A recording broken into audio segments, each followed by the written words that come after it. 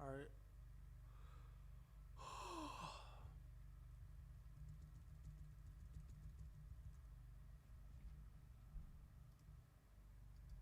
Brother.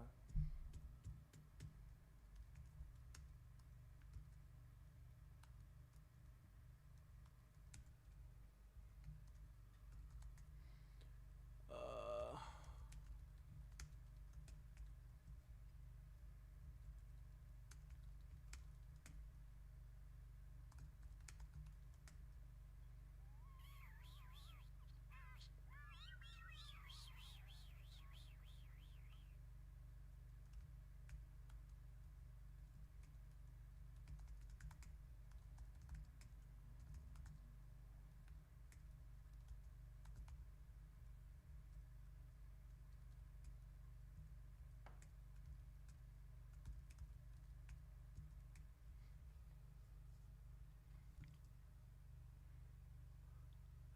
3 times, homie. All right, I think that's it.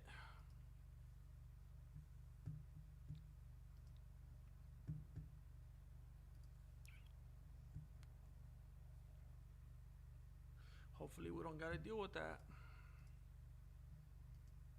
Hopefully, we don't gotta deal with that.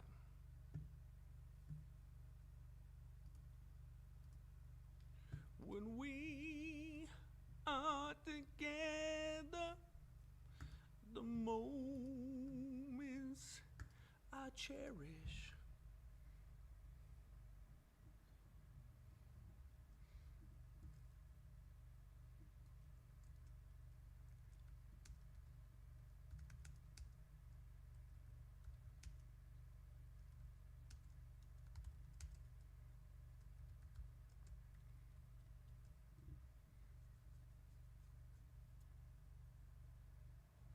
It's so weird for me. I swear. I told you guys this before.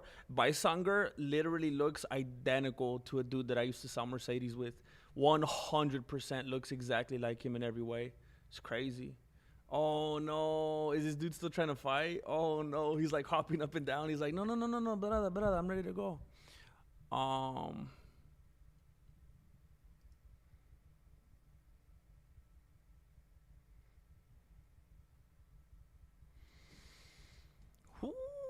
Ooh. Ooh. All right, legendary gnome. Legendary gnome, we missed you. We missed you last night. I'm not trying to give you a guilt trip or anything like that. I just want you to know that you were missed. We watched Clue. It was funny. Slipknot, what's going on? Torta, what's up, fo? I miss these days. Yeah, dude, I was feeling a little. Yeah, yeah, yeah. It's like when you know how they show. Like I never experienced this, so I don't know what it's like on a first hand basis. But I live vivaciously through other people. Like sometimes, like, do you ever watch like one of those cop shows or something like that, or whatever it is on TV? You watch some kind of TV show and there's like this group of people and they all go out and like I don't drink or whatever, but like they'll go out for drinks afterwards or they'll go get something to eat, they'll go hang out somewhere and they'll kind of talk, they'll kind of decompress and talk about what happened and you know a lot one of the ways I feel like that's kind of how I feel about the streams. I feel like that's what the streams do a lot of times. It's that ability to kind of just come together, chop it up, talk about stuff. A lot of the time, we've already gone through like a big part of our day, our days independently, and then we kind of just unwind a little bit. And I was without that the whole week, and it was a bummer, man. I was trying to be a machine. I was trying to be consistent, trying to do something here and turn it into something, but it's difficult. I miss it. ARJR. Uh-oh. Hold up. I gotta fix this. Oh, dang it. Let me get this fixed. I knew something was missing. Am I right, Miami? Okay, there we go. There we go. No stream for 3 days had me tweaking. Dude, it was longer, wasn't it? I feel like we didn't stream, I don't think we didn't stream at all this week, right? There wasn't a single stream until the movie night last night. Dude, I got a couple of people to shout out right here before we get things moving. I have like a OG to the game right here, man. Straight up OG. We got wait, yeah, I could say this name. We got Mike Al laying down the law around here. We got Mike Al, who's been around since, like, even Flacco would remember Mike Al. Slapped 20 big ones down in the PayPal and says, would stay for the stream, but I gotta cook. Who won Clue? LOL, enjoy the fights. So I didn't even know this. I mean, I was going to say I don't want to ruin it for anybody. Spoiler alert, but it's from 1985. So apparently, and I didn't know this before. I did not know this until last night, that it had alternate endings, which was crazy. That was interesting. But who won the first, or like how did it go, the first one? Who was the killer? The very first one, it was, shoot, does anybody remember?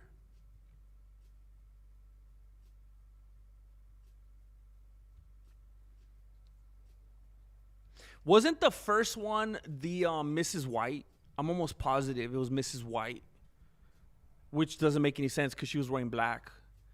But she was a white lady. Anyway, thank you very much, Mike Al. I appreciate you.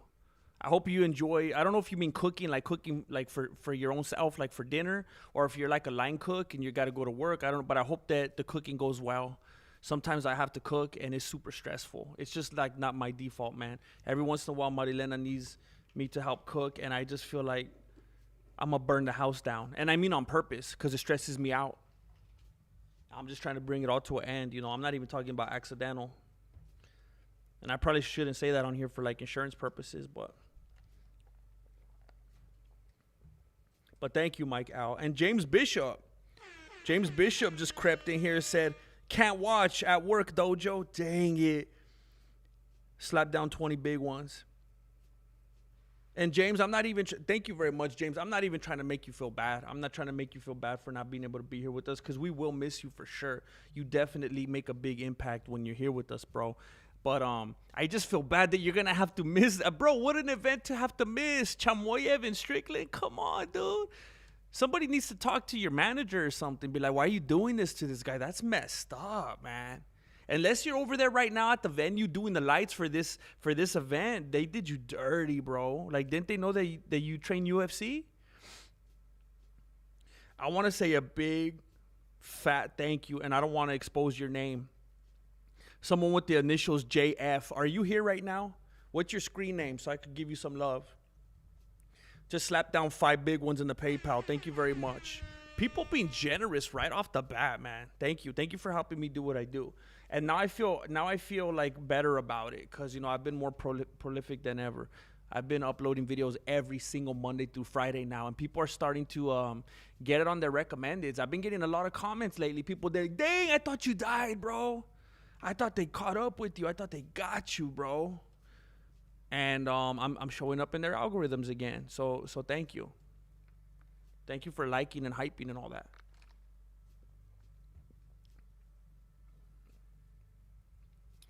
What's up, Andrew? Nigel, hola, GM. Is this card better than the Dana White House card? Shoot, man. No, this, I feel like this card's a bunch of doo-doo plessy, bro. The only good, you know what? I don't want to be like a casual, I don't want to be disrespectful. Let's see how the night goes. There might be some good fights. people do that too often, where they talk a bunch of papas about a card because it doesn't have maybe the name power or whatever, but the actual fights themselves are really good. And to me, like if you just at a glance, it feels like the only thing this fight has is the main event. Like these two Asians fighting at the end shouldn't even be there, bro. One of them got the early stoppage against Brandon Moreno, and the other one got the early stoppage against Pantoja. And then Pantoja was ready to come back in, and they disrespected him. He was the champion, bro. He's been the champion. He's been defending. And then he's like, I'm ready to come back. I'm ready to fight. My arm's better. And they're like, nah, we're trying to do that Asian on Asian violence. We're trying to blow up over there. We got to get into that market. It's crazy, man. At least if they have the two Asians fight each other, one of the winners is going to be Asian, right? So that's good for the Asian market. If they have one of them fight Pantoja, then you're not going to have an Asian winner. So that is what is the thought process, I believe. And I have no hate against Asians. Chinese food is my favorite food. So big props to them. What's up, Hanzo Yamazaki? What's up, man? JJ says, hi, I watch you since 2018. Shoo! I appreciate that. I'm glad that you're still here. I know things have, we've had our ups and downs, so it means a lot that you're still here. Thank you. Regards to Jalisco. What's up, Carlos? What's going on, man? I hope you're still with me, JJ, in 3018. All my love to Jalisco, bro. Yeah, Torta, I was talking way too long at the beginning, bro. I got some major catching up to do. Shoot.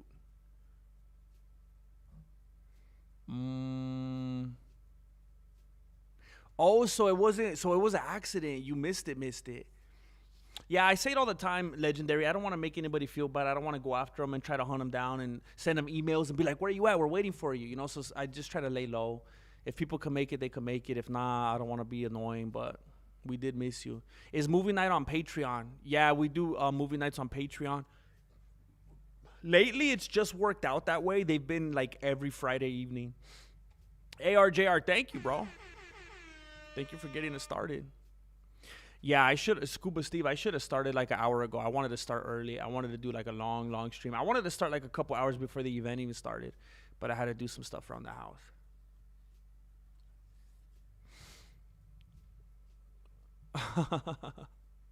What's up, Alfredo? Mike Alfieri, thank you, bro.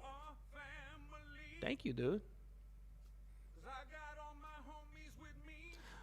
Cause I got Mike Alfieri with me. Oh, just bless Scuba Steve. Heck yeah. Scuba Steve. Thank you, man. Yeah, I'm trying, Tombout. I am trying. I hope the people can see it. It's some days it's fun. It's getting funner, man. It's getting fun being able to work with these clips. But I need to change the photo. Dang it. It does get challenging when it's like, okay, but I'm gonna do it every day. And it could be a little bit of a grind, but it feels good when people are actually showing up, And it, like, when I'm doing it and no one's showing up, it feels kind of bad. It's discouraging. There was one day this week, it might have been Thursday, I don't know, because I've been clearing some good numbers, at least for where I'm at right now on this part of the timeline.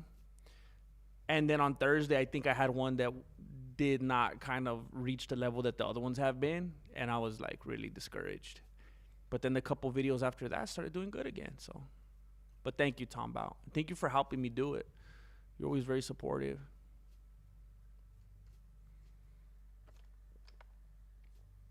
Let me try to catch up. I don't want to do the whole stream being behind.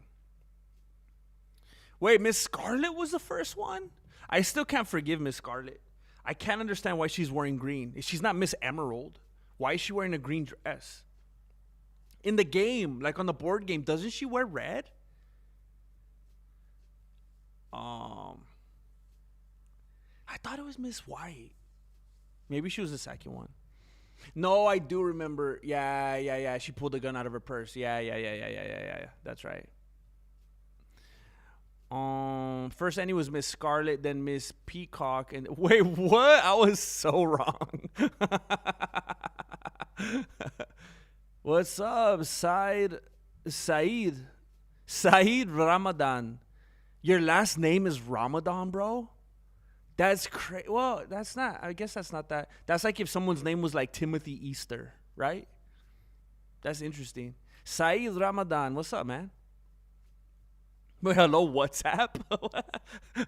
Oh, do you mean what's up? What's up, man?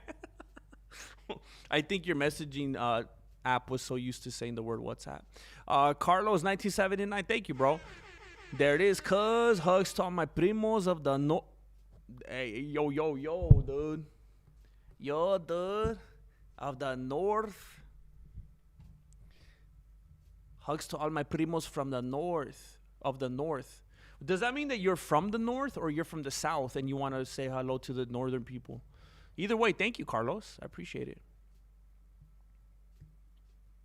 Heck yeah, man. Shout out, chanclas up for all the dudes that have to work right now, man. That's a bummer. That's a huge bummer.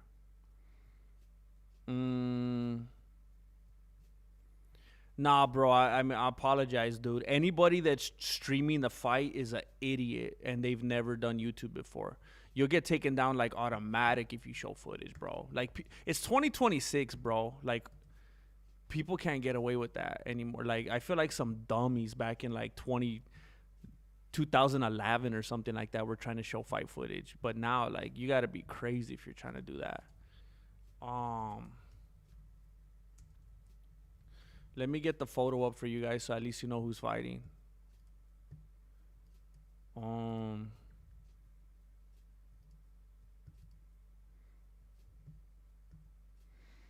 bum, bum, bum, bum.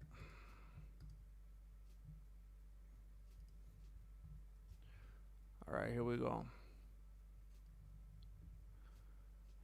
Here we go.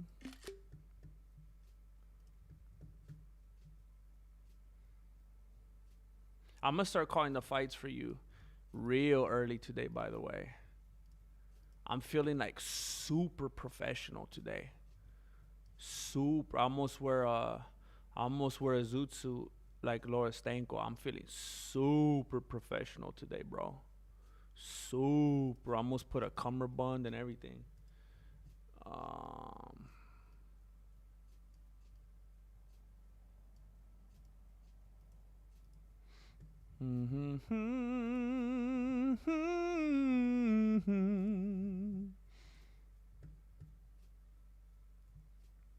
You think that kick is mentally going to help or hurt him mentally?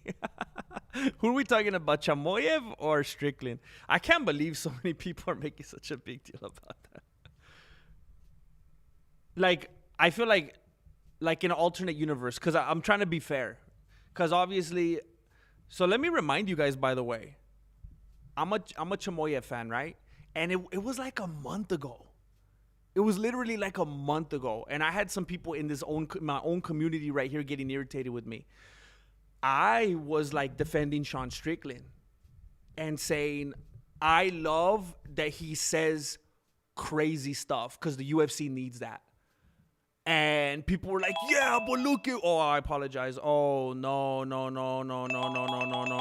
I hate when I do that. Okay, never again during the stream. And I was telling people, I'm not saying I love everything he says.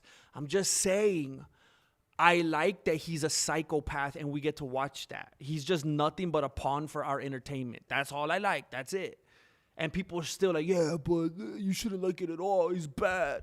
And then at the same time, I was like starting to get a little annoyed of Chimaev because it's like, hey, bro, like, yeah, I'm over here like Armin Sarukian, like I'm repping this, but even though I'm living in another place, I was born on United States soil, okay?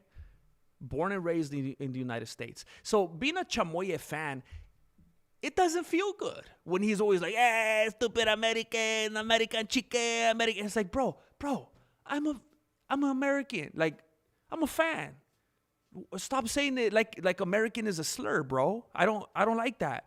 But then at the press conference, he's like, more Americans like me than you. And so it's like, dude, pick a lane. Anyway, I'm not saying Chimaev's perfect, by the way, but I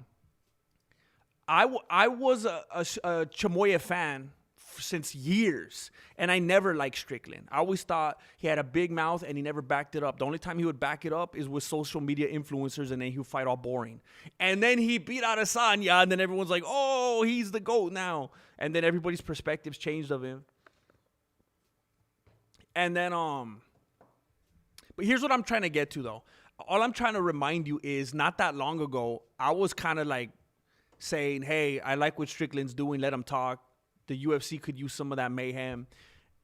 And lately, I think I'm off the train again. Like, I never liked Sean Strickland. And then I was like, for maybe like a month or two, I was like, you know what? I kind of like how crazy this guy is. I think it's good for the sport. And now I'm sick of him again. But here's what I'm trying to say to think of it objectively. Being a Chimaev fan and not liking Strickland, I'm trying to put myself in some of your guys' chanclas and be like, okay, so if Strickland kicked Chimaev on the groin, would I be crying about it like all these other people? Would I be acting like now that the fight's gonna go a different direction because his gonad is sore, or he's preoccupied now thinking about if he's gonna be able to have children, or I don't know. I genuinely feel like if it was the other way around, because here's the thing. Chimaev kicked Strickland, which I'll say as a Chimaev fan, I didn't love it. Because all it does is give the other people ammunition to be annoying and complain and find stuff to poke at. So I didn't condone it. But I think if it was the other way around and Strickland kicked Chimaev on the groin, I probably would have laughed, and I would have been like, heck yeah, that's what face-offs are for. We all hope that kind of thing happens. Again, it's like the people that get mad when someone pushes or throws a kick or whatever at a face-off, it's like you are the person that gets a salad at McDonald's. That's who you are. You're calling yourself a fight fan, and you're ready to call the police because someone threw a kick at a face-off. You get salads at McDonald's. You drink decaffeinated coffee. That's who you are. You put on sunscreen to go to the mall. So it's just, if, being a Chimaev fan, if Strickland kicked Chimaev, I don't want, crazy, woo! Let's make a video about that now. But Chimaev kicked Strickland, oh, look at him! I can't believe he did that. This says everything about him. It was everything that we thought. He must be in a relationship with goats. That is indicative of goat love. When you kick people, everything was right all along. Sean Strickland was right. Dude, it was a stupid kick between fighters. That's what fighters do. They fight. It's crazy, man. Oh, somebody's trying to be supportive, and I'm not even noticing it over here. Again, I want to say thank you. I don't know if hey, let me know again if I missed it. Somebody very, oh wait, was that you, HW Waterfalls? Wait, because the name you typed isn't the name I'm seeing right here. What the heck? No, I'm wrong. HW Waterfalls. I was way off. I just want to say thank you to JF. JF slapped down 5 big ones in the PayPal. And I also want to say thank you to, I don't want to expose this name either, because you guys know your screen names are different on here on the Cash App and the PayPal. Somebody with the initials MH slapped down 5 big ones and gave me some cool guy shades. Someone with the initials MH, and I want to say thank you very much. And if JF or MH, if you guys are in here and you want to say who you are from your usernames, please let yourselves be known so that we could celebrate you. But yeah, the kick, it's stupid, man. I don't think the kick's going to do anything. So the initial angle that I saw, I thought he kicked him on the knee, like he was trying to do like a John Jones, like oblique kick type of thing. And I was like, oh, snap, this is bad. This is very bad. But he kicked him in the groin, bro. It was one of those kicks where when you're in the cage, like Pereira goes, hey, get away. It's okay. We're fighting. I have a cup on. And I don't know, man. I just anything that people could use to get upset about. Um, where are we at? Shoot, man.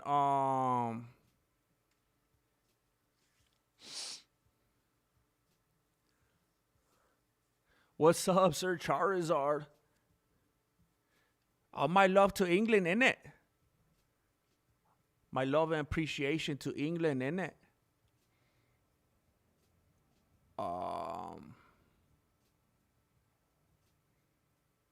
Shoot, dude. I'm just gonna give you my classic. If you said something that you want to be read or acknowledged, please type it again, cause I'm gonna have to scroll. I'm too far behind. Hey, what's up, Jessica? David Gator, GM, I'm broke. I hype and like every video. I wish I could donate, but that's how I try to support. Thanks for all the laughs tonight. It's gonna be fun. David Gator, thank you so much, bro. And in a different way, it helps just as much. In a different way, it helps just as much because, you know, people could slap down in the PayPal and stuff like that and help me be able to justify it with my lady. So she'll stop trying to get me to get a real job and send me links from Indeed.com. But when you hype and like the videos and stuff like that, that tells YouTube. See, the PayPal and Cash App and stuff, that tells my lady something. The hypes and the likes and the comments, that tells YouTube something. So, you know, I appreciate it both ways. Thank you very much, David Gator. It helps a lot, actually.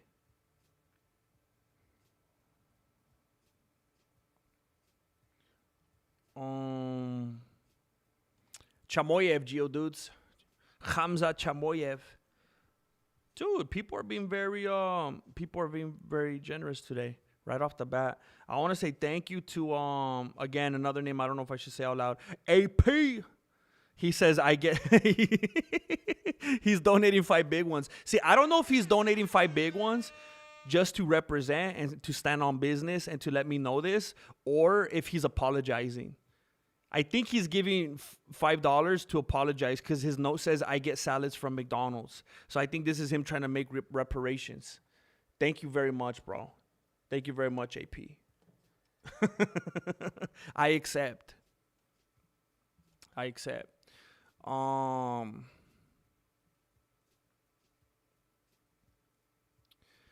Alan Singer, what's up? Happy you're calling fights earlier today, GM. Heck yeah, bro, me too. I'm actually gonna be doing it. I know I'm here sitting in front of the camera, like talking, and you know, some people might think that counts, but I'm actually gonna start saying like, oh, now he's doing this and he's putting him on the cage and then he threw a kick. I'm gonna do that right now. I'm gonna get to it right now, bro. How long until Hawk Tua is a ring girl? I can't believe she's not already, bro. With all these streamers, like I think she's basically she's like Nina Drama adjacent, right?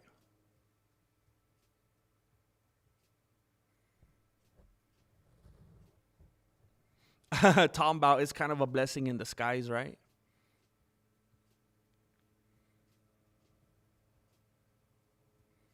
You don't like both of them? You want both to lose?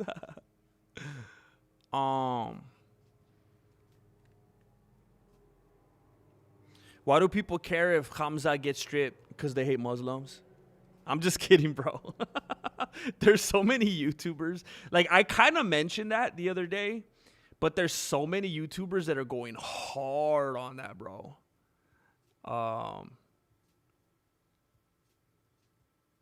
Wait, what is this? I just saw another. I want to say thank you very much to SD. SD just slapped down 10 big ones in the PayPal. Thank you, bro. Thank you very much for doing it. Thank you for supporting me and keeping me on my Monday through Friday upload schedule.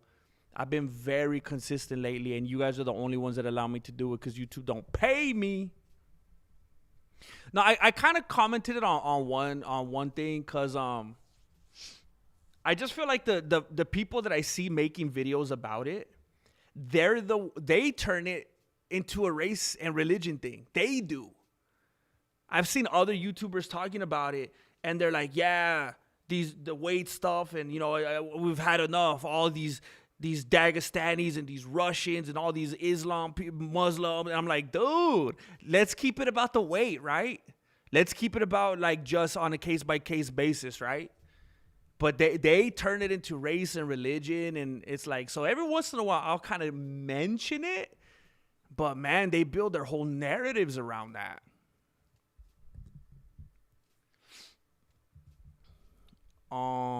It kind of just seems every once in a while like it's an excuse for these people to talk about how they really feel. And I mentioned it yesterday. Like, I'm a Christian. Inherently, my belief system is greatly opposed to the Islamic position, right?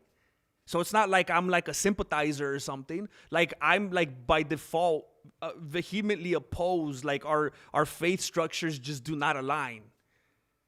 So you would think that I'd be like, oh, strip him, he's a Muslim, but I'm not. And look, there's plenty of people, I'm sure, that are saying to strip him, and they're not making it about race or religion. Cool. But there's a lot of people that are. A lot of people. It's gross.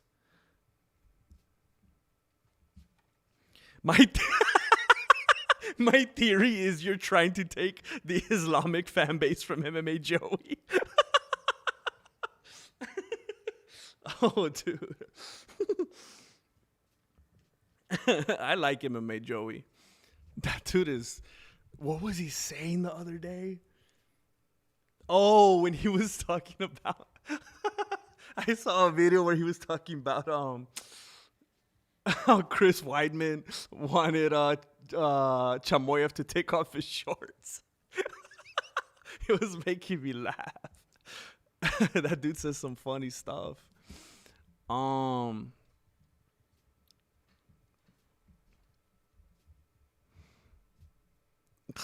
gonna smash him.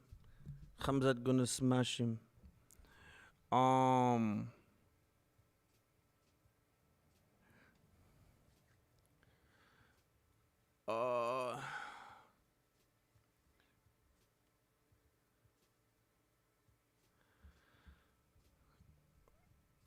I don't even know, bro. I don't even know what OnlyFans is. I've never heard of that. Certified torta pounder. Chanclas on the piso, fool. Chanclas on the piso. Piso mojado. Not much, but what I got. Hey, bro, it's everything, dude. I appreciate it. For what it's worth, that makes it even more, like, of a gesture, dude. I appreciate you. Thank you, man.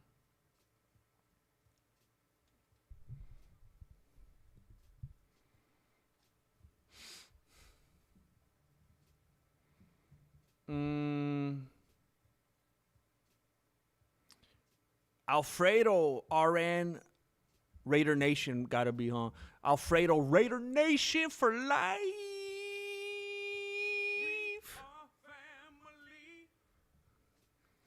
I got Raider Nation with me. Thank you, bro. Thank you, Alfredo. Raider Nation for life. Thank you for joining the family, bro. There's a bunch of content behind the scenes for you to scope out if you go to the membership tab. Lots of stuff in there.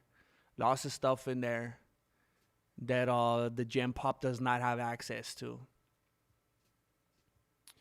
All right, I think I'm pretty much caught up now. Now we're gonna have a party. Well, hold on. Let me get distracted again real quick. Let me get the photo. Wait a minute. Mike Musumeci's fighting a girl? Oh, the way that they put this poster looked kind of confusing. So we're Roman Kopylov versus my Kopylov.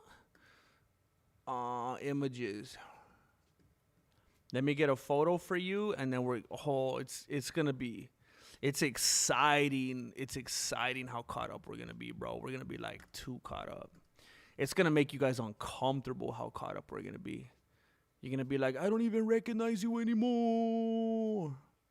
What's that from? You wouldn't even recognize me anymore. That's Linkin Park, huh? You wouldn't even recognize me anymore. All dramatic. You think they killed him or what? Because he was making that documentary about the kids. You think they killed him? And that dude from Soundgarden? You think they killed him? They killed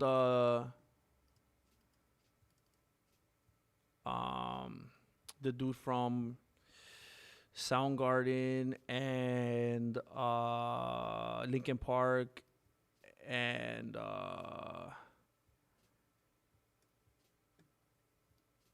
Danny Tanner. They got them all because they were gonna expose them.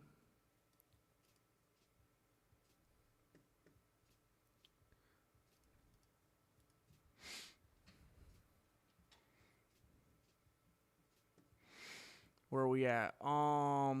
What do you think of the weight? Okay. So the whole weight miss or scale or whatever situation, what do I think about it? I'll start with this. It's hard for me to care because I think weight classes are stupid. I think they're stupid.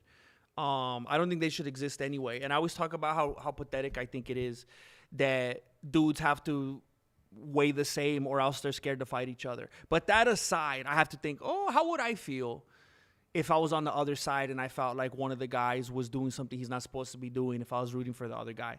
And I wouldn't like it because, look, if I was a fan of a fighter that I knew was going to lose and I was looking for any angle to try to make it seem better for this massive underdog, I'd be scraping and clawing at anything. And I 100% feel like that's what's going on right now.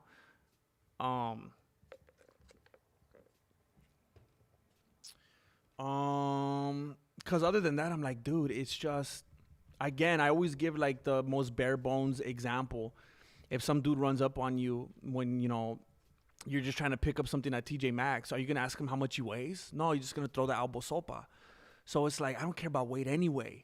But if cheating is cheating, like whether it's, John Jones and the Pico de Gallo or somebody that's overweight, you're going to grab onto whatever you can if that's the ops, So that being said, I kind of don't know what people are talking about, to be honest with you, because when you look at all the other examples, when people are showing other videos and they're showing examples of all the other ones kept going up and down, because I keep hearing it went up. Okay, so what? I saw like 8 other fighters and the thing kept going up. And it's like, what do you got to say about those? They go up, they go down. Obviously, the UFC is operating in this thing where like they just don't care. They got these sketchy referees that are doing early stoppages, late stoppages. They're helping people stand and get to their corner. They're changing scorecards. Like, we're going to act surprised now? All that stuff just comes with it. So at a certain point, I'm like, Strickland's over. Chimaev's over. Whatever. Who's over? Who's they're under? They're going to fight, right? All right, let's watch the fight. Let's just see who's a better fighter. So I don't know. At some point, it's like you're just going to exhaust yourself worrying about all the ways that things are corrupt. Because let's say the weight they weren't going to make the weight stuff corrupt, right? There's going to be 29 other things that are corrupt. And I think I had 29 in my head because of the GOAT, Khabib Nurmagomedov, now that I think of it. But anyway, there's always going to be something. So it's like, what are we going to do? What are we going to do? We're going to get signs and we're going to go picket and tell them to stop the fight? What are we going to do? They're going to get in the cage anyway, and what's going to happen is going to happen. So it's like I don't even exhaust myself with it. But again, if I'm going to be a detective about it, I saw plenty of footage of different fighters, and theirs went up and down and all over the place like a little bouncy ball. So I don't know what's the double standard. Oh, I know what it is. He's a Chechnyan/Dagestani. That's the narrative. If he was an exciting striker, people would probably act different about it. They're just looking for scapegoats. No pun intended. I'm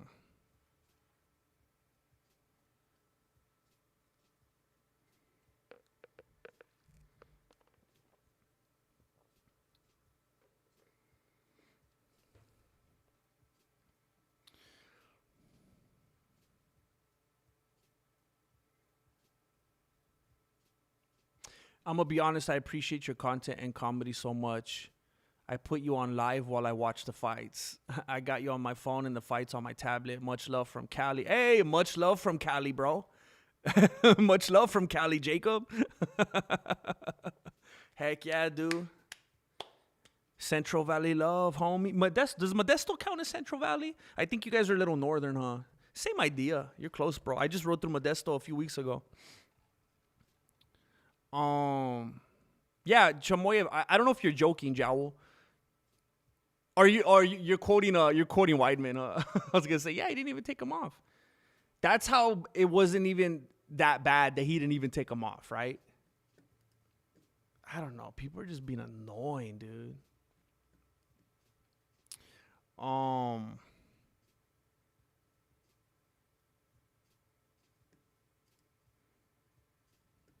Hold on. I'm seeing some interesting comments that I want to respond to, bro. I'm seeing some interesting comments.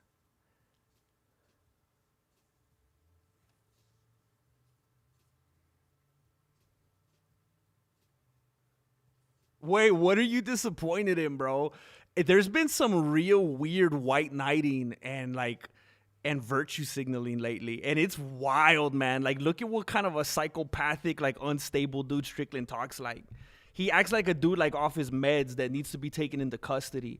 And I'm so sick of people being like, I'm disappointed in you. I'm disappointed in you, bro. My Strickland's over here saying all this crazy to go back to your country, you son of a this and that, you blah, blah, blah, blah. Like saying the most vile things that like anybody at a normal job would get fired for. Just the most, like, if you just heard someone sitting next to you in a restaurant, you'd be like, oh my gosh, let's move. Like, this guy's crazy. But just because he's like on a microphone and maybe you don't like Muslims, I don't get it, man. This is super weird. I feel like a lot of hatred is coming out, man. It's super weird. I'm disappointed, dude. I've been like, I was talking about it last night during the movie stream. I've legitimately been so disappointed with a lot of people in the community, man.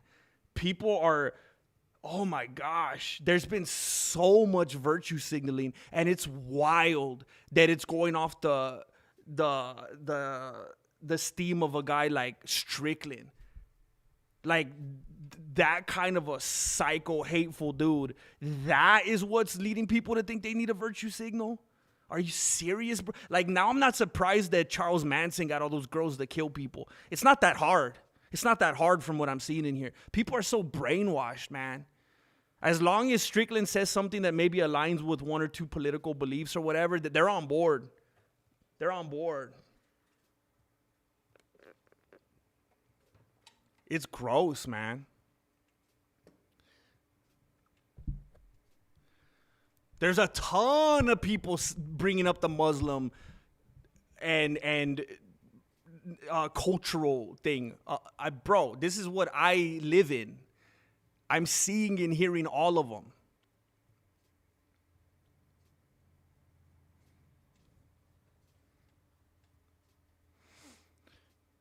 Yeah, I get that, Lil Walls. Just like Christians, bro. A lot of the Christians in the mainstream make us look bad, bro. They're weirdos, dude.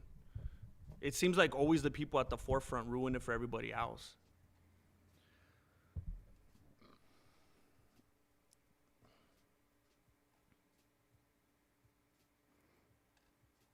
Connor, I haven't yet, dude. I was so mad when I saw clips from it. I didn't even know it was happening. So now I just got to catch up.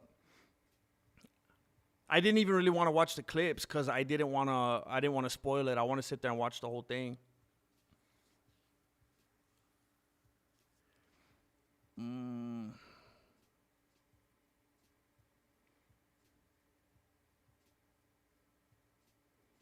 What's up, Jay?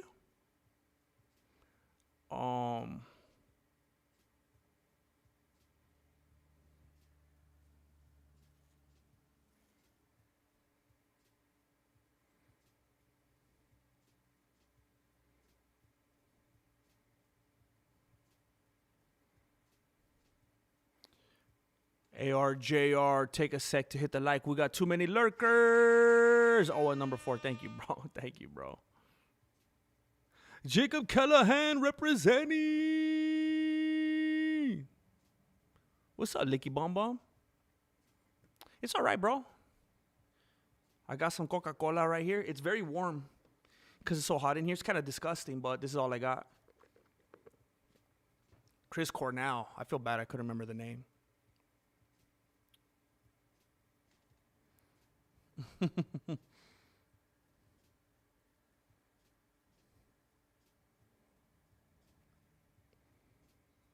I'll pick it up right now, Hanzo Yamasaki. I'm gonna do better, bro.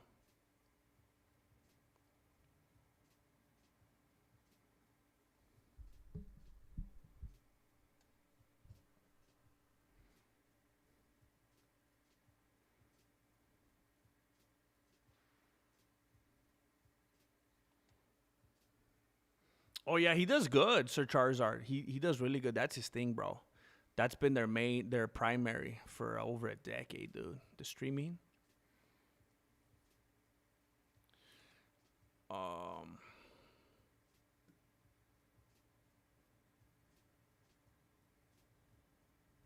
I appreciate you, Torta.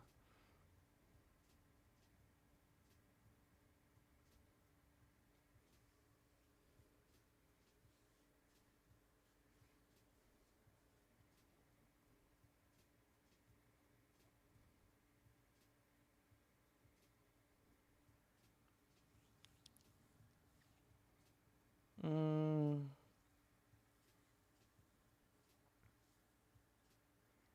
shoot, shoot.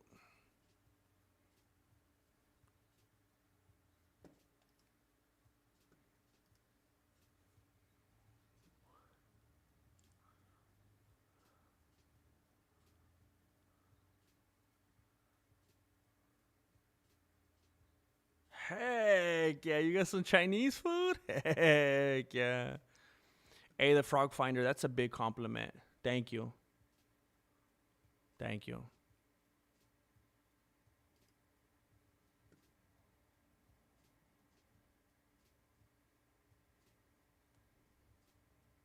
Leon!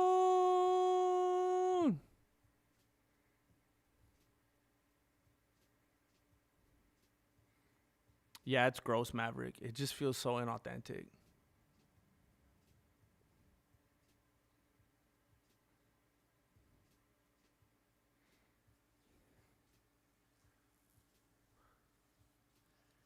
Here's the thing, though. Here's the thing. Never mind. I don't care about politics whatsoever, and this might upset some people. How dare you not do your civic duty? Blah, blah, blah. I don't care about politics. I don't care about left or right. I don't even vote. I don't care. I don't care. I think it's all a foregone conclusion. I know the people that believe they're the leaders of this world really are not. They're just all human beings. It's all temporal. It's all vanity of vanities. It's not as important as people like to think. But some of the stuff that I've been saying in the last couple videos made people actually think that I was someone that they would like. It blows my mind that anyone would ever refer to me as a liberal. That shocked me, man. Because even though I don't like make it a point to align myself with anything politically, I definitely feel like if you just ask me a bunch of questions, you'd be like, all right, he's not a liberal for sure. um, but I don't think you have to be a liberal. You know what the weird like mind hack is that's happening with a lot of people right now? I think if you even dare to acknowledge when something appears to be racist, oh, you're soft, you're liberal. It's like, what? No, bro, that's like high level gaslighting. You can't say when someone's being gross and immature and racist and just ugly in what they're saying, or you're a liberal. What are you talking about? That's crazy. What? That's like if a serial killer decides to kill a baby and they're like, oh, you kill babies? You're liberal. What? I'm just a serial killer. Maybe something happened to align, but that doesn't mean I'm a liberal.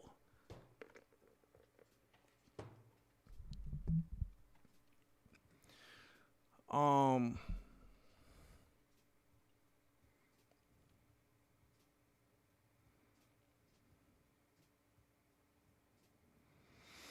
mm,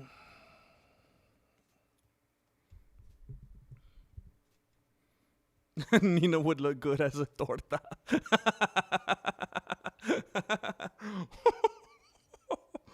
um,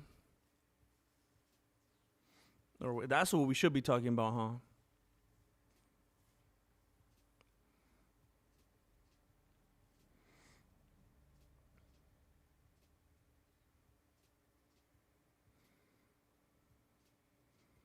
Sib this. Don't forget Mother's Day tomorrow, nerds. You guys ready to start this show? Oh, I pushed the wrong button.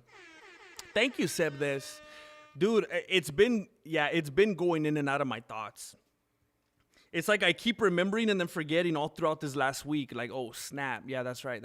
We got to prioritize that tomorrow. Make a real thing out of it, you know? Thank you, Seb des. Thank you. You just saved a whole lot of people right now. Yeah, it's weird, melancholy. I don't know why, but I'm just gonna try not to overthink it. It's probably a bad dream or a good dream. Leon Enriquez, Jim. If this is your first night at the dojo, you have to fight. If this is your first night at the MMA dojo, wait. Why isn't that guy defending himself? Is he like out? Is it like the lights are on but nobody's home kind of a thing? Why isn't that guy even defending himself? What the heck? I don't understand, Leon. If this is your first night at the MMA dojo, you have to fight. But I've been here every night, bro. It's not my first night. Are you saying, like, are you telling me, hey, for other people, if this is their first time here, they got to fight because we got some newbies in here? Yeah, man. I think we already got some people in here fighting. Thank you, bro. ARJR has just blessed. Vivek, Vunwasarmi. Vivek, Venwaswami. Vivek, Venwaswami. Thank you, bro. Thank you, Vivek. I appreciate you, bro. Thank you, dude.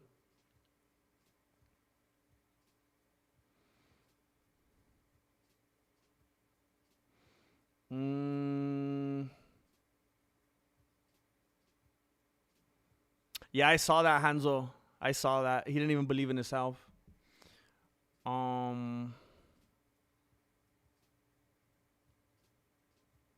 Heck yeah, RJR. Heck yeah, dude. Beautiful. Beautiful. Mission accomplished, bro.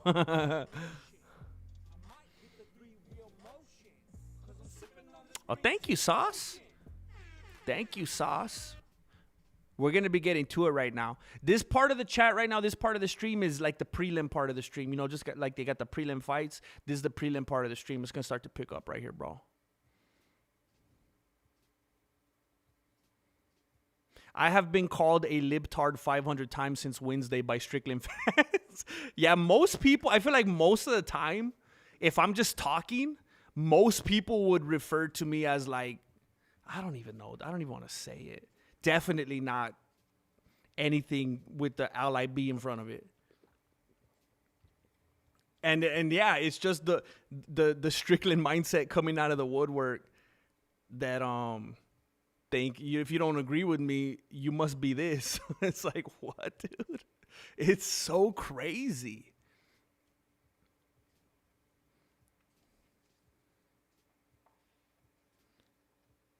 That's, you know what kind of logic that is? If there's like some crazy, disgusting, like raunchy chick, just dirty, just gross, and she's like, hey, I want to take you back to my place. I want to take it. She got no teeth. I want to take you back to my place. And then you're like, no. And then she's like, oh, you must be gay. That's like what the Strickland fans are doing right now. Oh, you think what he's saying is racist and hateful? Oh, you must be a libtard. You must be a libtard. That's crazy, man. So disappointing that people think that simplistically. No nuance, no context, no gray, just black and white. Black and white. You want to come home with me? You must be gay. That's what they're doing. It's the same thing. Yeah, Rasta, I can't let it go, man. It's probably my favorite book.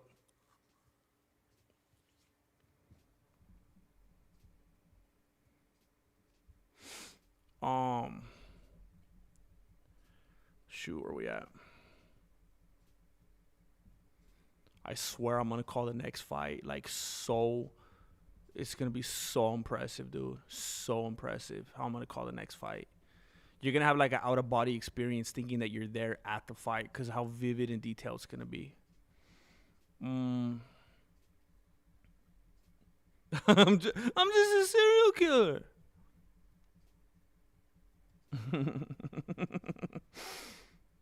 Heartless Steve, we've been missing you, man.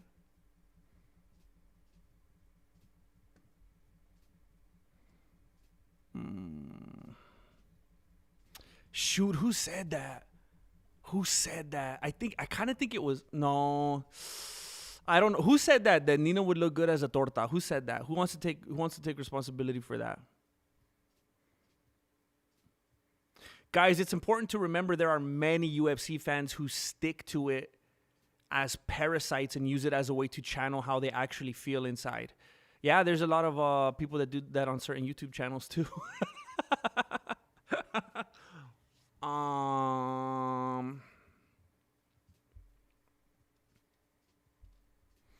Jess, not yet. I was really irritated, bro, because I missed it. I didn't even know they were doing that conference. And then I saw some clips pop up, and I was like, what the heck? And then I was so busy making my own content. I released 2 videos on Friday. So I was so busy working on stuff, I wasn't just sitting around, like, watching what was going on. So I still haven't watched it because I don't want to spoil it. I want to be able to sit there and watch the whole thing.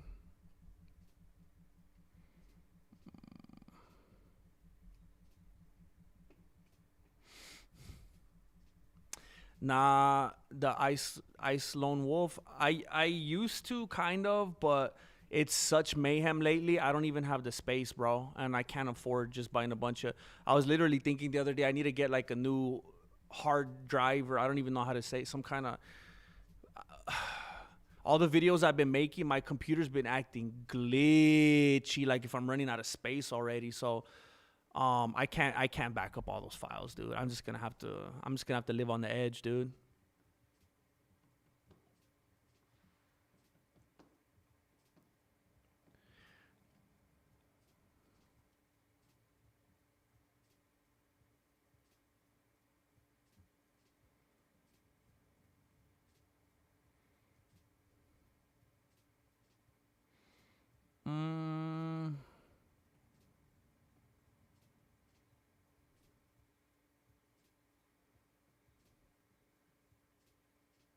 Sure.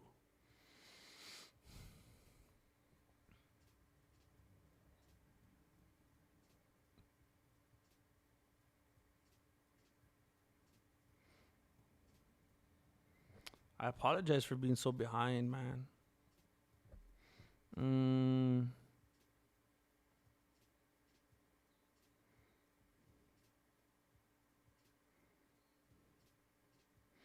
Strickland fans and Muslim haters are just looking for the excuse already.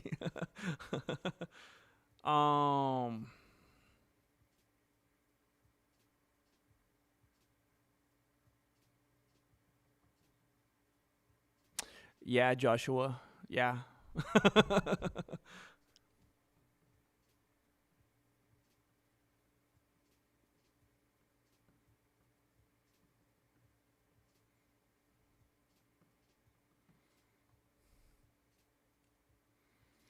I think what a lot of people are missing is nuance, melancholy. Like once that's not in the conversation, everyone like should just. And I'm not talking about in here. I'm not trying to like act like some kind of a hall monitor or anything. I'm saying in real life, just in general. When you find that you're having a conversation where people aren't respecting or aren't aware of the nuance, tap out. Like that conversation is not worth having. I was having a conversation with someone last night. It was a quick exchange, and he left me a comment on the post that I did. I don't know if you guys saw it. I did a post where I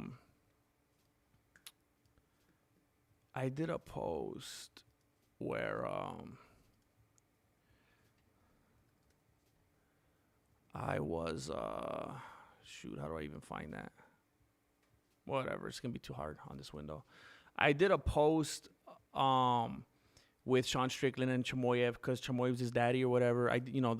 Some of you saw it, and he left a comment, And he was saying something like, "Oh, I'm so disappointed. Whatever. Peace out," or something, like if he wasn't gonna be here anymore. And I was like, bro, just like I was saying a little while ago, like, what is it that you think you're guilt tripping me about? Are you upset that I'm not clapping my hands when he's accusing a guy of having sensual relationships with cattle? Are you upset that I'm not cheering and saying that that's an amazing thing?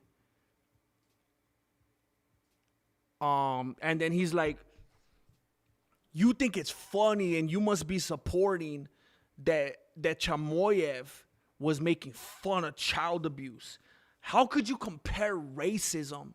I mean, how could you compare child abuse and what happened to him as a kid to something just like racism? like if that's nothing. And I was like, dude, like, how do you not understand the way that Strickland lives and operates? He has completely set that framing for all of his interactions and conversations. The way, man, I wish I had it pulled up right now what I said. But I was basically telling him, like, man, I wish I could find it. I was telling him, like, Strickland is a dude that, like, 100% seems to go out of his way to make everything about being confrontational and I want to find it so bad. This is gonna drive me crazy. Oh, I bet it's on the. I think it's important to find this, honestly. I want to say it how it said it on here.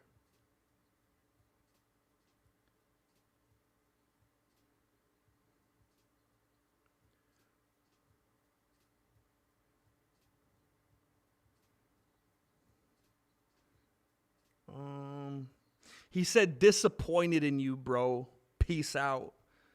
And I said, well, I'm disappointed in you. Sean sounds like a guy off his meds walking down the freeway and shouting racial obscenities, and you're trying to make me feel bad? And he said, imagine comparing racist statements to clowning about child abuse. Just exposing yourself, dude. Never condone what Sean said. Just don't think justifying making fun of child abuse is ever cool. Agree to disagree, though, I guess. And I said, there isn't a situation that exists that doesn't. Like, no matter what, it doesn't matter what it is. You could be talking about having lunch with a friend. You could be talking about something that happened at school. You could be talking about some world war. There isn't a situation that exists that doesn't have context and nuance. Everything in life does. And Sean has decided to lead an extremely abrasive and confrontational type of lifestyle where the framing of his interactions lean toward aggression and inappropriateness. It's hypocritical and manipulative of him to say the things that he says towards, and this is going to sound like me, like people calling a liberal or whatever, but this is just me giving examples. It's hypocritical and manipulative of him to say the things he says toward female interviewers, non-hetero dudes. I was trying not to get blocked. People with gender issues, people of different cultures and religions, use of slurs of all sorts, insinuating bestiality and so on, and then say, whoa, how dare you, when someone pushes back. I'm not saying I like what Khamzat said about abuse, but it's crazy of Sean to play the victim and get offended when he's the one that sparks and invites the chaos. So my whole point was, Sean Strickland is a dude that when he walks into a room, when he walks into a relationship, when he walks into a friendship, when he walks into any kind of ecosystem, hey guys, here's the thing, this is what you, hey, Helen, you, and he says this crazy stuff. Always abrasive and confrontational and aggressive and just like, whoa, dude, this is a lot. Like, again, I wouldn't want to sit next to this guy's booth at Red Robin. He's just too much. He's crazy. Just all cylinders at every second of the day, just saying crazy stuff. And then when someone pushes back, whoa, how dare you? And then like, you low blow. And it's like, no, dude. You're like the bully that pushes and pushes and pushes and tries to punk people on the bus, catches them in the restroom, just trying to give everybody a hard time. And then when they come at the jugular, whoa, why did they do that to me? That's the way you've set up like every interaction for your life. That's basically what he's asking for. And Chimaev happened to go after something that was real. Okay, it happened. And it's an unfortunate thing. He went after something that was real. And all Sean says is, this is where you're from. This is what you must do with animals culturally. I've never seen you do it on a one-to-one basis. Don't have any video or photo proof of it. I'm just going to assume because I'm making a cultural assumption. Not racist, by the way. That's not racist, right? Just cause it's like the same kind of stuff Ilya was doing, where it's just very surface level, very like, you know, elementary type of comments with nothing of substance. Now, I know it sounds kind of wild to say, well, Chimaev's was something of substance, because that actually happened. I know that sounds crazy to say, but when it comes down to it, he was poking and picking at something that was real. Sean is just saying very general things that a person who is just going after race types of arguments would say. Now, if Strickland, here's this. When Strickland makes fun of Chimaev because of the Katie Ruff stuff, I'm like, yeah. I hate when Chimaev does that. It's embarrassing. I hate to see him get tapped out by that dude and his kids. It makes me feel sick. I hate to see him getting all these gifts and stuff like that, just trapping himself and his reputation and his family even further under the clutches of this dude. I hate it, yeah. So Sean, if Sean wants to talk about that stuff, yeah. I hate that. As a Chimaev fan, it's embarrassing. But when he's just talking about all this GOAT stuff and you stupid Chechny and this and that, no. That's easy, bro. That's low-hanging fruit. It's fake. Say something real. That's at least respectable. If you're fighting with someone and you just call them an idiot, that's stupid. Like, do better. Be more clever. But if you're making fun of them and then you just point out some, like, weird imperfection that they have on their face, like some kind of birthmark or something, it's mean, yeah. But at least something's real now. You know what I'm saying? Don't just say, well, you're a moron. Well, what does that mean? Your hair looks stupid. Okay, now you're going somewhere with it. What's stupid about it? Let's go. That's respectable.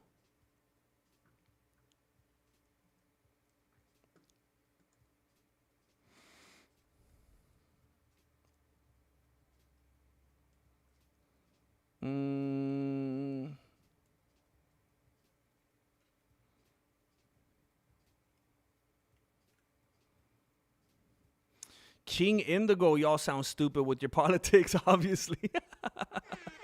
Nobody cares about this country, left or right, fighting battles only you believe in. Let's go, Sean, though. Yeah, I mean, that's what a lot of people forget. This is all one big, fat, stupid distraction.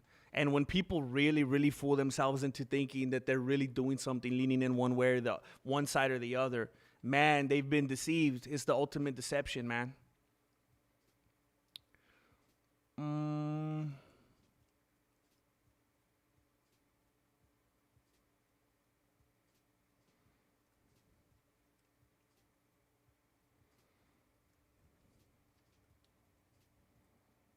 I appreciate you, Octopus.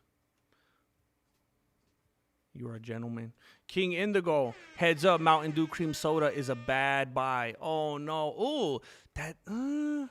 I do love Mountain Dew and I do love cream soda, but maybe I also like French fries, and you know, just like I'm not one of those people that likes to dip their French fries in milkshakes. It makes me want to throw up, bro. So I get certain things not being a good mix.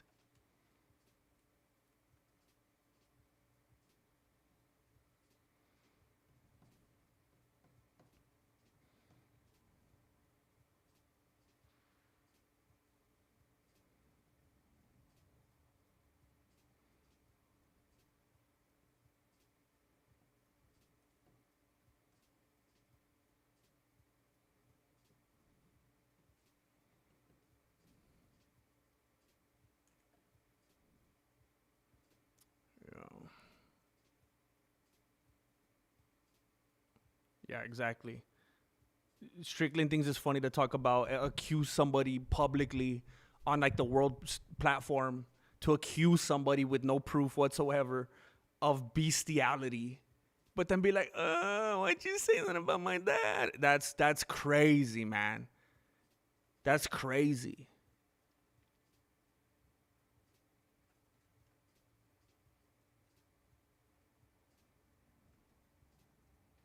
Yeah, exactly, Ija. I thought he was about free speech.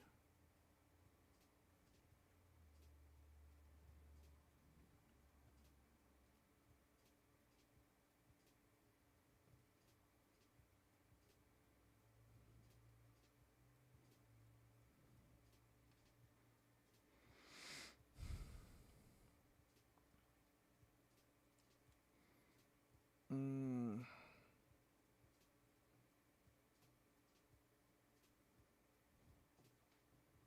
Well, yeah, melancholy. I might I'll be honest. Sometimes when I speak on stuff like this, and I'm sure you've heard me say this a bunch, bro. Even like when we're talking about something as basic as me thinking about starting new YouTube channels or something like that, when I'll talk about like I just don't care about things enough. Too often I just don't care about things enough to really, do the research and put in the time and all that kind of stuff. So to me, I know it's just the Semetics. I might not be using the words that I mean to use or the best words. Um, Cause yeah, he is going after. Well, I mean, he does keep calling the Chechny and this and that, Chechny and this, you Chechny and that, you Chechny, which I think. And look, I know there's gonna be some people in here that disagree with me. I was going back and forth with someone about that the other night. And look, I'm more than happy to disagree to agree right now. I have no desire to convince anybody right now. Personally, and maybe some people just boil this down to Semetics and just the word choice, whatever. Personally, at this point in my life, I believe there's only one race. I believe we all came through Adam. I mean, and however you want to, whatever kind of mental gymnastics you want to go through to whatever. There was this dude. He's like, no, they didn't. No, we didn't. It was through Noah, and that says we do have different races because they separated and they had different language. And I'm like, dude, different cultures and linguistic alternatives and ethnicities that doesn't spawn a whole new race. I mean, you'd have to have like Martians come from another planet or something like that. Like they're all the same race. But anyway, I have no desire to try to convince anybody of that tonight. But personally, that's what I think. So I guess I don't even really mean that myself when I say that, because I think it's all the same race. But I think if he's pointing out Chechnyan, that has to be going after at least his ethnicity, right? I think by default, if the moment you say stuff like Chechny and this and Chechny and that, that's your ethnicity, right? But yeah, he definitely is going after his culture and religion. Um, as an infidel, I support Islamophobia. Yeah, yeah. I mean, look. Some people, man. Some people have to understand that. Shoot, man. Yeah, I mean, oh, that's a tough one, bro. Yeah, because we by default we are infidels, correct? We've been told that we are the infidels, right? And you can meet someone on the street that says, "No, I don't adhere to that. No, I'm nice." But what does the literature say? What does the word? I hate it. I don't even like calling it. Make me feel sick that I called it that. But what do the writings say? That we are infidels and off with our heads, right? So, I feel like if that's not what's being adhered to, then they're just not following the own writings, kind of going rogue, you know? Um,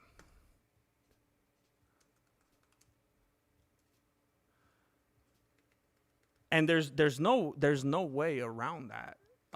That's you're either adhering to that faith or not. And how are you adhering to it if you're violating the writings? That's what it's all about. It all spawns from the writings. So you can't have it both ways. Heartless me and you are infidels. Right? I mean, I know we all want to be nice and play nice and not seem like Sean Strickland, but we're not the ones that called ourselves infidels. Um,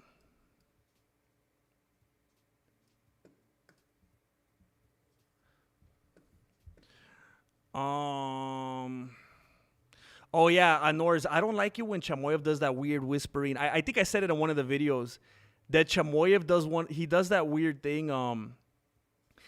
Sometimes when he's interviewed, he kind of like, he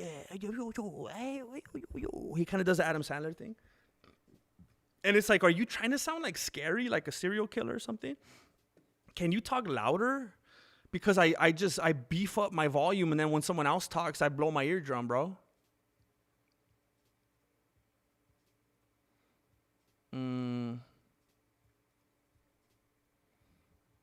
So Jared Gordon got hit in his nether regions.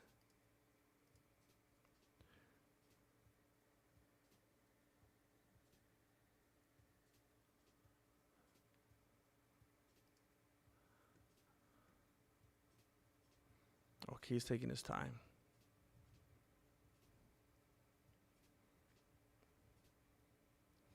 Now Joe's talking about the Thai cups again.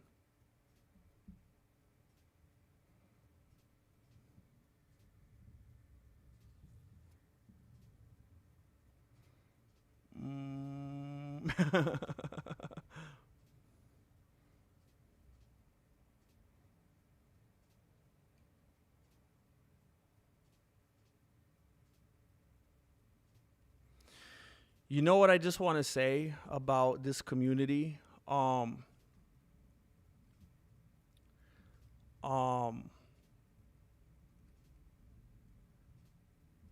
Something I just want to acknowledge about this community. I've been a YouTuber for over a decade.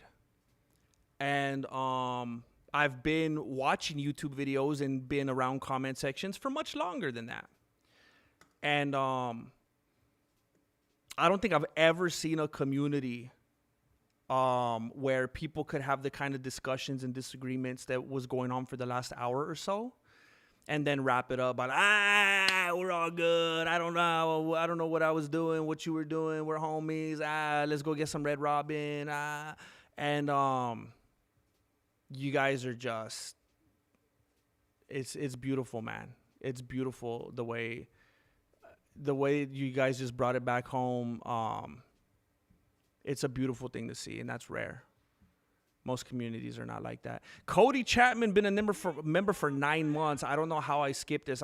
Luckily, I went back because I was just I wanted to make sure there was no comments I missed, and then I missed people supporting. I apologize for that. Thank you, Cody Chapman, and thank you for blessing someone else now, man. Growing that family. GGEZZS. Thank you very much.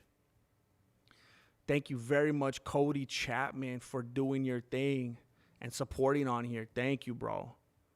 Cody Chapman always showing love. Certified, Torta. GM, please look at the message I sent you on Discord. Ooh, that's going to be a tough one, bro. That's going to be a tough one. Wait, unless I still have the app. No, I don't.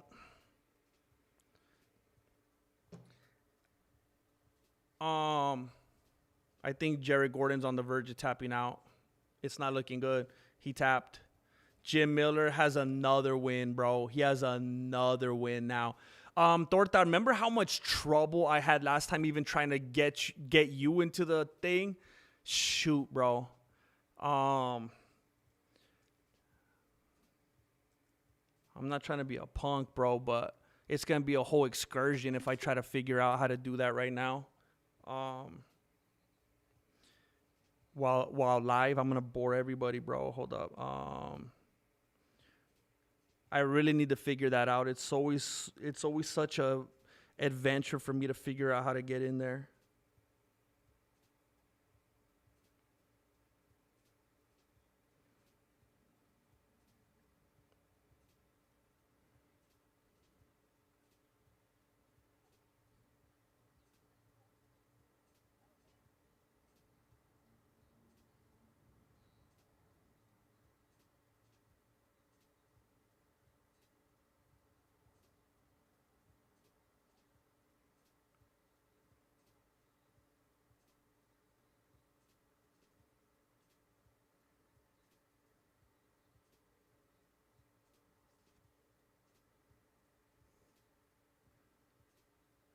Shoot, bro.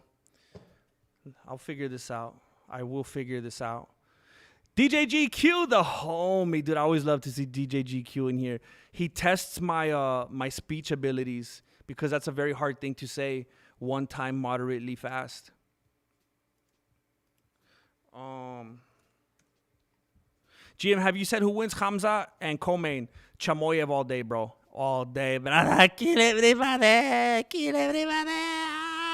Hug everybody. Sniff his groin, everybody. I don't even care. I don't even care if people complain that he hugged him and sniffed his groin for 5 rounds, brother. He still win, brother. Kill him. Kill him with kindness, brother. Hey, that's... Hey, if I was still making edited videos, that would be cool. I would somehow work that in there. That Chimaev beat him just by hugging him for 25 minutes. He killed him with kindness. He killed him because of all the hatred in Sean's heart. He decided to kill him with kindness.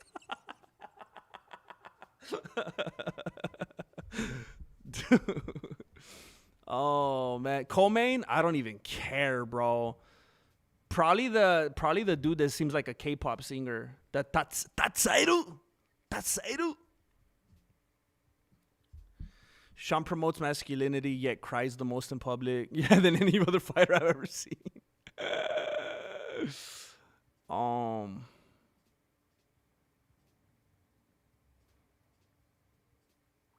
I already know if I try to get on the Discord on desktop, there's no way it's not gonna work. Let me see if I have enough space on my phone to download the app again. Usually when I have the app on the phone, I'm already logged in and it lets me in. But the desktop does not cooperate with me. Heck yeah, Mad Outlaw Bros, jam sesh. Slap in the bass, man. Enjoy, bro. He didn't miss weight. The best Khabib. Brother, I don't know, brother. How do I do this? How do I do the Khabib voice, brother? I deserve this, brother. Hamburger. I don't know. I'm trying. It's hard to do with headphones on. Because I'm not hearing myself in here. I'm listening to Joe Rogan talk right now.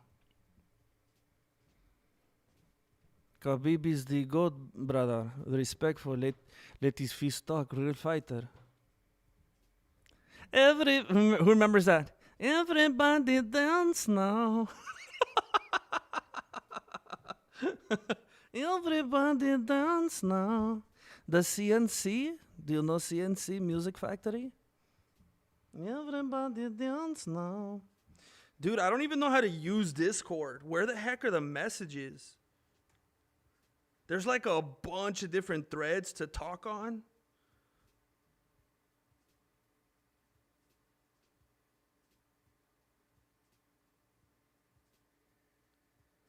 Did he just retire?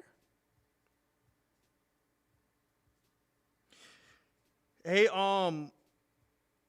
Torta, what's your name on here? I don't even know how to find you on here.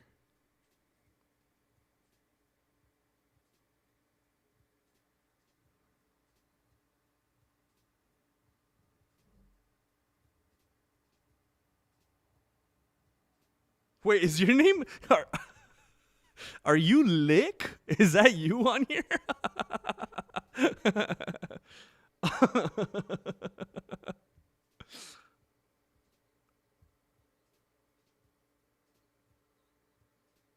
Dude.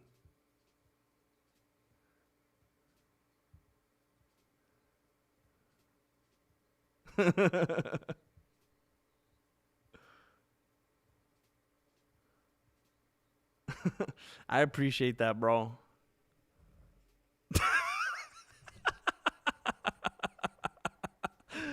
I wouldn't have it any other way. Of course.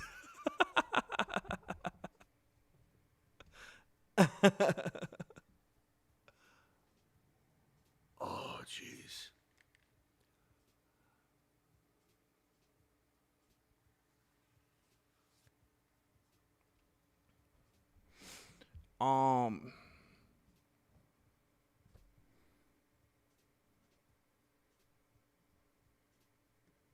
No, I see it, man. I love it, dude. Thank you, Torta.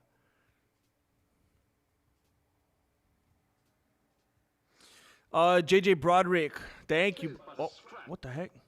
Infidel is actually a old English word meaning unbeliever, not enemy, and doesn't fully express the nuance of the Arabic text.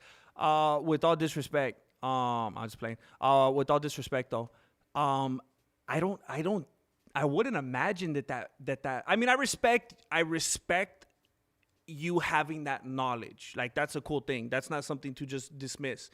Like I was just saying earlier, context is huge. But I don't necessarily think that makes a difference at all. I mean, even in my own faith, especially, people really love to pick at the Old Testament times, unbelievers are often treated just the same as enemies, like by default. Oftentimes they are the enemy simply by being an unbeliever. So I don't think that really makes a difference, but I respect you differentiating that. I mean, for what it's worth, I respect that. But, when it comes to faith and how seriously people take their beliefs, I don't really think that nuance makes a difference. If someone's an unbeliever and they're not aligning with you, they're the enemy.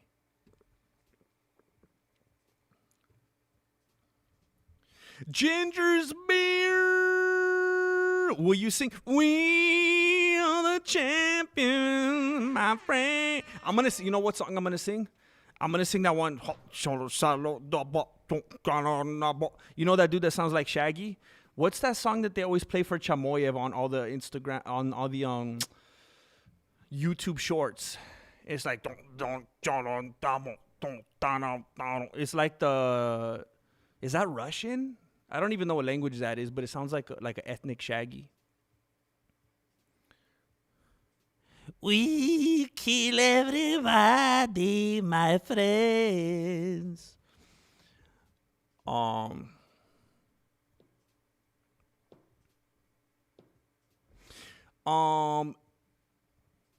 Yeah, that's messed up, Legendary. They're way up there, dude. DC saying it's going up. Why would DC say that unless he saw Khamzat? It went up on all of them, bro. It went up on all of them. We got to go watch I'm going to have to make a video about this, dude. It went up on all of them. It's going like this on everybody. This is nobody's looking into. Nobody cares. No one cares about any of these other fights if they were on weight or not. Nobody's looking at it with the microscope like that. JJ Broderick, thank you, bro. The Quran distinguishes between peaceful non-Muslims and those who persecute Muslims. I would think by default it's talking about like Christians, like the Crusades type stuff.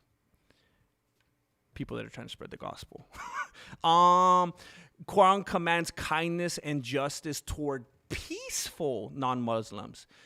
Much love, Jim. Hey, much love, bro. Look, I know, dude. Like, again, this is kind of like what I was saying earlier. Even for things like talking about race, I'll say something, and I say stuff like this a lot. I'm the only one. There's a lot of us here right now, but I'm the only one with one of these. It doesn't make me any better than anybody, any more important than anybody. It's just I'm the only one that happens to have one of these in front of me.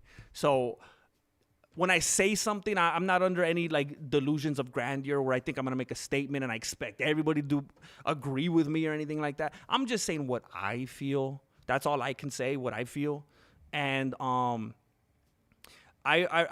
appreciate it. I almost said repreciate. I almost made a new word because I'm trying to say I respect and appreciate the way that you're approaching this, because a lot of people could come in all crazy and heated and stuff like that. And you're just saying your perspective, and I guess my response to that would be shut your. No, I'm just kidding. My response to that would be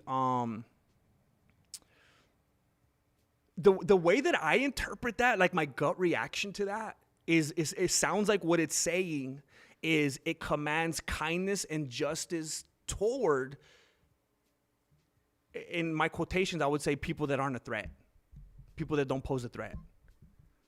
So it's like, you better not talk about Christ, or you better not say anything else. You better not talk about the gospel. You better not As long as you're like this meek and mild, keep your mouth shut, stay out of our way, don't ruin what we're trying to do, don't invade, don't bad choice of words, don't in any way get in the middle of our plans or whatever, kind of stay off to the side. Maybe we kind of look at you as the mission field. Maybe we'll get you at some point. Maybe you'll be one of us.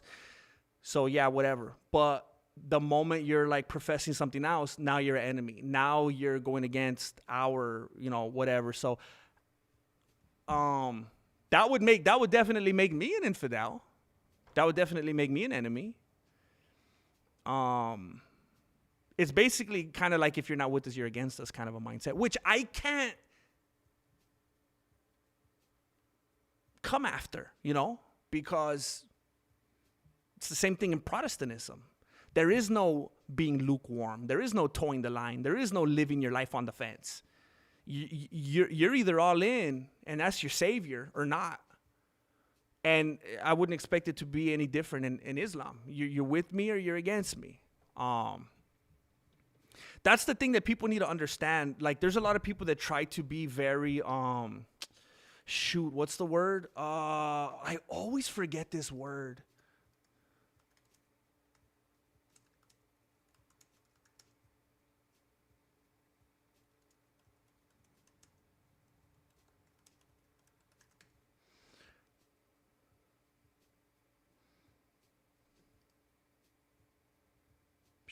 What's the...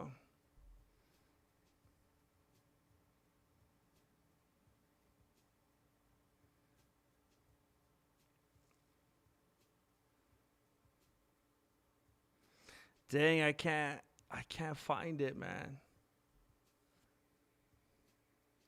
It's basically when you're trying to come together and say, like, all roads lead to heaven, and you can get there on any path, and it's all the same, and we're all God, and it's like, who says that? People that aren't really knowledgeable or serious about any one faith, so they try to amalgamate them all together.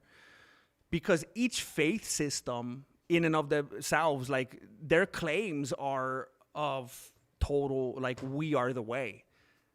It doesn't matter if it's Christianity, like Protestantism, Islam, Buddhism, Hinduism. They all say we're the one. They all make a definitive claim to that. So it's weird when people as individuals try to be like, oh no, they're all fine, and I could be this, and my spouse can be that, and we could be. Well, that's interesting, because at the origins of the faiths themselves, they say, no, you can't. I know that you exist in 2026 and you think you could blur the lines everywhere you feel like, but no, you cannot just open the door to this faith system and say, I think it's okay if we do this, as long as we all respect each other and we can all live in harmony. No.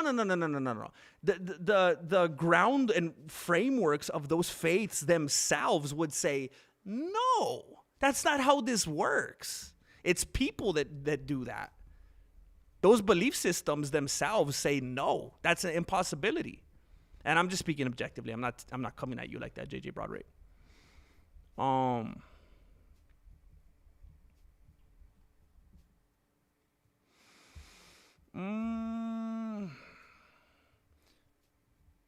The way Sean is acting, do you think this is now the pathway UFC is headed to? Manufactured hate to divide fans? Yup.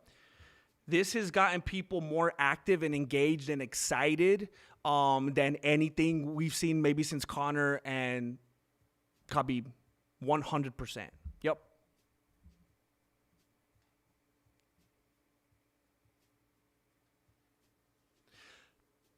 I have to disagree, Torta. I have to disagree, bro. Like, even, like, just by default, look, I'm going to stop talking about it after this. I have to call the next fights. But even like in the religion of Islam, they'll say that they have respect for Christ, right? But the very nature of it disrespects him, because they'll say we respect him, but all those claims he made to divinity and all that. He was a liar. He's not that. He was not the Messiah. He was not the Christ. He's not the Son of God. He was off. He was off on that one. So yeah, we have respect for him. He was a prophet and everything, but he just needs to stay in his lane. All right, he needs to stay in his lane. He got a little too big for his britches. Wasn't exactly who he said he was. We forgive him, though. It's all right. He's a nice guy. He's like Moses. He's basically like Moses. Anyway, so no. It by default, it's very disrespectful to him and his claims. And something that I've heard a lot of amazing theologians and historians say is that from the Islamic perspective, there's only, I think it's 3 different ways that you could look at Christ. There's no other options. He made claims to divinity. He said, in whatever way you want to label it, I'm God. I'm the Son of God. I'm God. He and I are one. I am God. He made claims to divinity. And from the perspective of Islam, there's only 3 different ways that you can respond to that. There's not a 4th. You have to say, he's lying. He's not the Son of God. He's not God. He's lying. Or you have to say, he was. He actually is God. He was the Son of God. He was the Christ, the Messiah, the Savior of the world. He actually was. You have to say that. Or the 3rd one, he was a madman. He was crazy. He was out of his mind. He didn't know what he was talking about. He wasn't playing with the full deck. That's it. You can't say, he was a good man. He was cool. He was one of our best. I mean, we got him in the rotation. One of the best guys. I regret that sound effect. One of the best. But no, he was not God. He was not the Son of God. Like, he needs to relax with that. We need to dial it back a little bit. You can't do that. You can't say, oh yeah, he was great. He was the best, amazing guy. We should all respect and love him. Great. But he was crazy. He didn't know what he was talking about. He was off. He was off on that one. No. You can't talk about him like that. That doesn't work. And you can't say, oh, he was the best. We love him. We got a lot of respect for him. Oh yeah, he's way high up there. But he's a liar. He lies sometimes. His mom was a liar. I think it's in the genetics. It's not his fault. It doesn't work. And to me, we could run in circles all day. We could quote all these different parts of different books of literature and faith. And to me, we don't even need to have any other conversations outside of that. To me, let's not talk about a single thing until somebody figures that out. It's all a waste of time. Because if that doesn't get resolved, nothing else matters.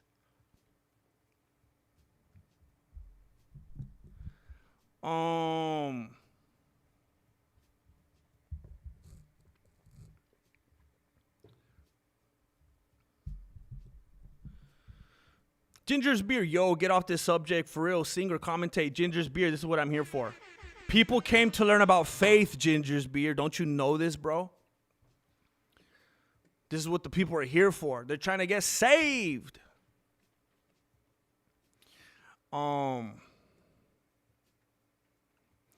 Legendary Gnome, that is very insulting. It's the most important thing in the world. It's the only thing that matters. That hurt to hear. It's the thing I'm most passionate about in life. Fights are stupid compared to this. It's annoying.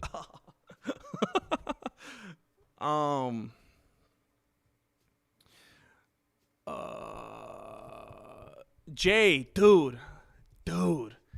I'm really annoyed to read that, bro. There's nothing more important. There's nothing more important for this little minuscule amount of time that we spend on earth. We want to talk about some stupid fights. Now, I know I might look stupid because I'm on a fight channel here, but I don't know. I'm frustrated right now. Ginger's Beer. I'm too drunk to give up. Yeah, all these comments are telling me a lot about why the world is the way that it is today.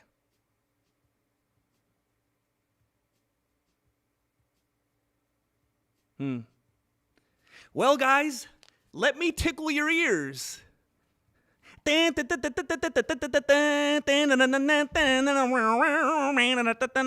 guys happy now? Keep doing what you're doing. Let's do some methamphetamines and come on.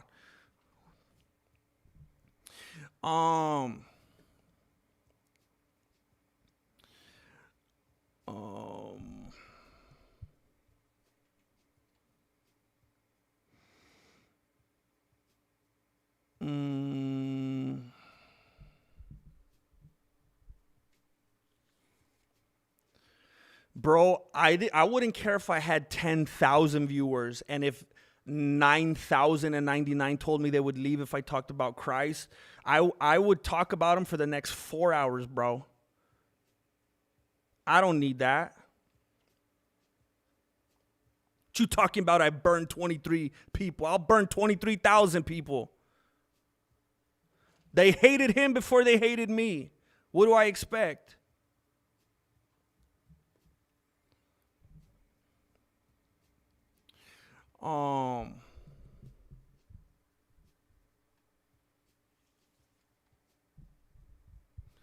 Dude, I just want to talk about Christ now. I want to turn off Paramount. I'm just turning into a little brat right now. I'm turning into a little rebel.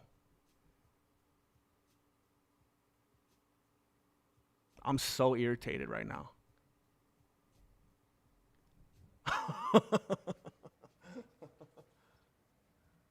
Oh my gosh.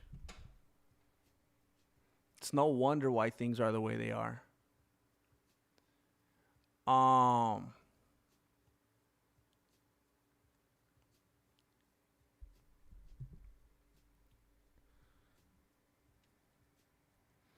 No, yeah, you could believe he did miracles and he was a prophet. I mean, even the people at that time. That's why, even when Moses was doing what he was doing, other people were doing what looked like miracles and people prophesying left and right and stuff like that.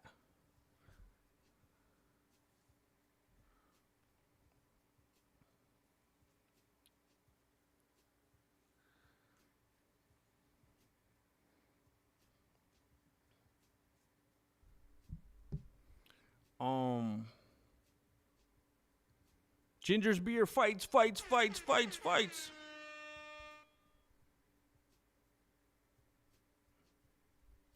Marloca.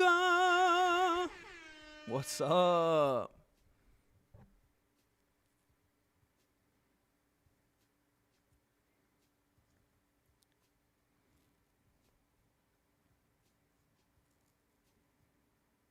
Marloca doubling up. I love it. Thank you. Thank you for the love. I appreciate it. Thank you so much.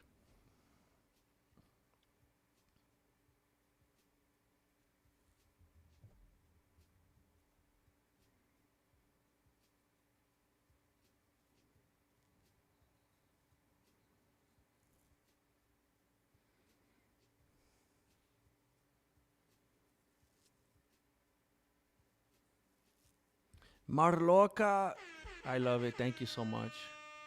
Thank you so much. Positive force of positivity. Thank you, Marloca. Oh heck yeah, the magnetic. I love Mike Winger. The only thing I'm not a charismatic, and we differ there, but I still love Mike Winger.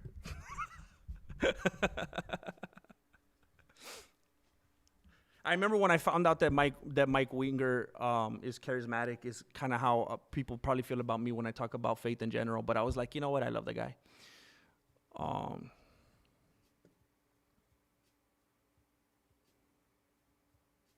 Heck yeah, Adam. Marloca! Unbelievable. Thank you. I hope you had a good time at that thing yesterday.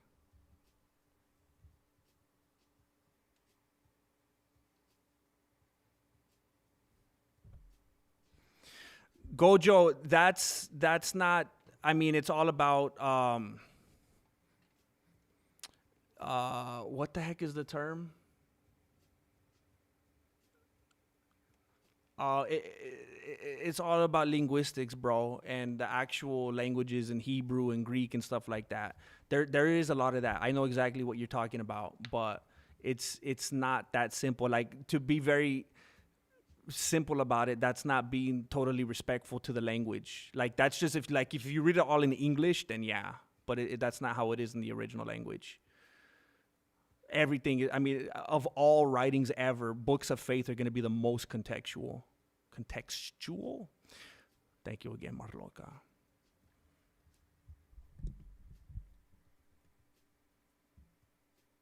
Thank you, doctor.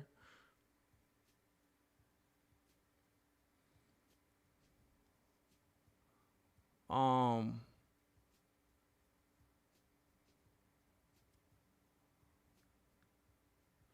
I love Jesus, fam, but please, I want to have fun. No, I do too, bro. But like, if I see people, I don't know, dude. Maybe there's just, I don't know.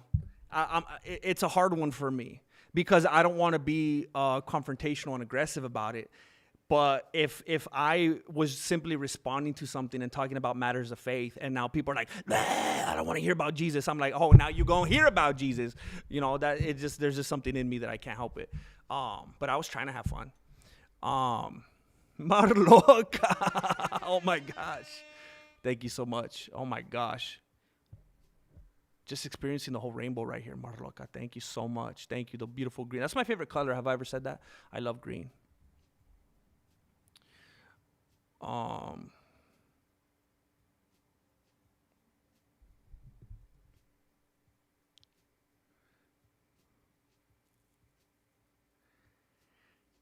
I'm glad it's a blessing to hear that, Tom Bao. It's a blessing to hear that. It's the most important thing in life.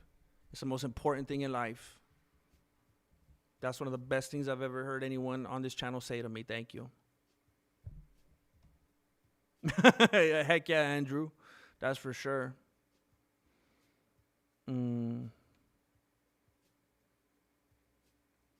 Michael Lang. Michael Lang. Michael Lang. Theological discussion welcomed. Thank you, bro. I appreciate it. And I'm not trying to, dude. I'm not trying to harp on this. I'm literally trying to move on, but I keep seeing things that spark something within me, bro. Thank you so much, Mike Lay. It's always a treat to see you.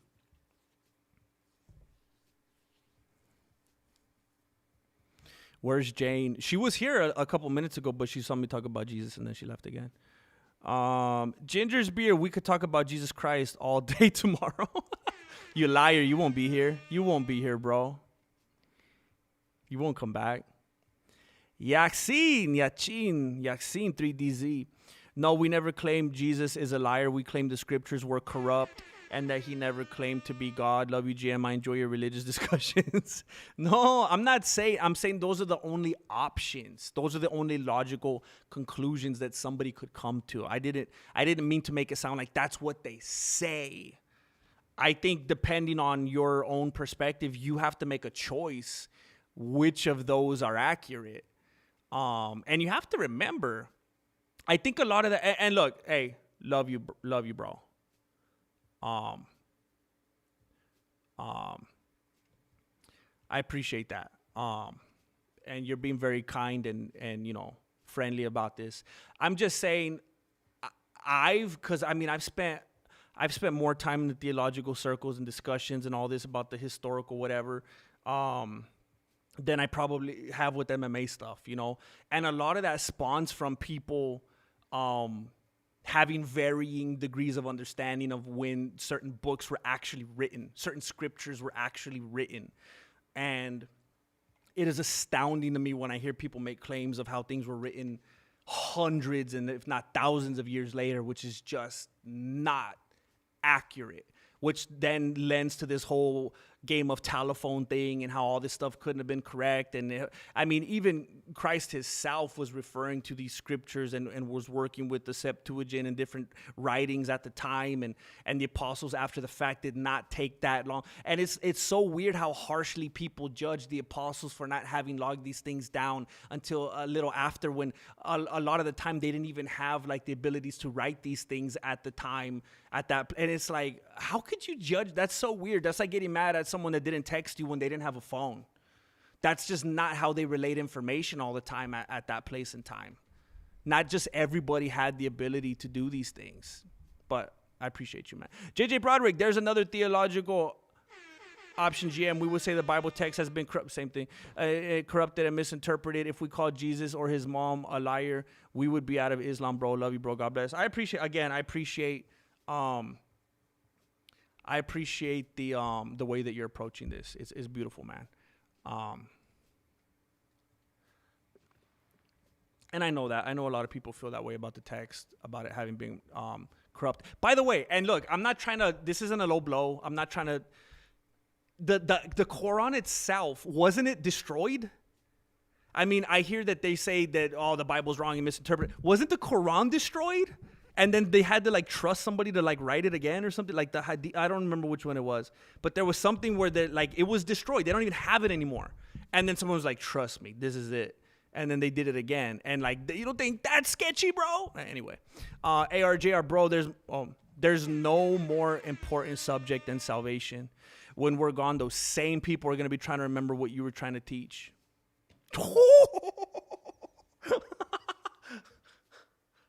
Wow, dude.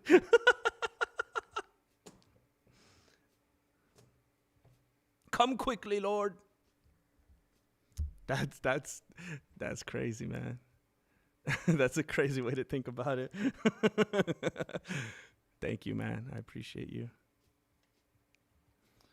Thank you, Adam. Ginger's beer. Boop. Boop. Boop.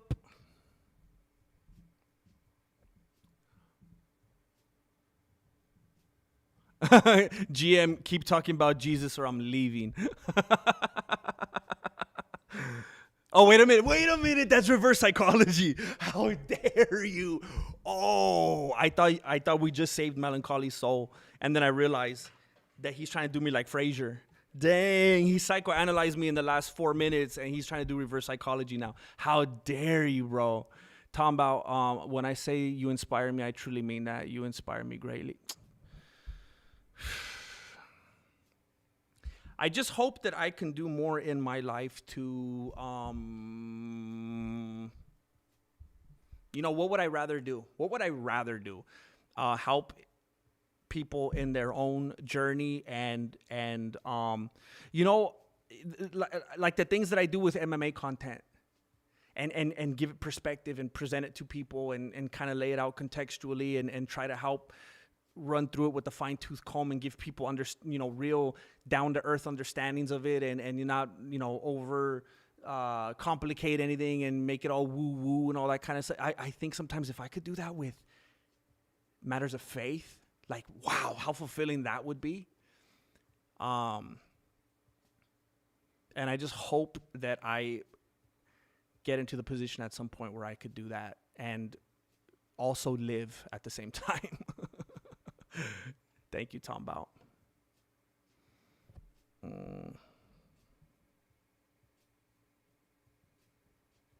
Yeah, I know, doctor. It's crazy, man. Everything is, it's just all grandstanding and virtue signaling now. Anything could be turned around to just make you seem like a hateful person. ARJR has just blessed Gaddafi, the white.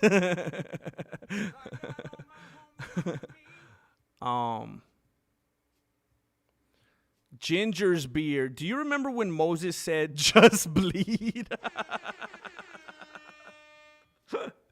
That one was in the Quran when they had to rewrite it because the Bible was all wrong. All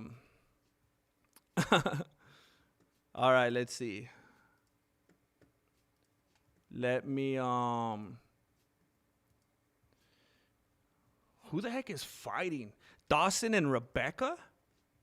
Grant Dawson. Okay, hold on. Now just know this, okay? By the way, I'm not afeared. I'm not afeared.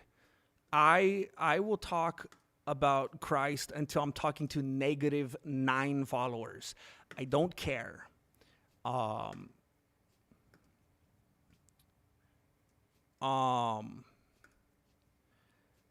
But, however, I am more than happy because it's a fight night to focus on the fights right now. And just know, if you hear me talking about it anymore past this point, it's because someone else brought it up. And I will oblige you.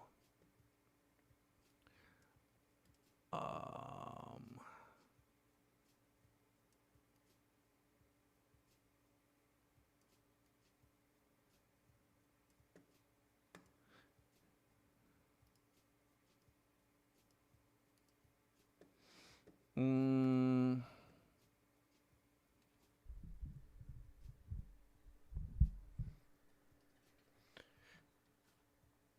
All right, so Dawson has Rebecca in a crazy neck crank. Oh, wow, that dude pretty much just like let go. Oh,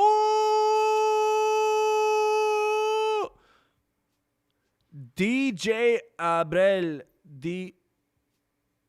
DJ Abra. Oh shoot, man, I don't want to butcher your name now. DJ Abrail NTP. Bro, I don't know where like the first name and last name and then you got an acronym. DJ Abril NTP. Thank you so much, man.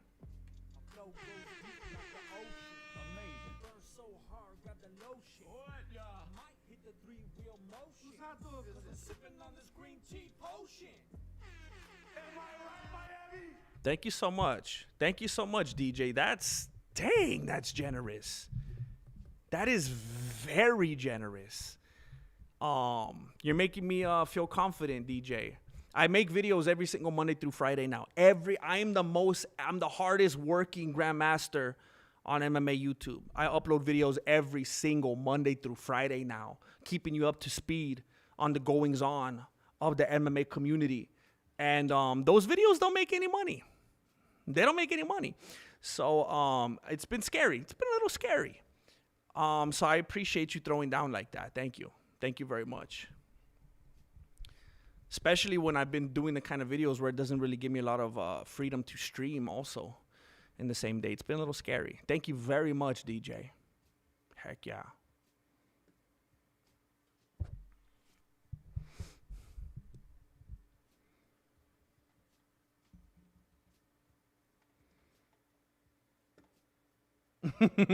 I try. There's not a lot of competition, Melancholy. Oh, what the heck? I thought I had my timer going. All right. You see what happens? You see what happens when you're out here trying to proselytize?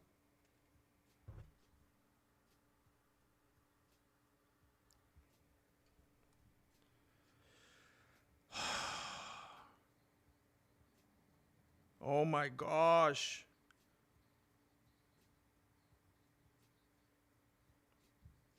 Did they take pictures?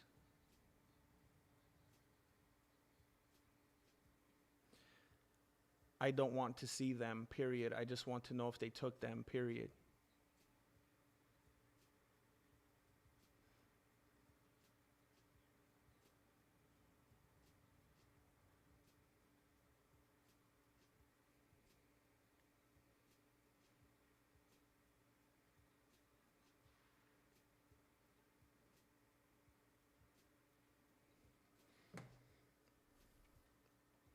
Rebecca tapped out. There we go. Rebecca's a loser. Gaddafi, I appreciate that, man. Yeah, I mean, it's impossible. Not everybody could agree. Hey, again, thank you again, DJ. Thank you again. I got DJ Brilliant TP with me. um,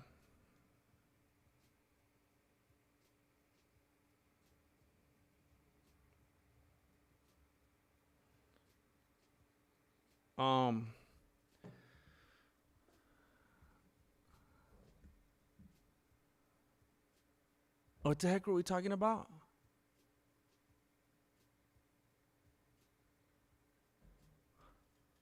What the heck were we talking about?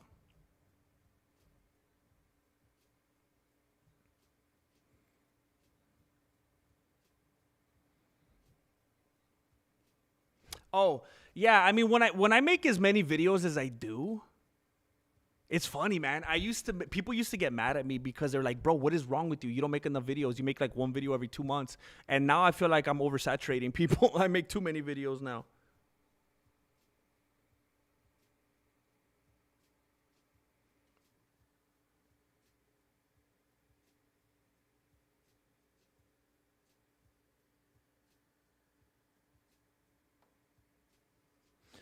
What was I gonna say?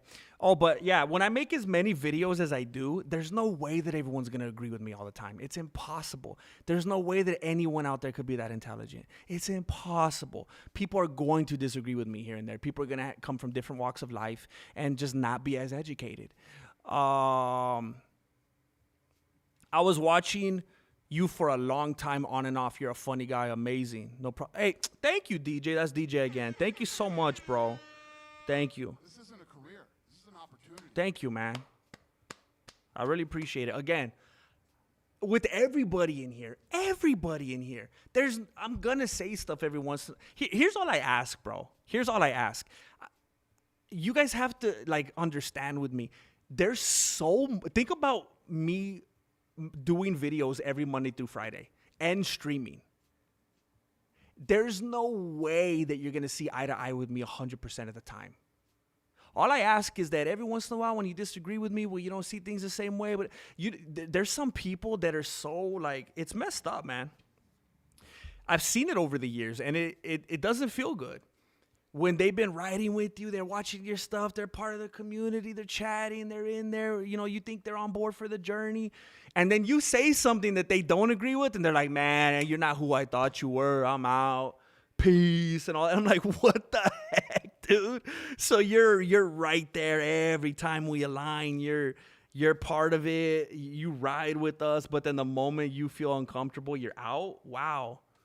Like, it feels gross, man. So I just hope that you guys could get, me making the amounts of content that I do, that whenever you don't agree with something, that you could just, hopefully learn from it and, grow in your knowledge. And then at some point you will agree with me. And then, we could be homies and we don't have to part ways, Damon 2772 Nomad. I got 5 on it. Thank you so much, man.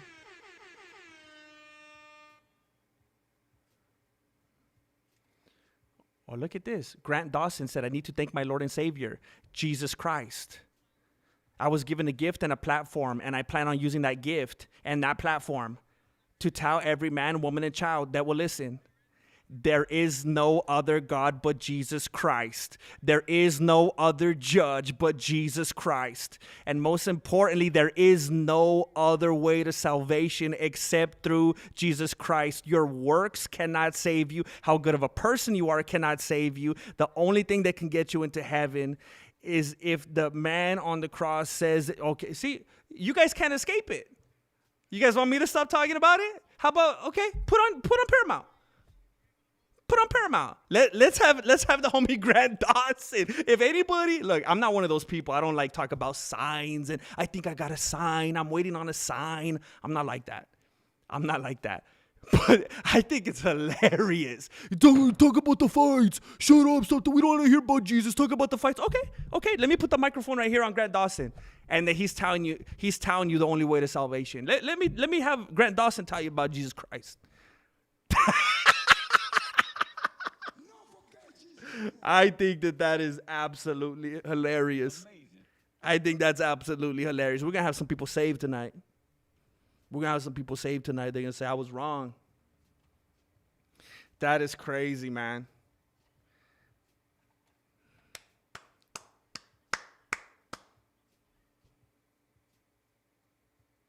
Wow. That's hilarious. I got 5 on it. Thank you, Damon. Wow, man.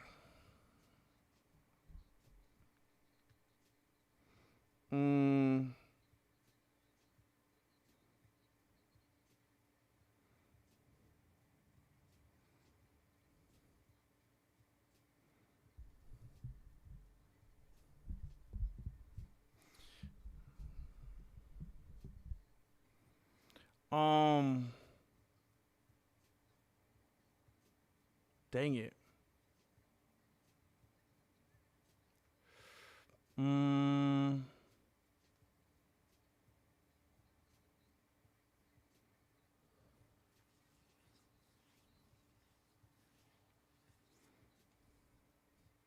Well, there's a differentiation, Will. There's a differentiation. Being religious ain't going to get you saved, bro. Unfortunately, a lot of people treat religion like it's just a part of culture.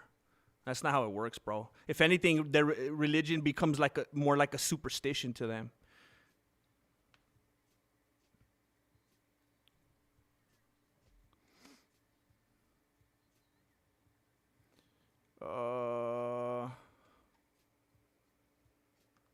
ARJR, so GM, what are your thoughts on pre-mid and post-trib? What do you believe in and why? Oh, dude.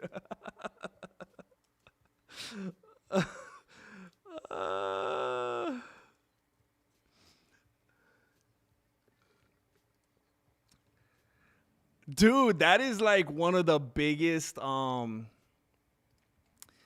that is one of the biggest like divisive things from even the most of the most of the most. It's funny because there's different levels of disagreement. Like you could disagree, like you have someone that believes in God and they disagree with the atheist. Or you have someone who believes in God, but they're like, it's like, okay, do you believe in the Trinity, or is it like a oneness gospel? There's people who are charismatic, non-charismatic. Like there's different levels, and probably one of the ones at the highest where you could be like full of faith, full of like lives dedicated to Christ. And it's like, we're still going to find something. All right, how do you feel about this? And this is one of those ones. Hold on, let me find a picture for this guy real quick. Alvarez versus, I hope this is the right guy.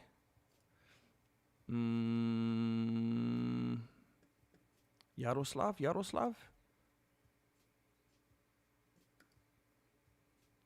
Yes, okay. Give me one moment.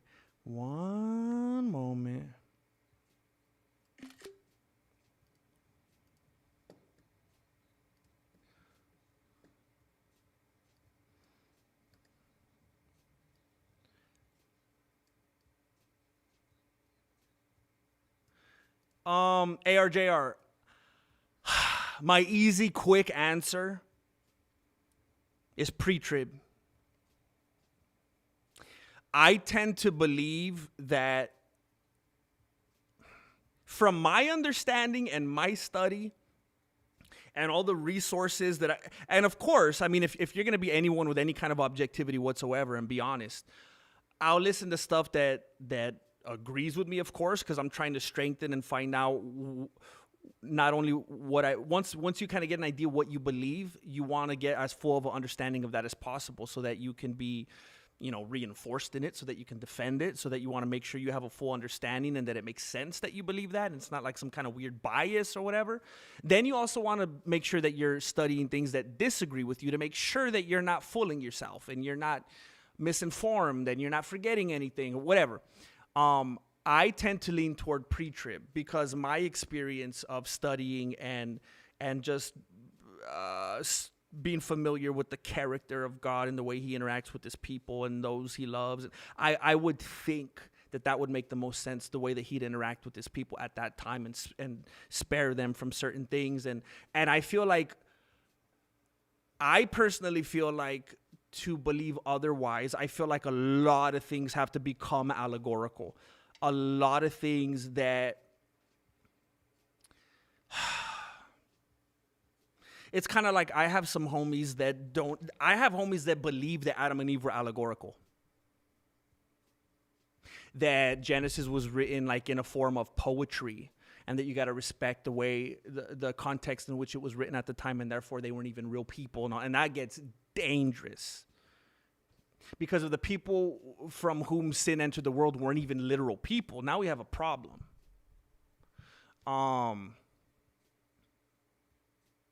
I happen to feel like, and look, other people may feel other ways, but I feel like when all the best arguments for anything other than pre, it seems like it has to be really turned into something allegorical. Wait, where did your thing go? I feel like I missed. Did I skip some people? Hold up. It's just like ARJR, I've done a lot of research in this because it's something that's very important. People want to know their future, you know, their destination, what they're hoping and waiting and praying for and looking forward to, you know. And there's been times, especially in my younger years, where it kind of freaked me out and I wanted to know what's going to happen. And it just always looked to me like, because I had a lot of Catholic friends, and they all seem to gravitate toward post-trib. And my best friend is that. And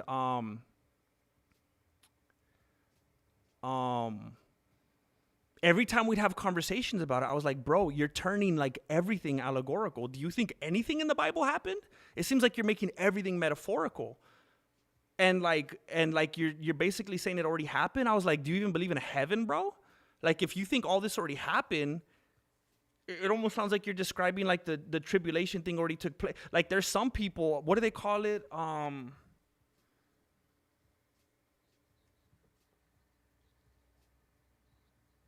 Preteric or preterism, where a lot of people believe that the tribulation already took place, like around the time of Nero, and that we're basically in heaven now, like in heaven on earth, and the way that, and that's what the Mass is, how we can worship him now in Mass is, he's like, you know, and I'm like, wait. So you're telling me what it says we're going to be doing in heaven, that's what we're doing on earth now, as if we don't even need to aspire to heaven? Like, we could, and he's like, yes, we could have heaven on earth now. And I'm not saying that they all believe this. I'm just saying that's a line of, maybe some kind of radical line of thought. It's called preterism, where they believe the tribulation already took place and we're basically experiencing heaven on earth right now. And I'm like, are you serious, bro? You think this is heaven on earth? Anyway, it gets, we always find ways to overcomplicate everything, right? Even the people that have the most faith and belief in Christ have to make things now to disagree on. That's what we do, right? I don't know why it looks like your comment deleted, though. I can still see it on the back end, but I don't see it on the front anymore. Marloca just blessed Julian Ho. Thank you, Marloca. Thank you for doing it. Thank you so much. Hold on, let me get the timer going. Shoot.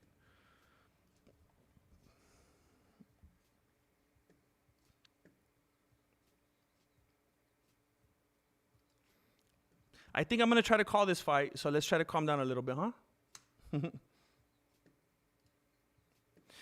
Angel Padilla! What's up, Dojo? I'm glad to see you all. How's everyone doing tonight? What's up, GM? It took me a minute, but I made it home and finished my lesson plans for the week. Hey, Angel, you came in at the right time. We were beefing earlier, bro.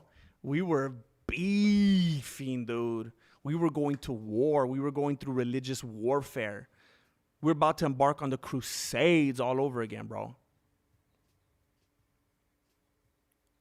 Oh, hold up. Let me take a peek at that. What the heck? Okay. Leon Enrique. So turn the other cheek. Liberal preaching or head movement advice? Liberal preaching is an oxymoron. I think that's dangerous. I think that's trying to compromise and dilute the word of God. There's nothing compromising about the word of God. It's divisive. It is inherently divisive. And it's like take it or leave it. You know, if it's that's why many people, even when Christ was here on earth, a lot of people say, oh, if you're real, God, come on, show me a sign. Why don't you send your son here, huh? Hey, God, if you're real, why don't you send your son down here and have him do some miracles? Huh? Why don't you have him come down here and perform miracles and raise people?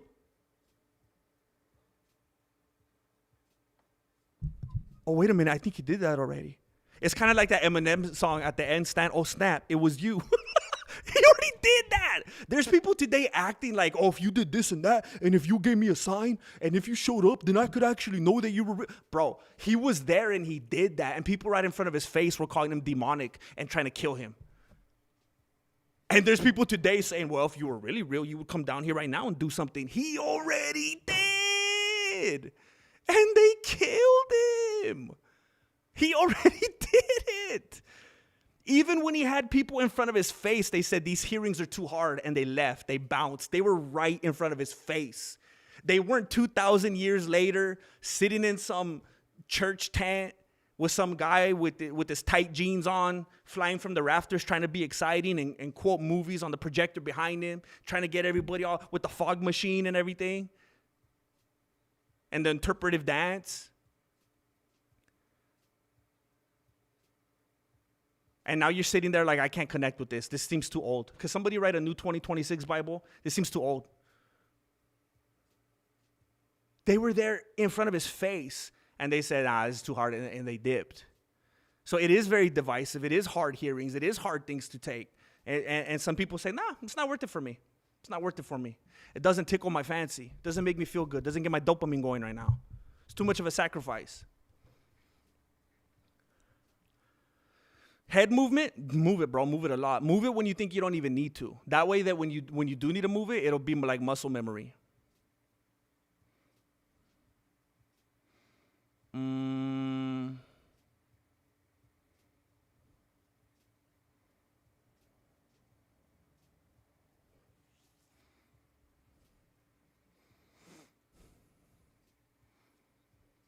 Kenny Powers is an atheist. That hurts, though, because I love Kenny Powers.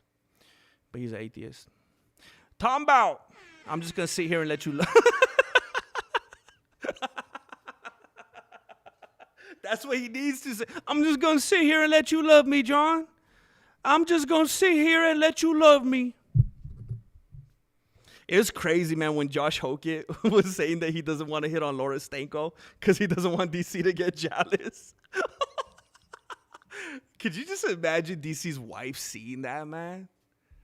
Shoo. Thank you, Champagne Throttle. Thank you.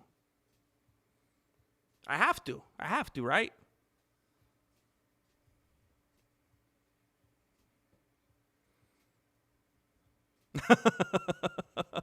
Yeah, Melancholy, they keep changing everything. They change the age of the earth and everything like every 5 years.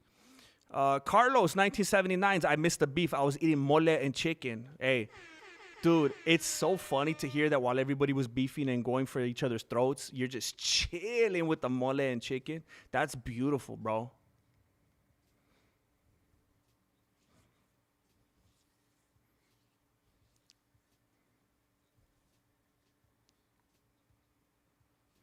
I root against any individual with cupping marks.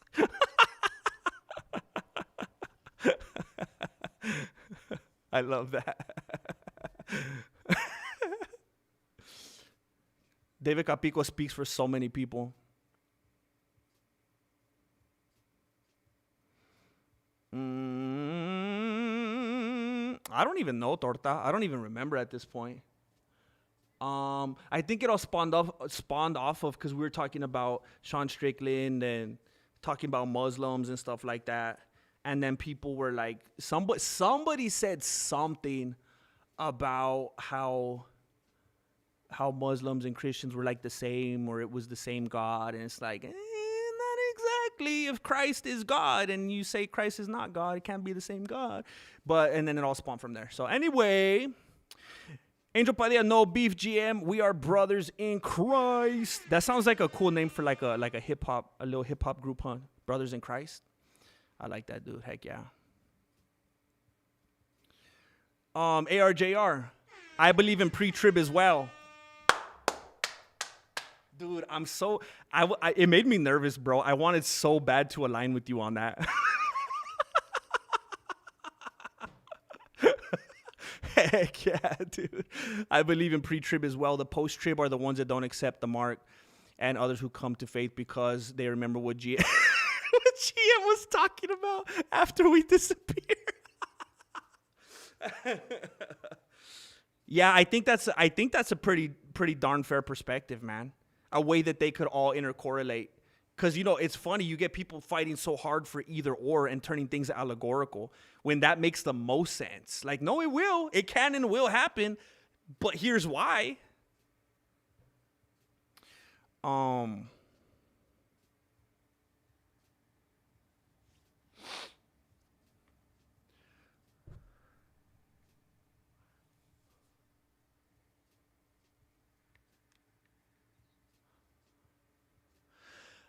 Honestly, I don't fully understand the question, Gojo.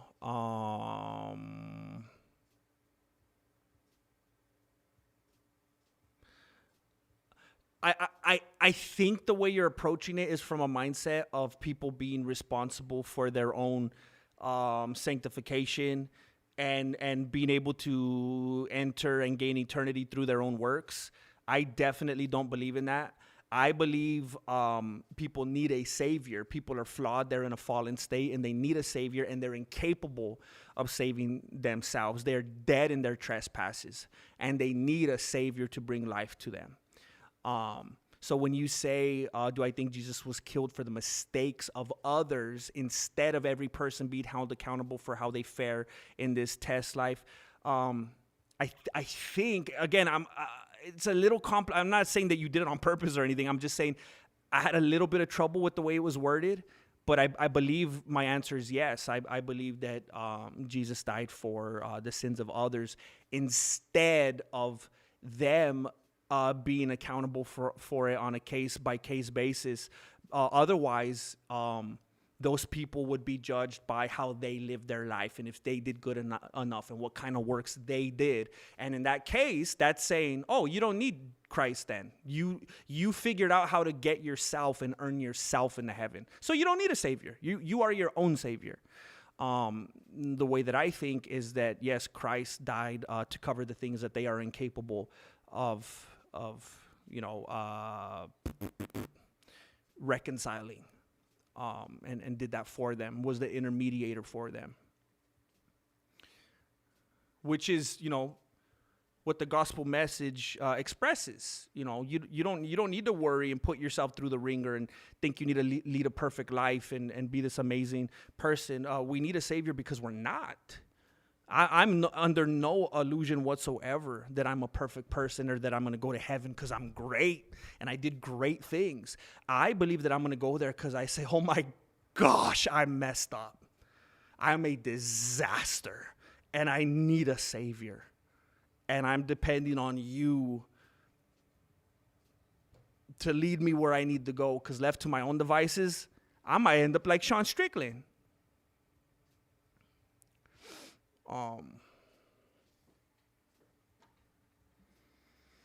Hey, the guy on the right kind of looks like Conor McGregor's brother, huh? Like if you had a brother? If you had a young brother? Kind of?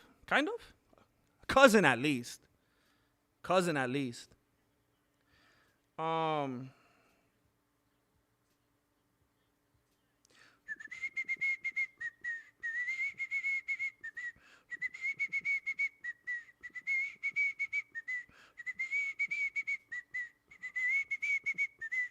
Never go full Sean Strickland.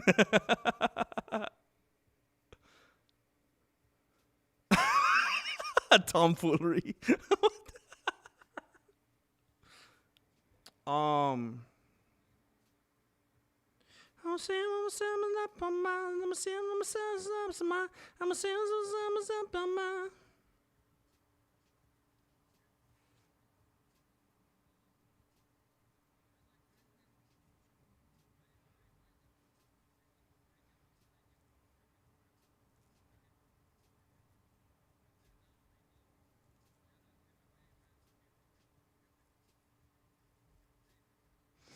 I wanna say something right now. I just read an email from somebody, and I'm gonna block you. I'm just kidding. I just read an email from somebody, and I'll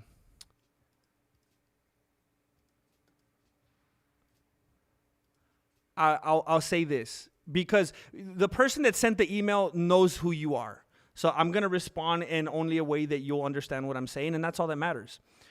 The answer is 42. I'm just kidding. I read the email, and I'll put it this way. I believe I took what was... I believe I might have taken what was said as an opportunity to express some things that I was feeling in general. And it was just like a little, what do you call it? A little, man, what's wrong with my brain, bro? It was kind of like a launching pad, like a launch pad for me to kind of go into something that I was already feeling. Because I saw the sentiment. There was, that sentiment was spread throughout the chat. It didn't come from one source. And when I saw that, I saw it coming from multiple sources already. And I was like, okay, I feel empowered to address it now.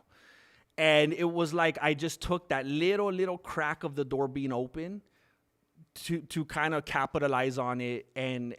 So what I'm trying to say is I definitely, what are they saying? Are they inducting someone in the Hall of Fame?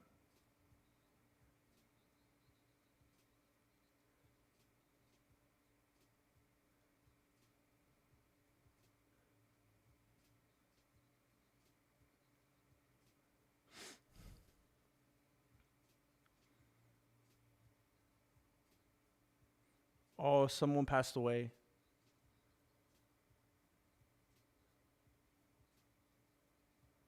Tom Gerbasi. He was like an MMA journalist.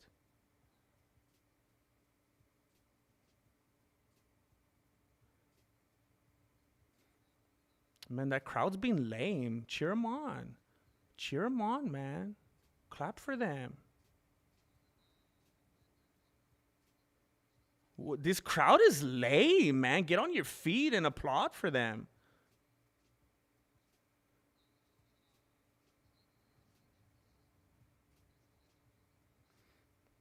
His wife is, dang it, man.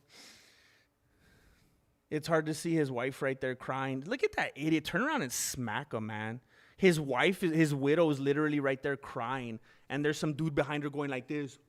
Stupid people, man. Oh, my gosh.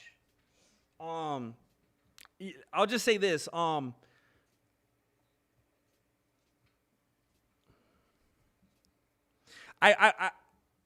do think it's important for me to express this, so I'm being authentic. Hey, you know what? You know what? Let's, at least our chat right here. At least our chat right here. Could show some love and appreciation to this dude that passed away, Poor family right there sitting there mourning over him, missing him. All these idiots are just waiting for the next fight over there. So disrespectful, man. I wish nothing but peace and love to that dude's family.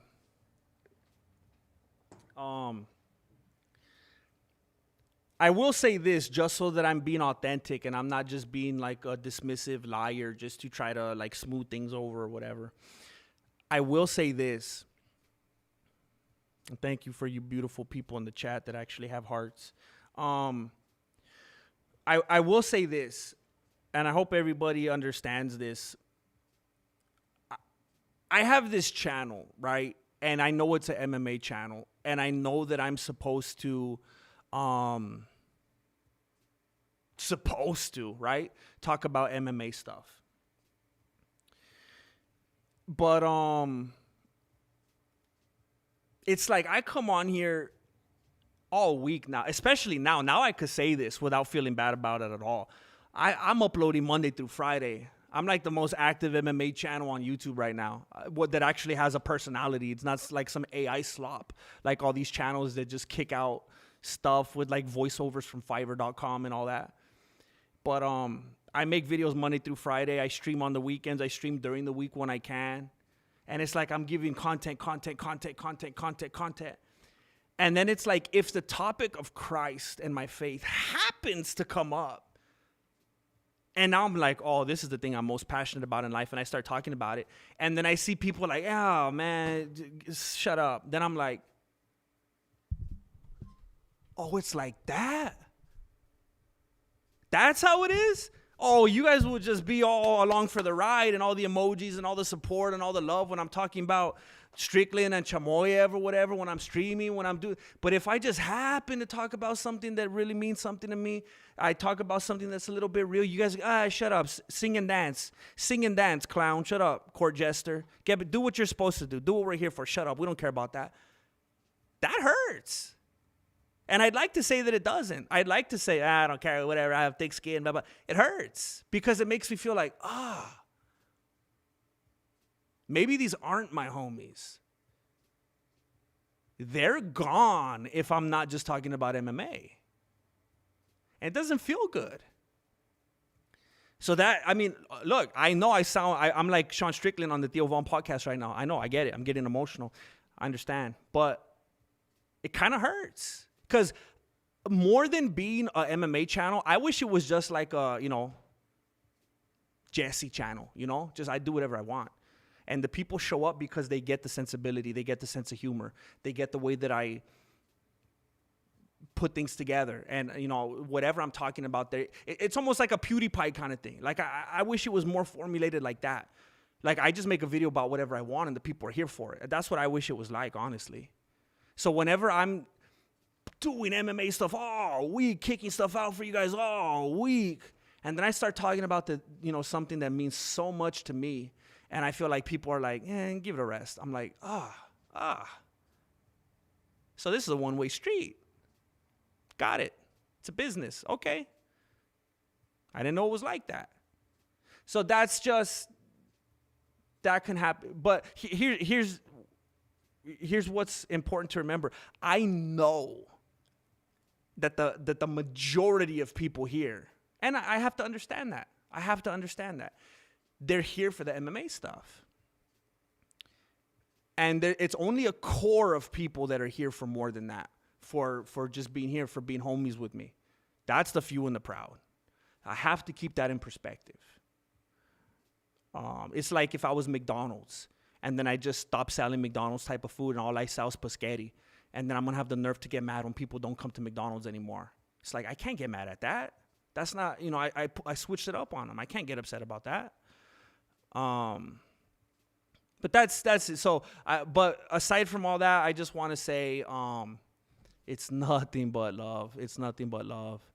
I kind of just took what was said as a way to kind of just gave myself the green light to kind of just vent a little bit on a lot of sentiments I was seeing in the chat. So it was kind of a general thing.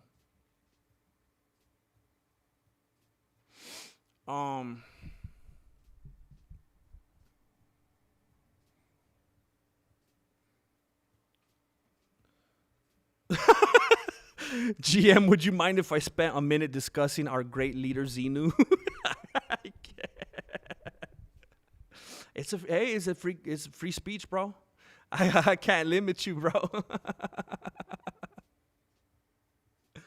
And yes, that's very true, Angel. I agree. Having it's your faith and that it's that faith in Christ that will transform you and that will lead to works. Absolutely. We know that from James, though it will produce these things.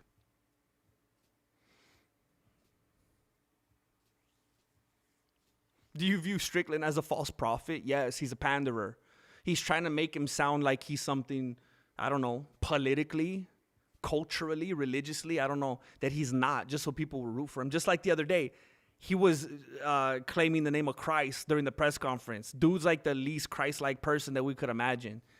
It's just such an ugly demeanor and the whole way that he operates and speaks and interacts with people. There's nothing Christ-like about the dude. But he's pandering, talking about being a nation of Christ, so he could accuse this guy of bestiality. Crazy, man.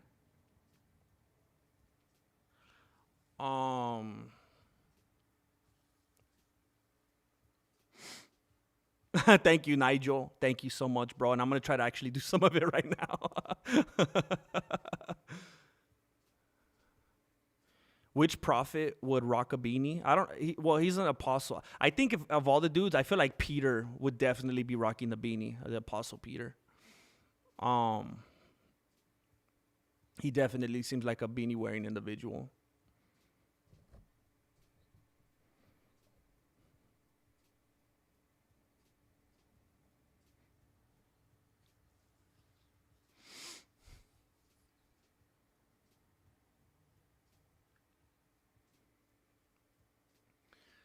Oh, man. Oh, it's so hot in here. I feel like I'm going to...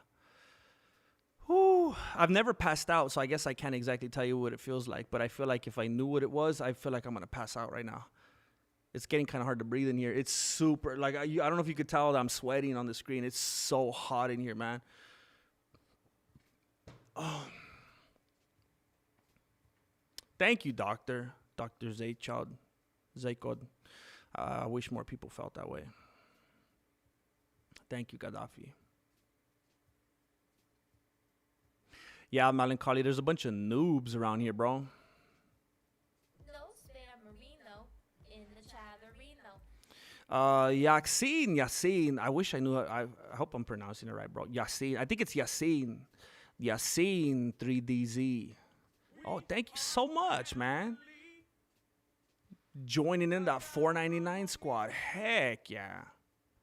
Thank you for doing it. Hey, by the way, I don't know if you know this. There's a bunch of content on the membership tab that's available to you now. I'm literally here because of Jesus. MMA is a bonus. Heck yeah. Over here like Grant Dawson, bro. Thank you, Heartless. Marietta, show. Represent. Califas. We few, we happy few. Dylan hog sauce. Dude, I know you're an individual of perseverance, bro. When I found out about your faith, you became my go-to MMA content creator. Heck yeah, dude. I appreciate that. It's funny. I remember I mentioned it a few weeks ago. I remember the first time someone ever put me on the spot and asked me about it. They're like, sometimes you say certain things and they're like, are you a Christian? And I remember in the moment I was like, well, here we go. We had a good run. And I said, yep. And I remember a bunch of people in that stream were like, peace. And I was like, dang, it's that easy, huh? I watch plenty of YouTube channels and follow people that are atheists, that are agnostic, that, you know, whatever. It's like, why are people like that, man?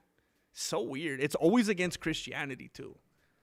I don't dip when I find out someone that I watch is an atheist or something like that. For real. Hey, that's heavy, dude. Even in a gathering of 13. Even in a gathering of, dude, is that from something? That sounds like a famous movie quote or something. That's crazy, dude. Even in a gathering of 13, there was an enemy in the midst. It's going to happen. That's crazy, dude. You're a beautiful soul, Angel. How do I get to watch this from a hospital? What do you mean? Like actually log into Paramount? Dude, you might have to get into the good graces of one of the nurses or something, bro. Do they have a TV in your room? They'd have to have a Paramount subscription though, man.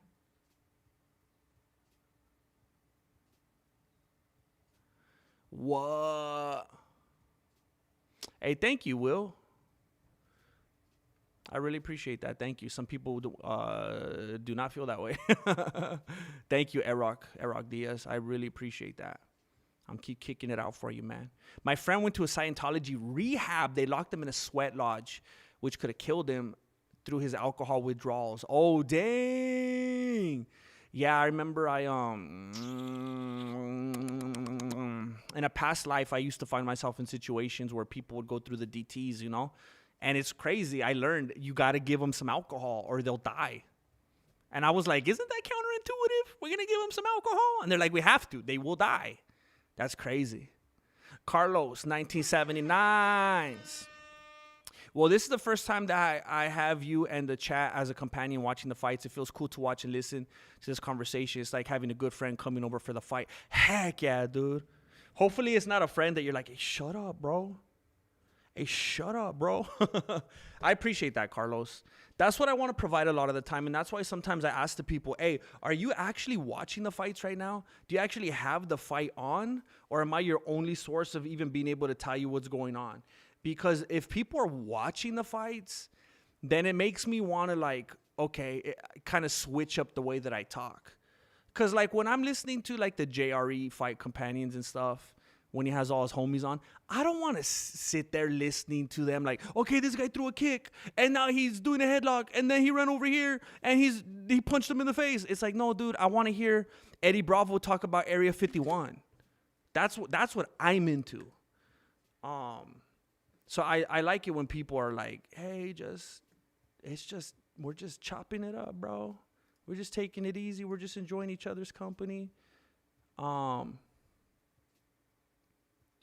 But I try to find out like who doesn't actually have access to the fights though, because at the same time, I know some people don't have the ability to see it, and I want to be cool and let them know what's happening. But thank you, Carlos. Thank you, man.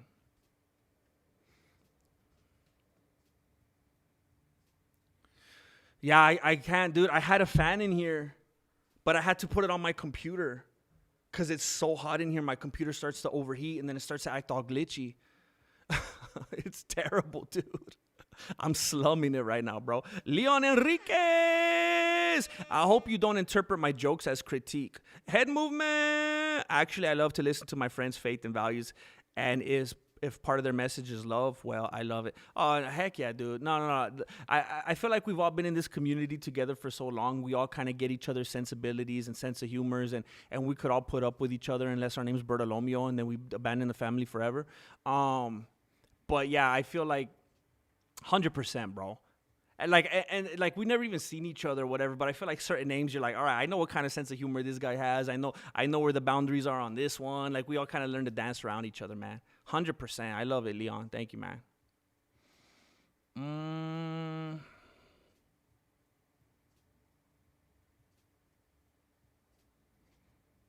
Jonah would rock a beanie. He's all emo.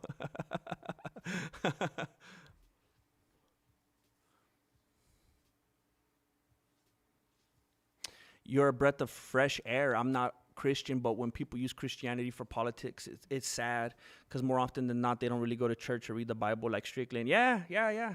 It as somebody that actually cares about that and faith, it bothers me, and it's insulting and it's offensive. And a lot of the people that are in the spotlight, like if you ask just a general person on the street, like if you do a man on the street type stuff and you ask people, list like the 5 Christians, the 5 popular or celebrity or whatever Christians you know about, they're going to name all these people that give Christianity like the worst name. And it just shows you like it gets such a bad rep because of all the people in the spotlight that are just like, ugh.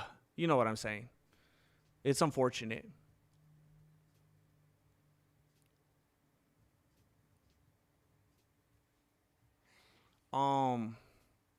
Disco golf hutch.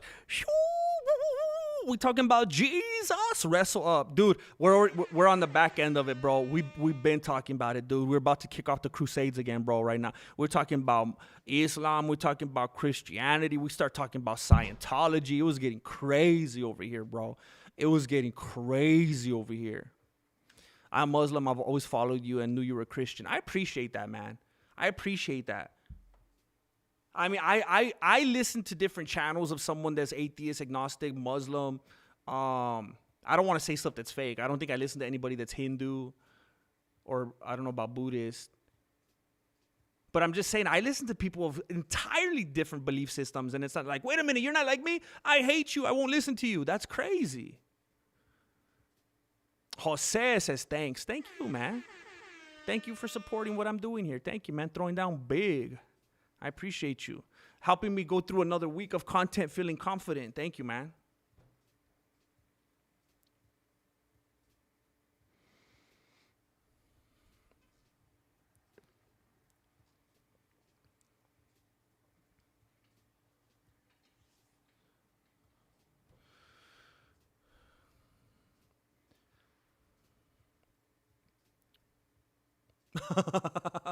Marloca. I appreciate it. Oh, more of that green. Heck yeah. Just my face, come coming to complain. You complain cause you don't know by now that people can't show the streams on YouTube. Come to complain.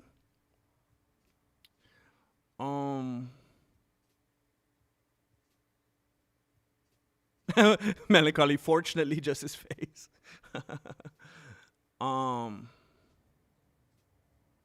Oh, Jessica, that's good to hear. You didn't miss anything. You missed a bunch of argumentation. Disco golf hutch. All I know, my Jesus knows how to disco. Dun, dun, dun, dun, dun, burn, baby, burn. Oh, that's probably a bad song too.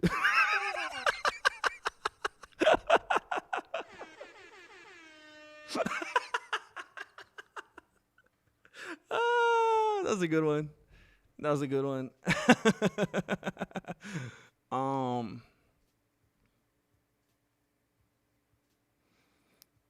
Okay, we are dangerously close to being caught up. ARJR says 32. Let's go. Thank you so much, man. Hey, we have 16 minutes. Yeah, we're probably not gonna make it, but it's all right. It's all right. Have a good time, cause it's all right. Oh, it's all right. The Few and the Brothers in Christ. Oh, and my name is Dario. Oh, Dario. The doctor's in the house. You know what? I don't want to forget that. I'm gonna screenshot that. Dario.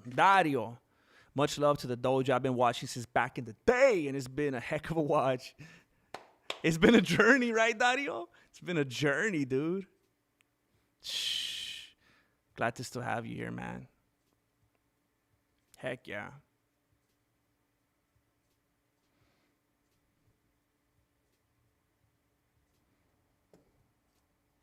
Dangerously close to being caught up, man. Dangerously close. Will, we are not. We are not, bro. It'd be cool, though. He's a cool dude. Miss Chuck Almighty.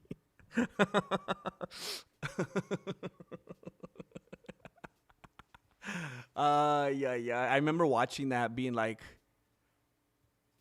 can I laugh?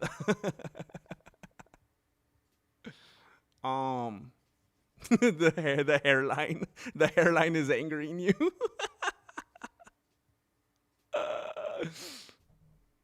I'm convinced that Jay Smith hates me. Jay's always mad at me, bro.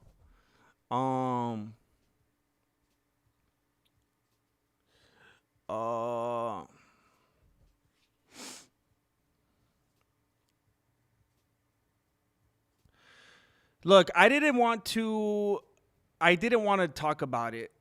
I knew some people were probably going to get upset with me. I don't think it's worth going into the whole story. I think it might only make things worse. And hopefully when I say it, we could just move on and you guys will have closure and you'll know and we could get over it. There's no easy way to say it. It's unfortunate. It's awkward. It's weird. But I blocked Jane. I blocked her. She's gone. So, yeah. Flow goes deep like the ocean. It burns so hard, grab the lotion. Might hit the 3-wheel motion. Cause I'm sipping on this green tea potion.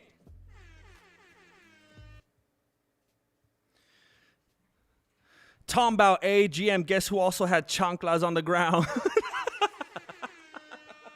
Dude, that's where it all started. That's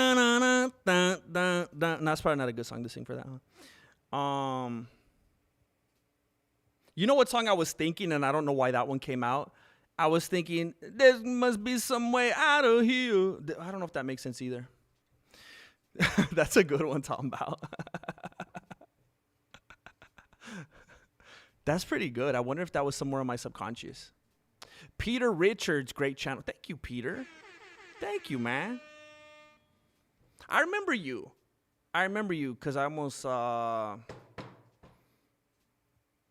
yeah, I remember your name from a stream or two ago. I appreciate you, man. Thank you very much for supporting. Thank you for consistently supporting, bro. I just spit my iced tea on my phone when you sang, burn, baby, burn. It just came out, bro. I didn't even think about it. It was ordained, bro.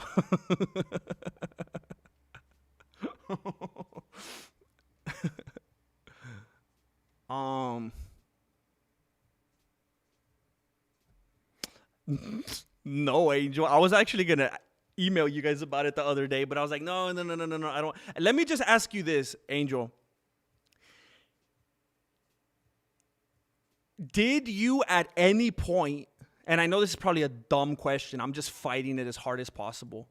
Did you guys at any point have to use that, that blood thing or whatever, that machine? Did you guys at any point have to make ammo? Did you have to go to some kind of a station and make more ammo? Because I just keep dying. And I've been like, I don't care. I'm not going to go to a station and make ammo. That's so boring. I don't want to have to work. I just want to fight the zombies. Do I have to make ammo?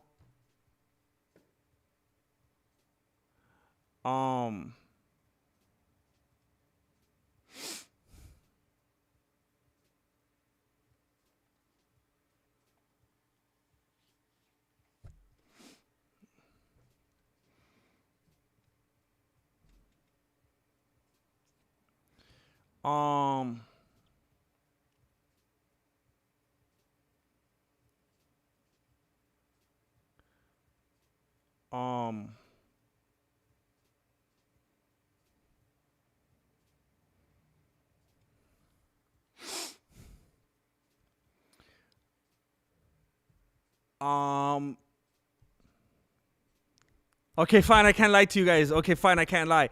I'm just trying to cope with it. I was trying to take control of the situation so that I felt better about it. Okay. It was like when some dude gets dumped by his girlfriend and he tells all his homies that it was mutual. Okay. I was trying to get ahead of it. Okay. I did not block her. But I might block her now. I might block her now so that she doesn't even come back if she wants to. That way I could say that I was in control of the situation. And I didn't even care. I ain't missing you at all since you've been gone away.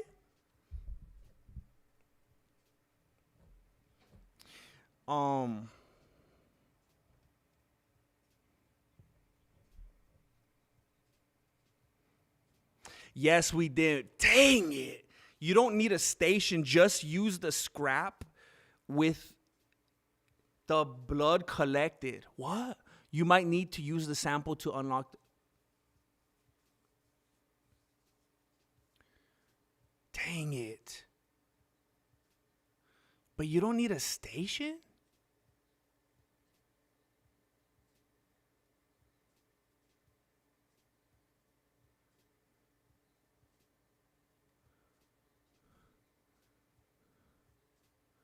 Dang, that dude got an escort to the fight.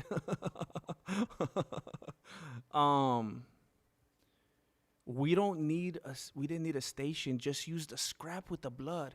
Wait, but if you don't need a station, what do you do with the scrap with the blood? You might need to use a sample. Ay.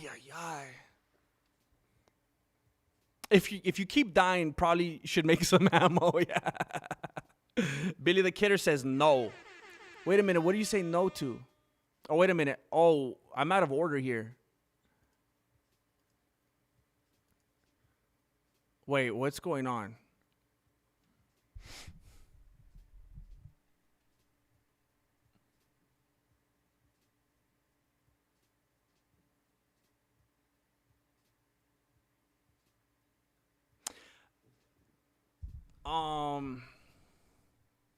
Billy the Kidder says, go, baby, go. Dude, we're 9 away. Are you serious? I didn't. Thank you, ARJR. I didn't. I know, Jessica. I know. That's messed up. I didn't hear. I didn't hear. No. I didn't hear. Wait, is he gonna say I didn't hear no bell? I didn't hear no bell. I didn't hear no. Yeah. I didn't hear no flipping. I didn't hear no flipping bell.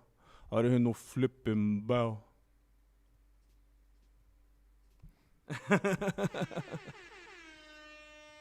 Hey, Monk! Monk lass! In it. It's going to be difficult watch listen for me, but nowhere I'd rather be than with GM and Dojo. Praying Sean doesn't make it worse. Sad for him. Wait a minute. What do you mean it's going to be difficult? Dude, how are we always on opposite ends of the... Are you a Strickland fan? I know, Torta. I know, dude.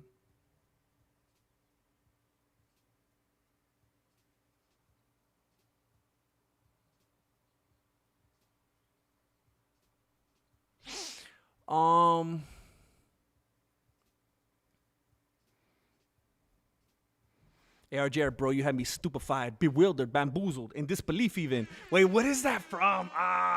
There's no way that's not from something. Look, let me say this. I know what in the heck was that thing Roy Val was sitting next to. That was an escort, bro. He paid for that lady. That was crazy, dude. Could you imagine? Look, I know I'm going to sound sexist. Could you imagine being with a lady like that? Going out with a lady like that? She don't want to be with you, bro. She doesn't even necessarily want to be with everyone, but she wants everyone around her to want to be with her. I don't know. Maybe it makes me sound ancient and old school and gross and whatever, but that's crazy, man. I mean, at that point, just let your dong out, bro. Like, I mean, you got to catch up with her. That's crazy, man. That's just disrespectful. It's wild, man. That kind of stuff's going to make me Muslim right there. That kind of stuff's going to make me come out with the blanket. Say, what are you doing, lady? I get it, man. I get it. Put that away.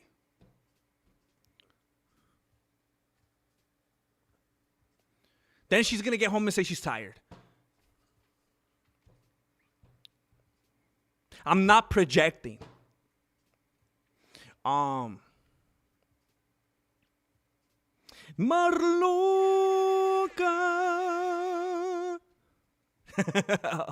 I love it. It's so different seeing green hearts. I like it. I don't get to see green hearts that often. Disco golf hutch, who else in it? Who else in it? Combine blood with the scrap. Heck yeah. Wait, that's so weird. It makes you... with the scrap. Scrap of what? I need to look at my inventory again. Who else in it?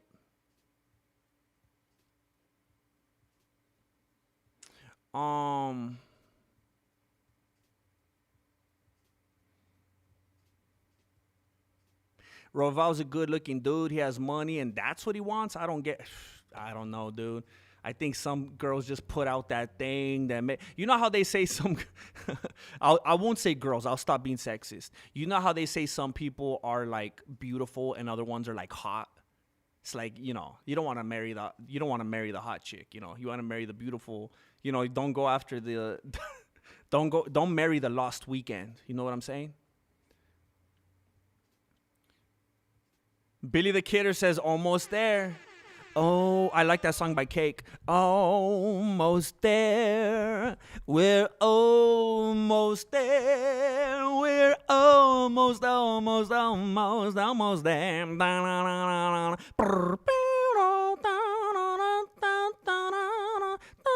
I'm going to get copyright claimed again. Gosh darn me and my perfect pitch. Disco Golf Hutch, for the love of the GA. Oh, you guys made my chair smaller. Dude.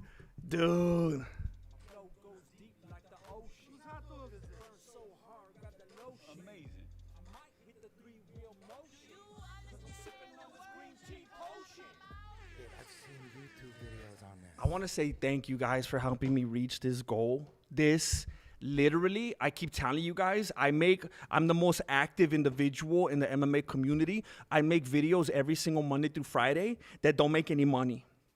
And I'm paranoid throughout the week and I have a stomach ache. Okay? And you guys came through right now and you're helping me feel comfortable to get week to week.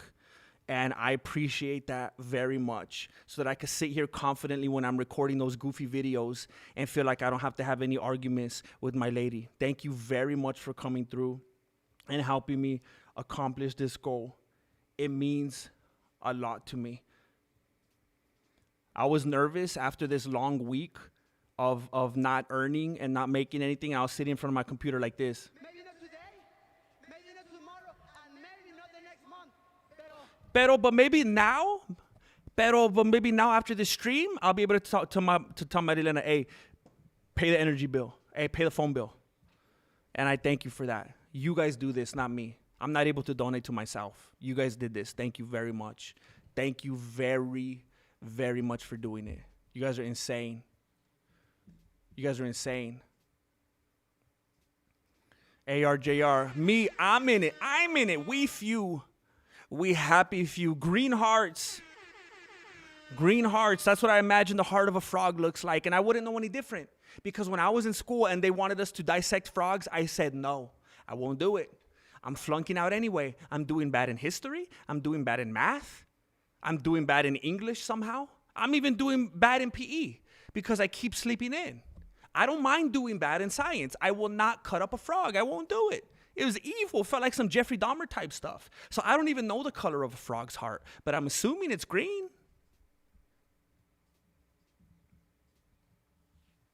Hey, Jacob Callahan, bro, I don't know if you know this. You probably don't. And I'm glad you brought it up, dude. I actually made another channel. Now, look. There's a chance you're going to see it. There's a chance that you're going to watch it and be like, not quite what I had in mind, bro. I don't know. But I just want to let you know I did start another channel. And I'm kind of playing around with a couple things. I only have 2 videos so far. And I know they're not the most exciting, crazy videos or whatever. I just started off with a couple things that I thought were fun, that I enjoyed doing. And it might change. It might turn into other stuff. But for the moment, it's like I kind of like watching these and reacting to them. They're kind of fun. So I actually do have another channel right now, bro. If you want to check it out, I just pasted it right there if you want to go subscribe. I'm going to try to do at least a couple videos every week. I was starting off thinking about daily, but I was like, heck no, I'm going to burn out quick. So I'm trying that, Jacob. I'm trying so that I could keep doing this stable on here. And, not mess up the views on here and talk about other stuff on there. So thanks for bringing it up, Jacob. Oh, shoot. Thank you, ARJR, who says, we did it. Marloca says, everyone put green hearts in the chat. I was wondering, why is there so many green hearts? It looked crazy. Is it sad that I'm a big Royval fan and that makes me question everything about being his fan? Is that shallow? No, it kind of makes me feel bad for him, bro. You know that can't be a good dynamic. You know that's got to be like, I hate using the word toxic because it just sounds so soft, but maybe a little. I mean, if that's what you're gravitating toward, there's no way around it, dude. There's no way it doesn't say something about you. These green hearts. I'm looking like there were so many people back to back that actually did it. It just looks like a sea of green hearts. It looks crazy. I love this. I'm screenshotting this. That's beautiful. Oh my gosh. Dude. Thank you. GM has David Goggins' level of activity on YouTube. It feels good, man. I used to feel like such a bum in the past, but I feel like I'm just like, I'm really, I feel like I'm doing something now, bro. What does kiss the pic mean? What pic? Like a picture? Are you talking about my tío Beto? Who are you talking about?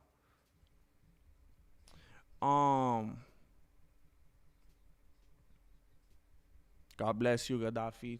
Thank you, everybody. Thank you so much. Thank you for contributing. Thank you for the hearts. Thank you for calling for the hearts. Marloca. Thank you for those green apples because they're still green, and I think it counts.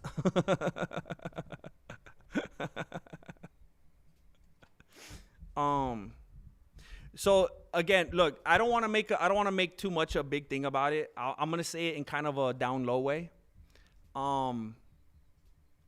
So earlier I made a joke about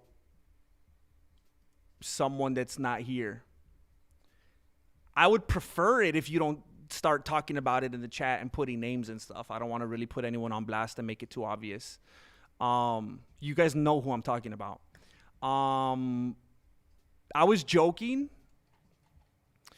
And I was joking that it would be like a silly way for me to cope with it. But I don't think it's a secret. I don't think it's a secret because there's been times in the past. There's been times in the past where there's even been public comments made to me for everybody to see. And I think some of you saw them. About some things that I said, and those things were disagreed with. And it came up here and there that there were quite a bit of things that we didn't align with. And sometimes someone might have got annoyed with me and kind of took on the mindset like, I think I kind of need I need to chill out for a little bit and come back around. And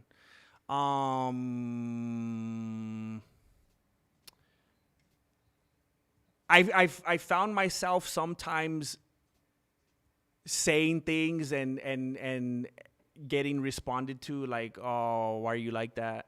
And then other times even catching myself about to say something and thinking, should I even say that? Because I know it might lead to this or that. So I'm saying it was always very much on my radar. And I'm hoping that it's like, what? No, it was no, dudes, I was doing this or that, or I was busy, or what the heck? I was on vacation, or I had no Wi-Fi. What are you talking about? Just hoping that it's something like that. But I'm just saying, there's a big part of me that's very much aware, like, there was a little back and forth sometimes about, conflicting beliefs or my stance on this or that and how it wasn't always received too well. And hopefully it's not the worst,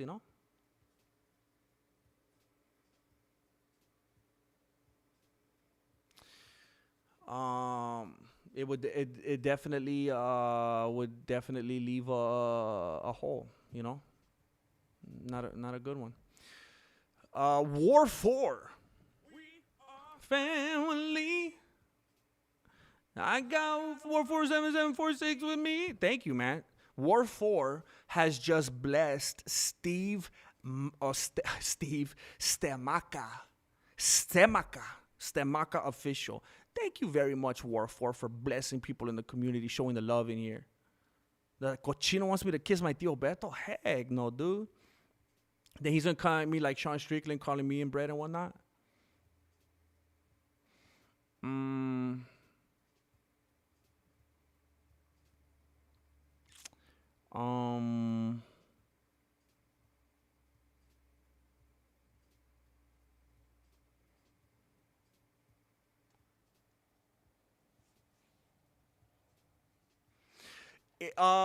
David, there was no conversation where there was no kind of ultimatum or conversation where it was like, hey, if you're going to keep acting like this, there was nothing like that. But and again, I don't feel like I'm airing out anything here that's not cool, because this was all stuff that was public, that everyone could see in the chat or in comment sections. There were times where I might say something on stream and then it would be like heavy pushback, like, oh, I'm disappointed. What are you talking about? This is not cool. I'm just maybe I'll come back later, or I'm out or something. And I'm like, okay. And then there was times in comment sections where it was like, I'm disappointed in this. I didn't, I don't, it's hard to see you saying stuff like this. I don't know where you're coming from with this, and this isn't cool. And I'm just like, I mean, I'm willing to push through it. But again, hopefully I'm just jumping to conclusions. Billy the Kidder. Billy the Kidder has just blessed Bud Green Jeans, Matthew White, DJ IJ, 7BC, Leonardo Narco, and Green 2467. Thank you so much. So they just came out with the new Scream video, and now immediately after they're coming out with another Scary Movie video. That's crazy that they're just doing it so on purpose like that. That's really impressive that they're doing it, like that they're keeping up with it. After all these years, they're like, oh yeah? You thought it was over? Thank you so much, Billy the Kidder. ARJR has just blessed the life of new create. Oh, heck yeah, new creation in him. That'd be funny if it said creation of works. Creation of works-based. Never mind. Let's not start that again. Thank you. Thank you very much, ARJR. And congratulations, new creation in him. Whoa, I think... Oh, no.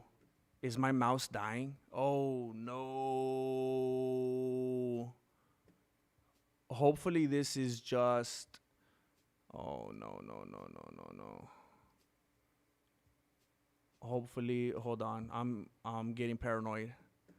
Oh, no.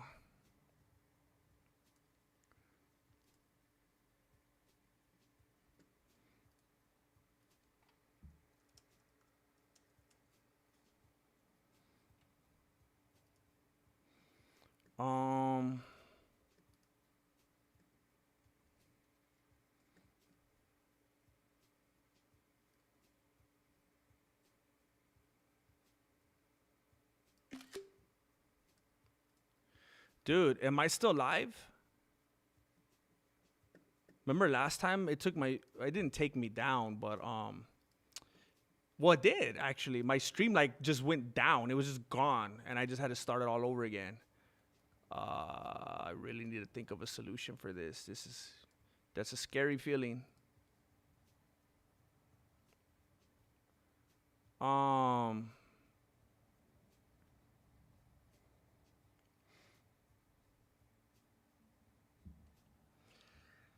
I specifically asked.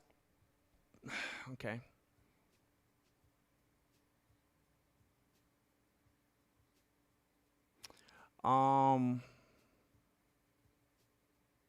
Yeah, torta. I'm like, brother, brother.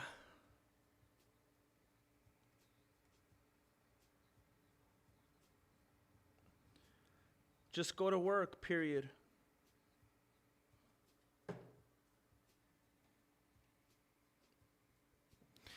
Yeah, Jessica, hopefully I'm jumping to conclusions. I really hope so.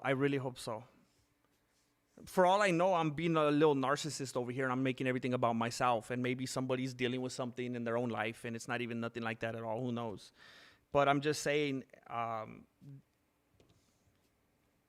it being as long as it's been, it made me I have an overactive imagination. My imagination runs wild. I remember when I was a little kid, I was just this tortured person, man. Like, I don't know why I've always been like that. I remember when I was a little kid, if my parents, if my mom or dad wasn't home, to the minute when they were supposed to be home, I was like, they're dead. They're dead. And I'd go stand outside, and I'd be waiting to see the ambulance or a cop to come by and give me the information or something. I remember being elementary school age and expecting them to be home at a certain time, and they wouldn't get there, and I'll be like, they're dead. What are we going to do now? Life is different now. Where do we go from here? I have the worst overactive imagination. And I just started immediately going to all those times where there was some kind of pushback or whatever. And I just thought, I wonder if it has something to do with that.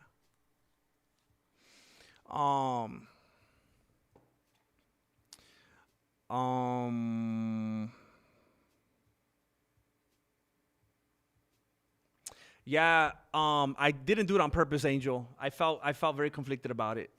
I ran out of time, bro. Remember when I used to come with it more like, or especially when I had remember when I just let it go right here a little bit? It's been a while, man. It's been a while. Wow, this is really annoying. I'm going to forcefully get myself caught up here. Kareem XT. Hola, my lovely amigo. What is something you're terrible at, but you wish you could do well? Hey, I like questions like that, bro. That's fun.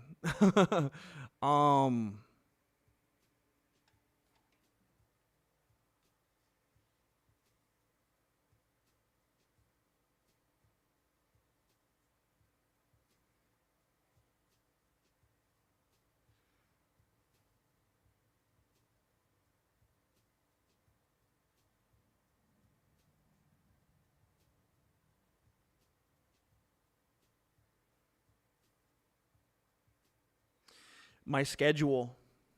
I know that sounds like a stupid answer, but my schedule, bro. I struggle stupid bad with like insomnia.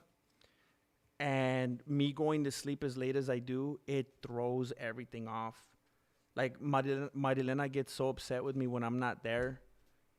You know, no spouse wants to feel like they're like living with a roommate, you know. At a certain point, if I'm going to sleep at like 4 a.m. every day and she's just going to sleep by herself every day, that's going to, you know, hopefully actually bother her. It's a good thing that it bothers her. I have the worst trouble sleeping.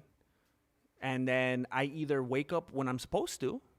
So I wake up early and I'm like a zombie throughout the whole day because I didn't sleep enough. Or I wake up late because I go to sleep so late, and that's not good.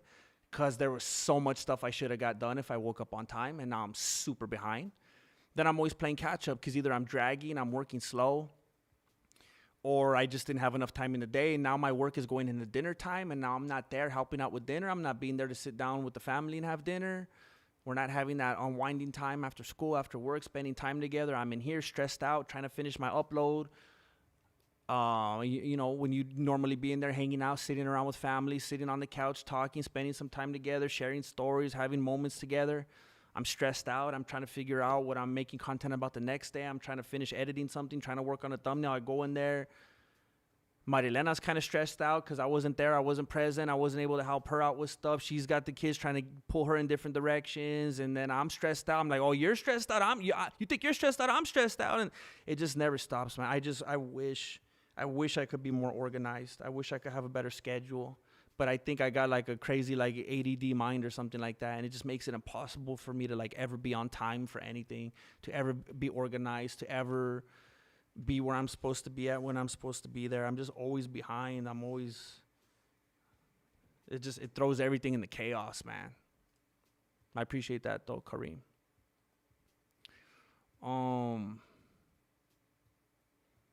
Yeah, it's crazy, man. Oh, heck yeah. Thank you, Natos. Let me see.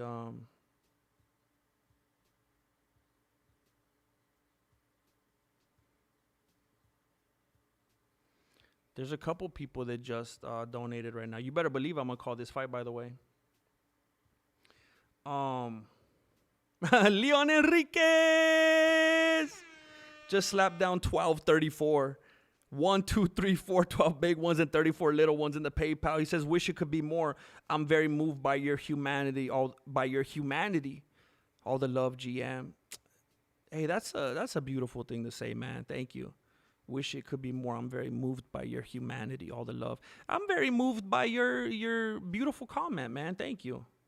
Thank you very much. And thank you for the cool 1, 2, 3, 4. I like seeing that too, man. It's just as much of a blessing. I like cool numbers like that, bro. Thank you. Thank you very much. Let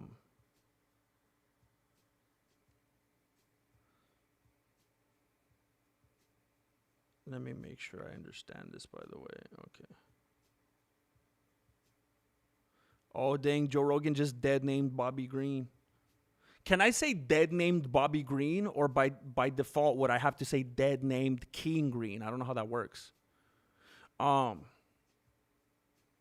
also want to say thank you to I think that was you.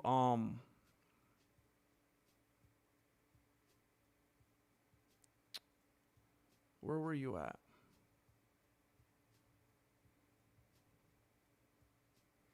Dang it, skipped on me.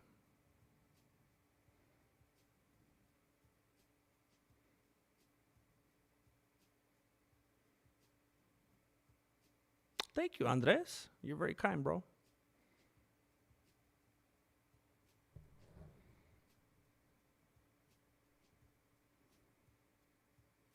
Oh, Natus Martis. I think that's you. I don't want to expose your name on here.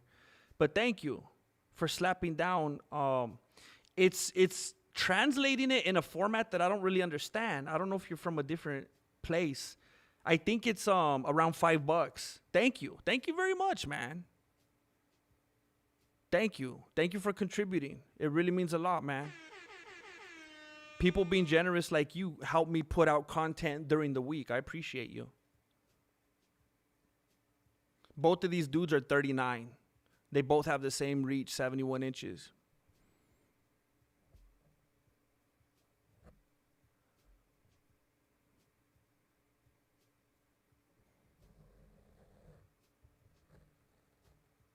Some Pyromania, I appreciate you. Thank you for being here. Thank you for giving me a reason to do this.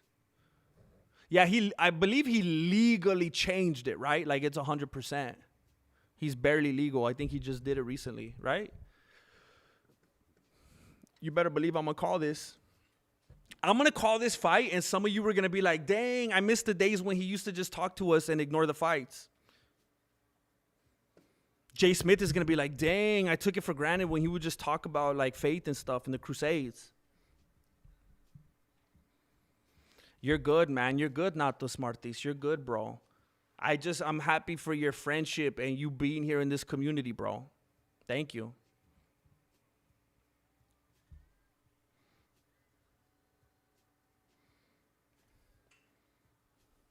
There's no way Jeremy Stevens wins this fight, right? There's no angle from which he wins this fight.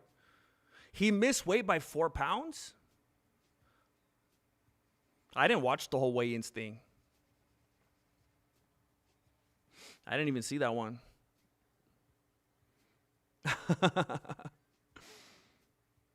I don't even know, dude. I mean, if Bobby Green's fighting right now, shoot, man, there's 3 more fights in between. Chimaev might not fight till like, I don't know, dude, like 8 o'clock. Depends on how fast these fights are. Unless they space them out on purpose. Make them take longer on purpose. Put a bunch of commercials.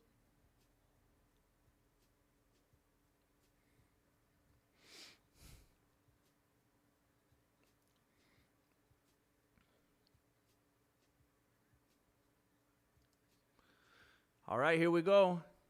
Bobby Green with his traditional keeping the hands down, keeping them hands down low, trying to bait Jeremy Stevens. He's like, bro, I'm a veteran. I've seen this before. I already been in and out and back in and out again and back in the UFC. I know how this goes. They do the same thing in bare knuckle. Oh, man, Jeremy Stevens is definitely falling for that trap. It's kind of a rookie move, which is weird to see from Jeremy Stevens. He's trying to swing hard on him and overcommit while this dude has his hands way down, falling into that wide open window. Nice shot to the body from Bobby Green. Jeremy Stevens is trying to stalk him. He doesn't want to be intimidated by Bobby Green. He ain't going to fall for that hands down posture. He doesn't want to look like he's punking out. Stevens is definitely stalking him. He socked him right on the top of the head, right on that tattoo. Little knee kick from Bobby Green, trying to incapacitate the leg of Jeremy Stevens. Kick to the body from Green. Dang, that referee's yoked, huh? He just got a pump before this fight. Bobby Green with some good head movement, ducking under the shots from Jeremy Stephens, comes back forward, lands a shot to the body of Jeremy Stephens. I think I literally just heard Bobby Green go, "What's up? What's up?" Oh, inside leg kick from Jeremy Stephens. Took Green off balance, and then he still shook his head. And he's like, nah, that didn't do nothing to me, even though it did. Stephens is putting Bobby Green on the fence. Oh, Bobby Green was trying to disengage, but he caught some elbow sopa right to the face. And now he's going, come on. He's trying to compensate. And then he got socked in the face again. Bobby Green is getting too distracted with all the emoting and the show and trying to put that hype on that Stephens is being crispy. And he's landing and being methodical. So Green better get more serious here. Bobby Green's telling the referee to move. He's like, bro, I'm trying to circle around. I'm trying to get out of here. I'm trying to circle the cage. He's pointing to the ref. Get out of here. I don't think I've ever seen anybody do that. Nice little check hook from Bobby Green. That was clean. Oh, he's teeing off on him now. Stunned him a little bit. Oh, Jeremy Stephens is turtling up a little bit. Derek Lewis style. Oh, Bobby Green hit him. Kicked him in the cup. Bobby Green knows it. He's like, oh, no. I'm sorry. It was subconscious. I was trying to take his jewels away. You know how my lady stole my jewelry? You know how she stole my $300,000 worth of jewelry? And I was talking about it on media day. Now I'm trying to subconsciously take his jewelry away. If I can't have it, nobody could have it. Dang. Yeah, he got him good, man. He got him good. Oh, I should have paused this. Dang it. Oh, they're saying that it was on the gut. The commentators are calling him out. They're saying that wasn't even on the cup.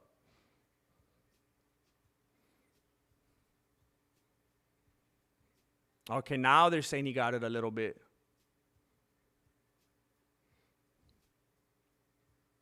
The ref hasn't missed a pump since the Great Depression. Thank you, Semblance of Disorder. Thank you.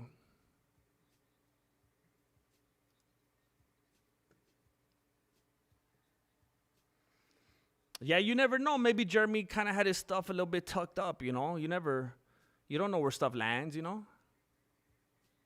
Teleport. Man, that'll be so convenient. You know how many times I needed something from the store like badly and I just decided to go without it because I didn't want to have to go? If I could just teleport, bro, that would make life so much easier. I'm going to have to pause the clock for a little bit. I forgot about like 20 seconds.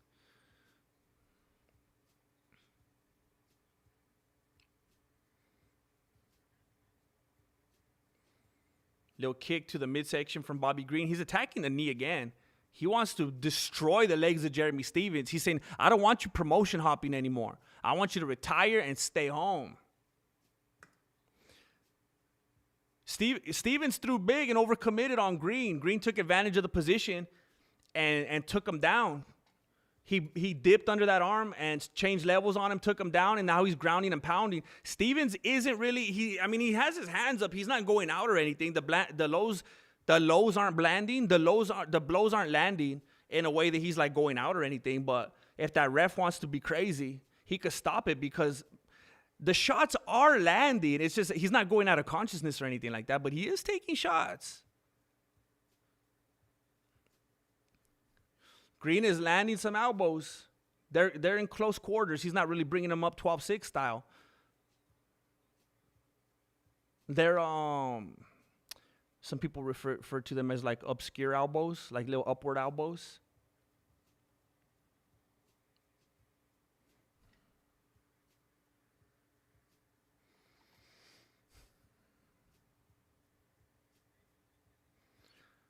So Stephens is trying to get a submission from the bottom. Oh, dang. He had like a real loose one, and Green was getting way too comfortable.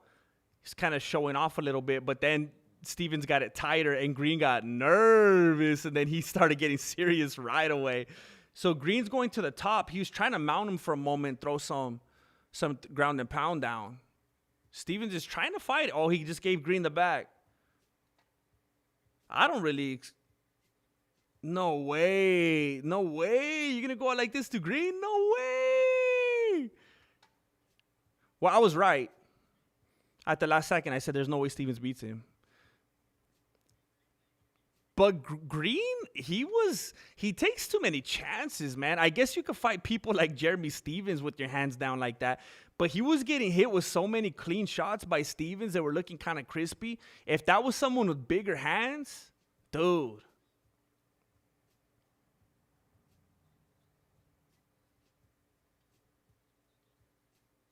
Don't act like that, Green. You only do stuff like this to people at a certain level, bro.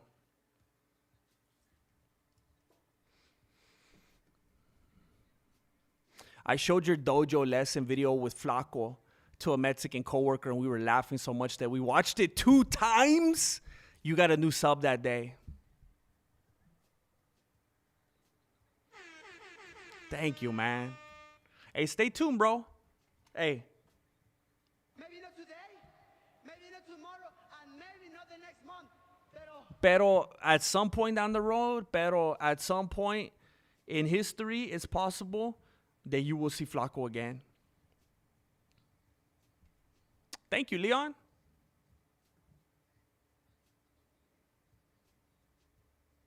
Homie, I live in rural Canada, outside a village that doesn't even have delivery. No! You know what? That sounds amazing, though, being able to live in a village. That sounds like something like from a movie, bro. That sounds beautiful. If I could teleport, I'd be eating pizza and drinking Pepsi. I wish I could do that right now, too, bro. Actually, I'm so hot and dehydrated. I'm not even hungry right now. I'm just so thirsty, man. Jeez. Yeah, I made a video about that bullseye. It wasn't like a whole long video. It was just a segment in one of my videos. But yeah, I saw that.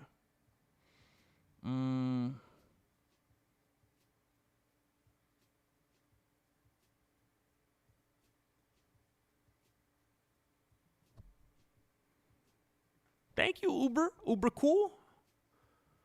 I love doing them. Thanks for being here. Bobby Green got that steroid body shape. Ooh.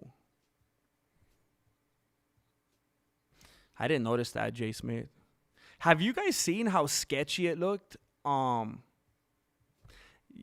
I don't like that either, doctor.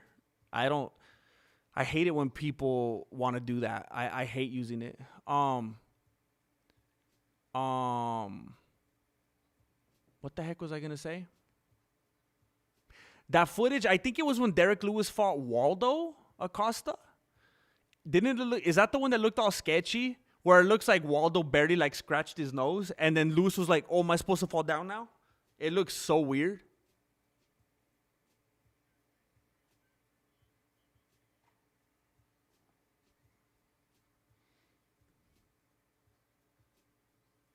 Dang, Bobby retired him. There's no way Flaco's Flaco. Have you seen the man 10 years ago?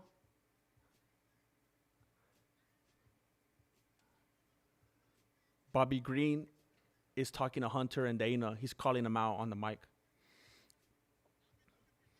He said, "I'm one of the most exciting to ever touch the mat. I've been doing it for years, and nothing's going to change."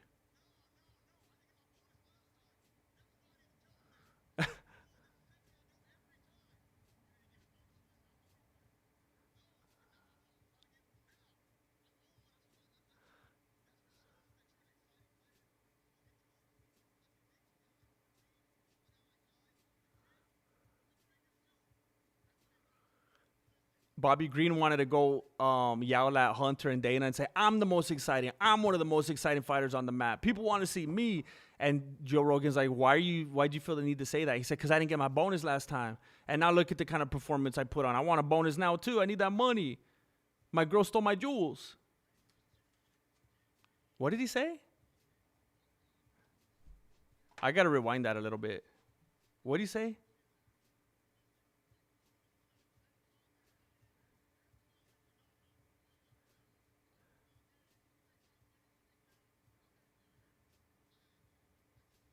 You could submit me. You could knock me out. But I feel like I'm like Michael Myers. "You can't kill me." And then he just left. That's so weird. Dricus Duduplessis. Bo Nickel. He knows everybody hates him. He just has to flip everybody off. Nobody likes Bo Nickel, bro.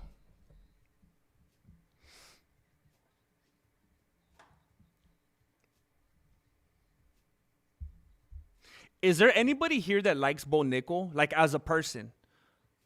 Like, don't even think about his fighting style. I don't want to even hear about that. Like, do you like him as a person? Does anybody here think like he's just a chill dude? Like, I'd like to get a burger with him. Like, does anybody like actually like him?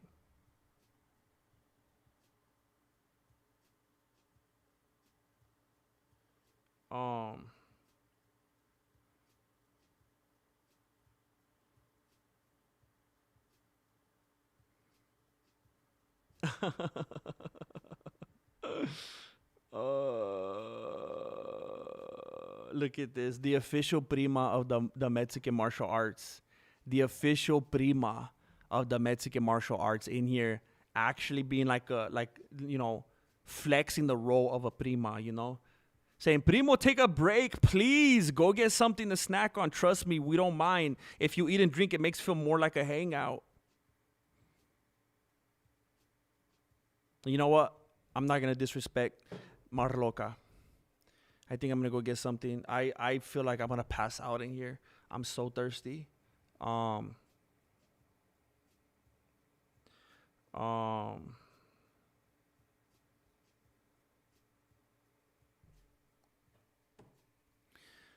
need something to drink so bad.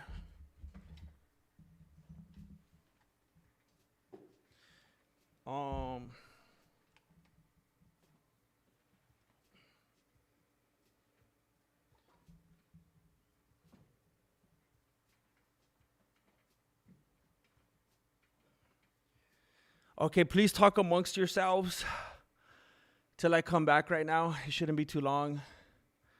Oh, dang, I'm starting to get a headache too. Talk amongst yourselves. I'll be back shortly. Try not to get into any arguments until I come back so I could be a part of it. All right. Oh, dang. Angel Padilla just slapped down. 555. 555. Oh, a man of few words. I think I remember some of you guys told me it doesn't even let you say anything sometimes, like when you do it from the app or when you don't do it from the app. I can't remember. Thank you, Angel. Heck yeah, man. Thank you. Thank you, bro. I'll be right back.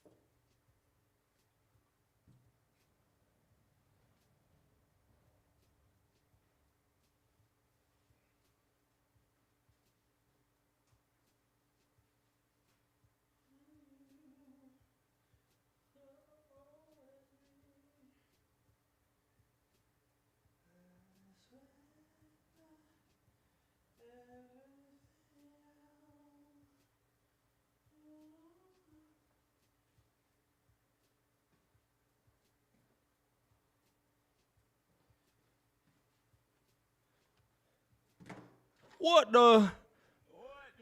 Did Chris Weidman get inducted in the Hall of Fame for what? Commentating? Are you serious? Okay. Kitchen Hall. I got 2 Diet Pepsis and I got 2 waters.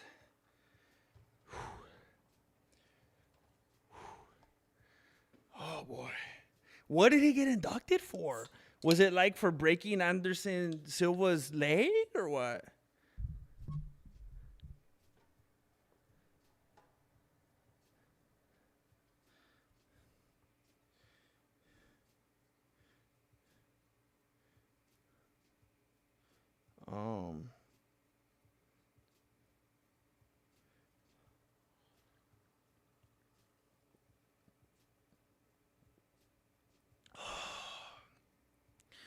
Oh, that's good stuff. Oh, that's good stuff.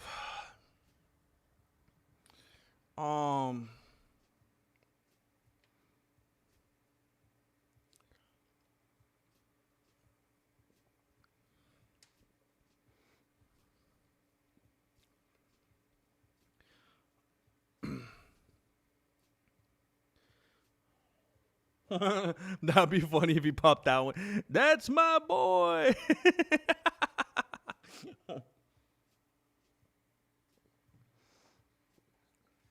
Basically, Miss Chuck Almighty. I was talking with Jesse Jr.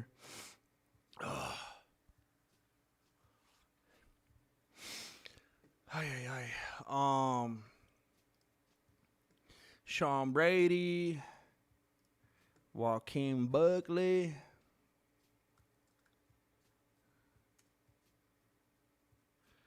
All right.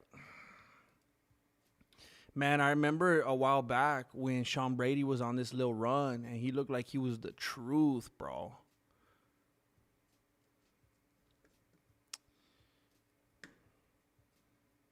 I remember I was excited to see that dude on the come up. And I don't know what happened, man. I don't know what happened.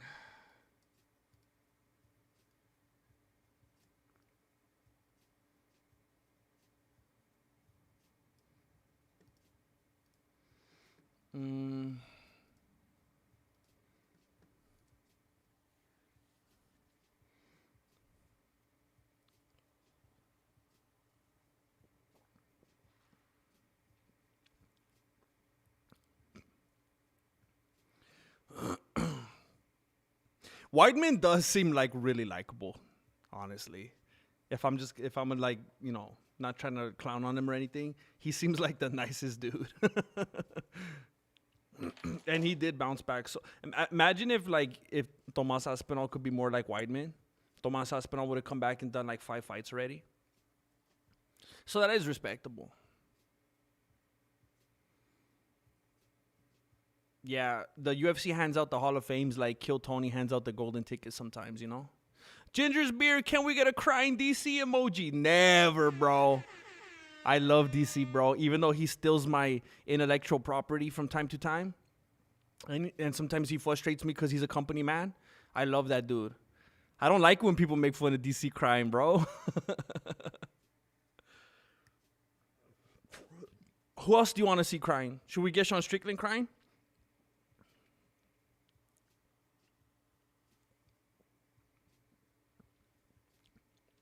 If they let me use my chanclas in the cage, I can also make the Hall of Fame. If personality gets guys and ladies in Hall of Fame, get the GM in. Dude. That'd be funny if they add like... they add an MMA YouTube wing. Oh, shoot, man.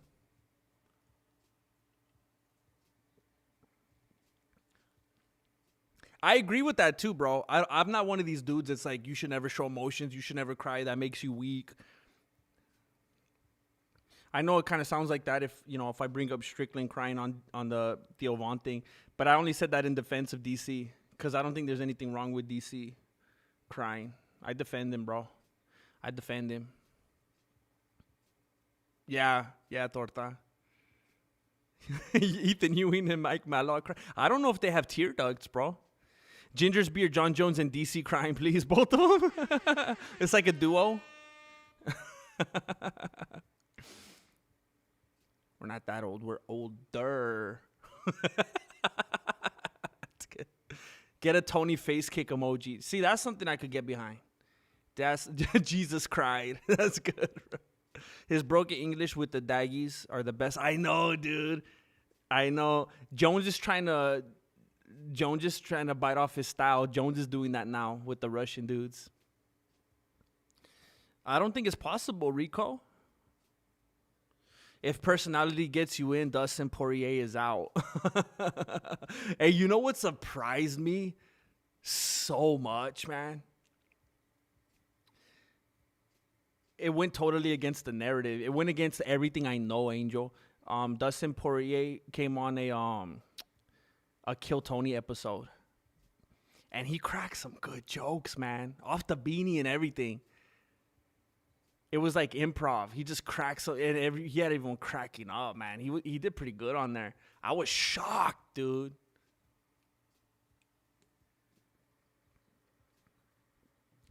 There is a time and place for crying in the basement, door locked when wife and kids are asleep. Yeah. I'll be transparent with you, man. Like if there's anything I could do for this community,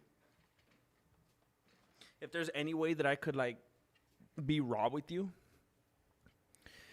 and encourage you to be a human and not be a robot. The other day, there's always so much movement at my house, you know. Someone's always going to something, some kind of practice, some kind of game, some kind of event, some kind of something. It's just non-stop. And you know, I work from home and I'm so used to being here by myself, but I still don't have like that alone time. I'm always working. If I'm doing stuff right here, I'm researching, I'm editing, I'm recording. As soon as I'm done, I go on there, everybody's already here. The other day, everybody had something going on. And everyone had something going on and they weren't going to get home for hours. And I sat down outside and I was just looking at the dogs. I sat down and I had the realization they're not going to be home for hours. And I literally had the thought like I could see the words in my mind. Like I literally had the clear, distinct thought, I could cry right now. There's no one here. You know, I can't do that in front of my kids. I can't do that in front of my lady. That's their security, you know. I can't make them feel uneasy. I don't want to make them feel like, what's wrong? What's going on? Are we in trouble? What's happening? You know, sometimes you feel like as a man, I'm not saying you can't cry, you can't have emotions, but you also need to be that stability, you know. And you don't want everyone to think you're just a wreck. You're just a mess. I literally had that thought when I realized they ain't going to be home for hours. I was sitting there in the backyard and I was like, oh, dang. I got a little window. I could cry right now. No one's ever going to know. I just started crying, bro. I felt like all the just days and days and maybe weeks and maybe months and just stuff that I always push down and repress and don't acknowledge and deal with because I'm just trying to be there for everybody else. I felt like it kind of hit me in one shot.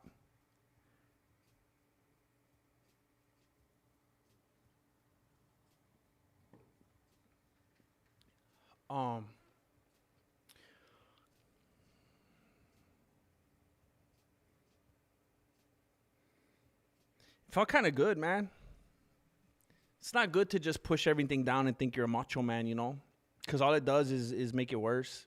Ultimately, maybe you think you're being a hard dude, you're being all Alex Pereira like or whatever, but then you just end up being emotionally unavailable and taking it out on other people and being all bitter and repressed. And I don't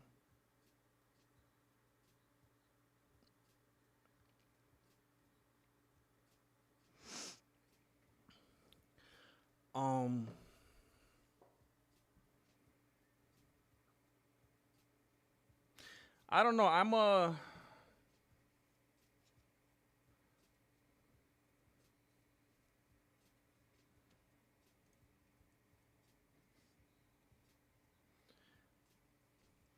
I don't like the way I've organized my life right now, you know? I don't really leave enough time to enjoy life. I just kind of treat myself like a machine. And sometimes, like, at night, I think, like, why? What is it all for? Like, I have no leisure. I have no happiness in my life. Like, what am I working toward? And I feel like I don't give myself a lot of time to sit there and think. I'm always in work mode. And I don't actually, like, reflect or think. And sometimes when I'm not working, and maybe that's why I never let myself stop working. When I stop, it's like, oh, snap. And I feel like a lot of frustration and stress and stuff just builds up. And sometimes it just feels good to just not hold every single thing ever in. And I don't know. I was talking with Marilena about that the other night too. I think it was literally later on that night when they got home. How I was just, I don't know, just all stressed out, you know, because, I mean, it's something you guys could all relate to, you know. Don't you ever work, like, stupid hard, like, nonstop, and it just feels like nothing changes? Like, what are you even doing? What's the end goal? Like, I don't know. Kind of feel like I'm just going through the motions. And it's like, what am I working toward? I remember, like, when I was in martial arts, I was like, you know, I'm working, someday I want to get my black belt. And then you get your black belt, and it's like, okay. And then, or like, you have a job, and you're like, I want to get promoted. You know, I want to get, and then, okay. But I don't have a traditional job right now. How do I get promoted? Or it's like, you have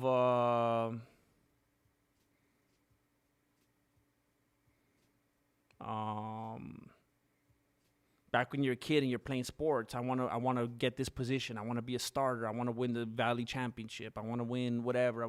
It's like, what am I working toward? What am I? It just feels like I'm in Groundhog Day. I just feel like very unfulfilled a lot of the time. Anyway, yeah, I agree. You guys should be able to show your emotions. Let me call this round, and then so Brady just took Buckley down. He's like, bro, I saw your fight with Usman. I'm not scared of you, bro. I know you talk a big game on social media. I know you want to go box. I know you think you could do everything. You're going to be calling out slap fighters next. But I know I could just take you down, bro. I'm not scared of you. I'm not afraid anymore.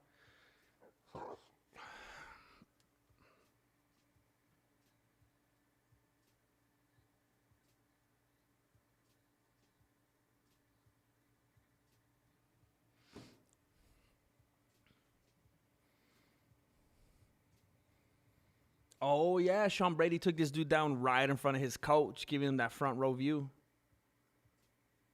They're calling out things. They said 225. What does that mean?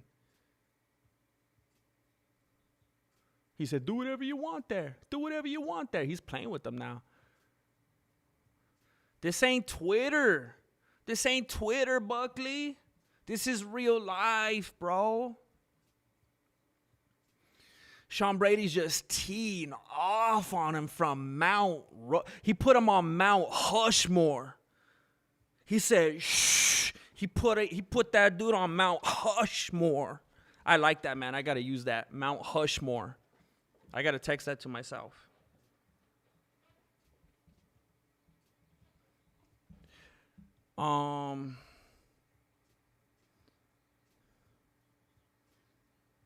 Mount Hushmore.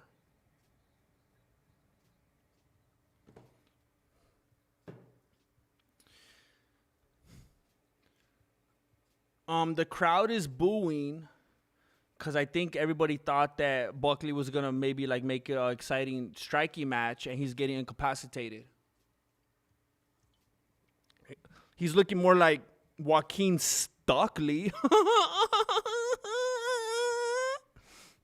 Hold on, let me text that to myself.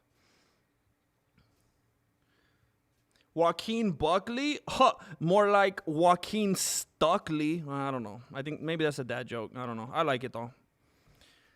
It's on the delivery. Ginger's beer. Can we get Joanna Young J Chick alien head emoji? See, that's something I could get behind right there. Young J Chick disrespect. That's something I could get behind.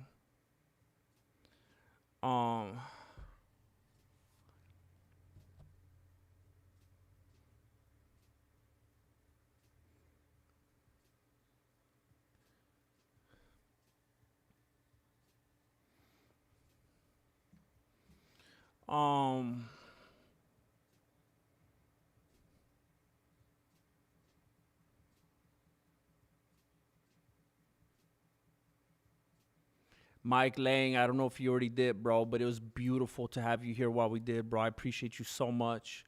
Always a treat to see you here. Dang, melancholy.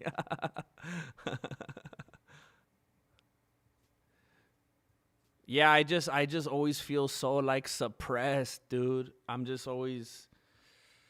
And look, I always have to be super aware of it because I don't ever want to catch myself complaining and sounding like an idiot on here. I'm fully aware of the fact that no one forced this upon me. I chose this path. I chose this lifestyle to do this kind of thing for a living, right?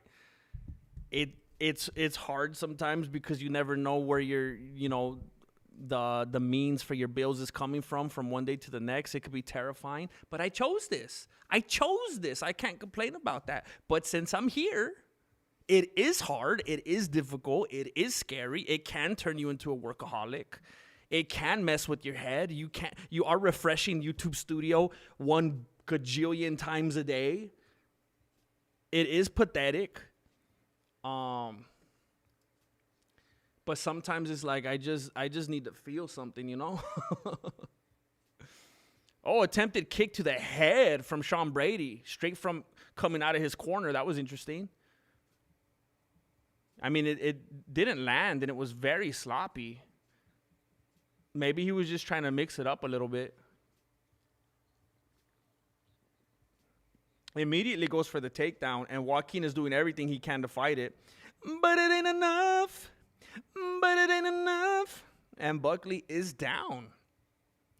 And looks like he's about to be in the crucifix.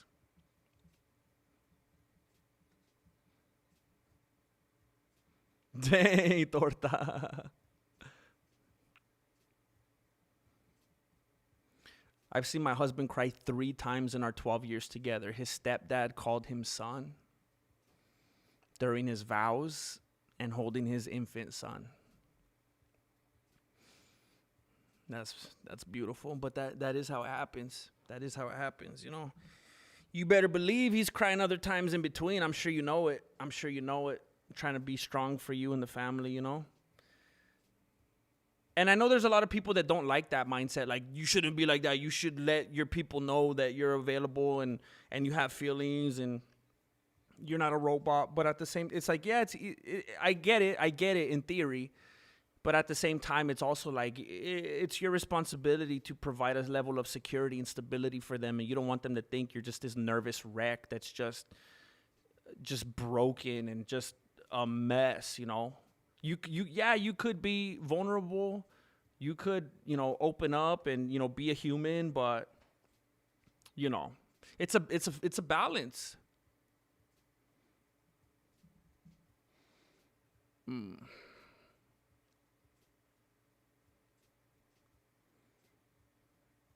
Thank you, Doctor. Thank you, Dr. Zakon. I need to do better. I need that. Hey, that move from Buckley right now looked weirdly sensual, and it made me uncomfortable. I don't know if you guys are watching that crazy gyrating move that Buckley was doing from the bottom. That should be illegal. That was weird and inappropriate, and I'm calling HR. That was weird. But anyway, Sean Brady got him back down again, so that was short-lived.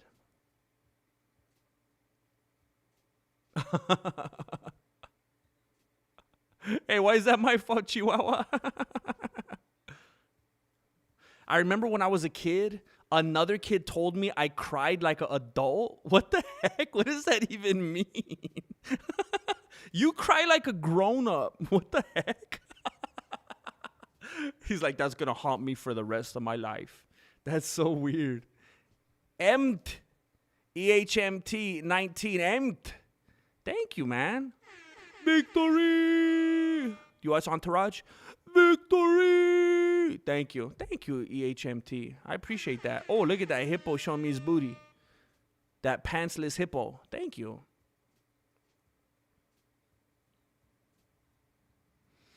Dang. Look at Brady. He's playing him like a drum, bro. It looks comical. For those of you that aren't watching, Sean Brady is on Mount Hushmore. He's literally mounted Joaquin Buckley, and he was going like this. It looked exactly like this. He was just doing that nonstop. It looked funny. Oh, man.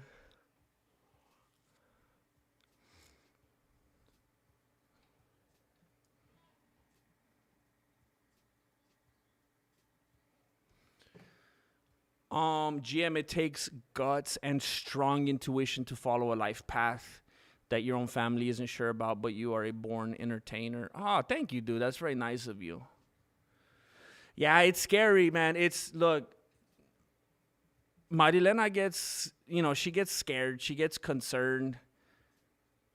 And she is an accounting person. So it's just like a scary matchup because like she's so black and white about everything and accounting and numbers and budgets. And then being with someone like me, it's got to be a disaster for her mentally. But she's been so as supportive as, in the ways that she can, But thank you so much.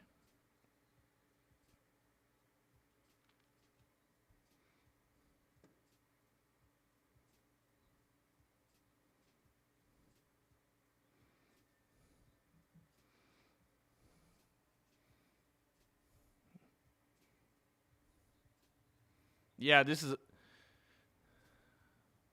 it depends, bro. There's a lot of ways, man. I feel like social media and a lot of things that are educating young men and young women today. I feel like there's some ladies out there today that if you cry in front of her, she's gone, bro. She'll dip. She'll be like Sean Strickland. He's a weak man. He's a weak man. He cried. They just look at everything as like these big signs of weakness,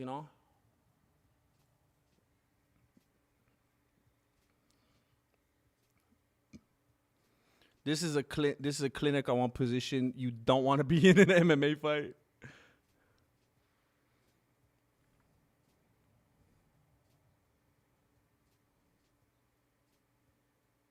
Oh, dang. Did I disrespect myself? Probably. I do that a lot. I tend to have a self-defecating nature.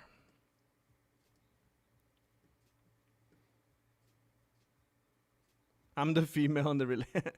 I think that's good, though, bro. If she's the right one, she'll know that you care, that you're invested, that you care enough to be emotional about something.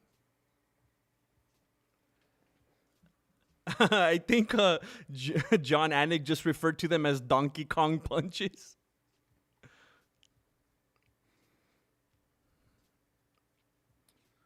Yeah, I agree, Bapalini. I only cry in front of my wife when she beats me at Tekken.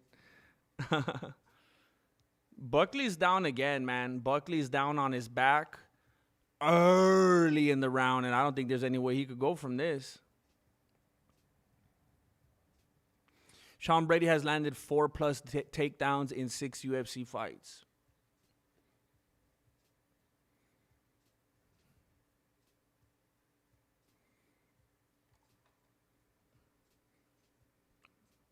Joaquin Buckley thought this was a Twitter fight.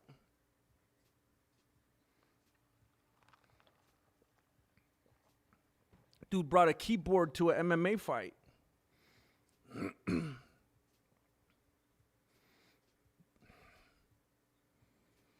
Don't cry if she isn't the one. Yeah.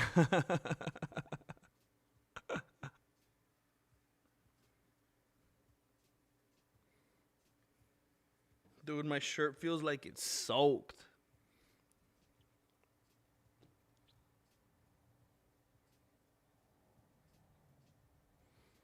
I feel like it's okay to cry at certain things like someone passing, but if you cry from getting yelled at or something, then you're going to be judged. Yeah. Yeah, like if you and your lady are having words or like some kind of, I told you don't put the lettuce in that part of the fridge. What the heck? And you just start crying. It's like, all right, bro. Like they're just going to feel like they can't even approach you or talk to you anymore because you're just going to be like a nervous wreck, just walking on eggshells, you know?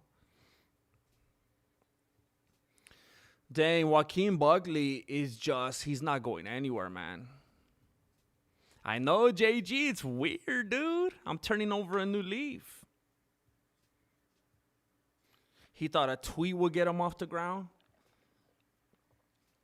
He's down there looking for reception.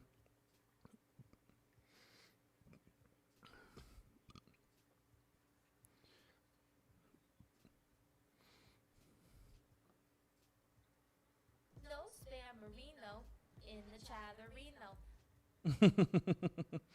Nuked by Marloca. Nuked.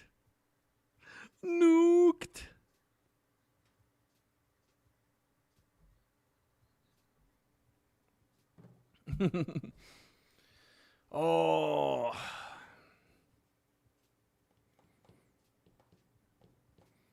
So is this what Khamzat is going to do to Strickland?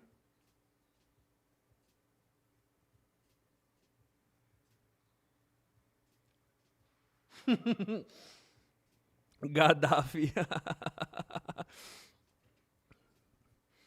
Buckley on the bottom thinking about his next podcast appearance. You know? That's pretty, yeah. I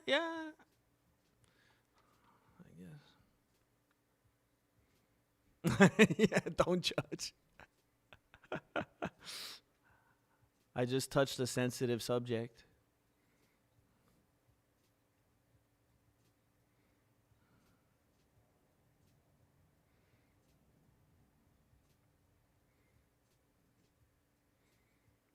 Man, Joe Rogan and DC just never stop talking about dudes' backs. They're so preoccupied with the size of dudes' backs. And obviously it doesn't matter. Like Joaquin Phoenix Buckley's back has done nothing but weigh him down on the canvas even harder.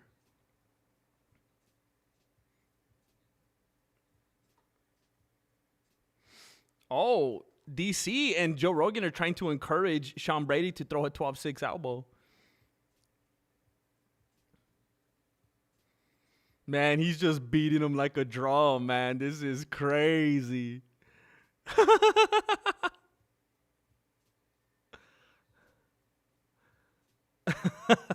Let him know, Sean. Let him know, Sean. It's a story of a man named Brady who was throwing the Donkey Kong punches. Heck yeah, dude.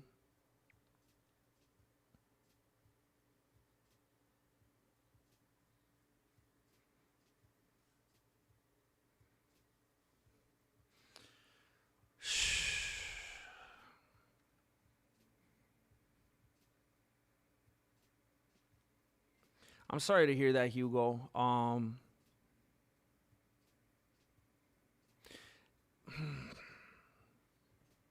This is one of those things where you got to be very careful because I don't want to be presumptuous and act like anything that I say is so deep or is going to matter or whatever. You know, that's something heavy, you know, that, you know, my words aren't going to make anything better. But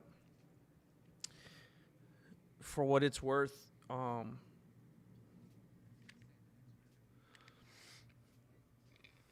it sounds like in some kind of positive way, at least, just what you went through and what you experienced through that, you know, might have put you in a place where, I'm not saying that you weren't before, that you were like a bad person before, but that you could just, shapes you to be an even better person to people, to be emotional, to be present, to have feelings, to express yourself with people, to be there. Sometimes when you feel those tender things and those emotions, it'll kind of condition you and train you to be that for people, to be a comfort, to be a light to other people. And, maybe those things that make you get emotional and make you feel, those could be things that are blessings to the people around you and could really touch them and maybe allow you to experience life even through your own perspective in a way that's more meaningful to you, man. So that you're feeling things more. You're feeling and experiencing life more. Appreciating it more, not taking it for granted.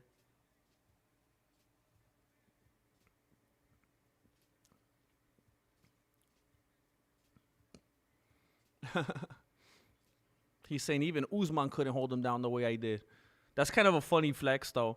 Even Usman couldn't just lay on him like I did. He beat him up, though. He did a good job, though. I'm not trying to make fun of him. He did some good ground and pound.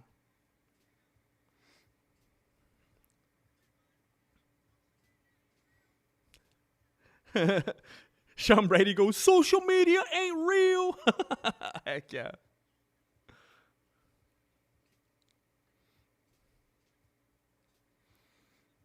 ARJR, my wife caught one of your videos. The wife caught one of your videos.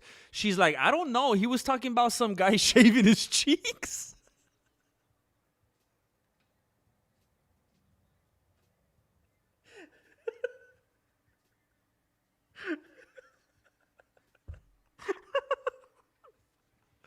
The wife caught one of your videos. She's like, I don't know. He was talking about some guy shaving his cheeks. She's like, he's funny, but it sounded like he was talking about the guy's butt.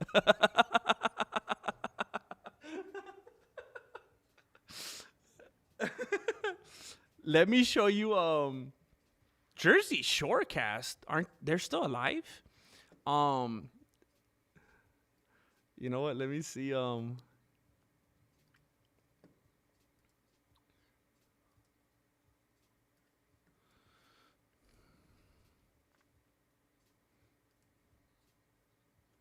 Let me try to find it.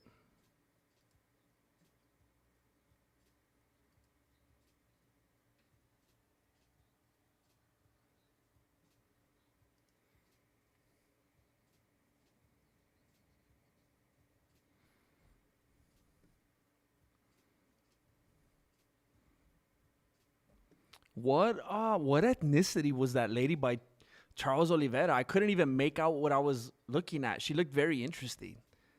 She looked like something from a video game. I don't even know. It felt very weird. Like her visual. I didn't know what to do with it mentally.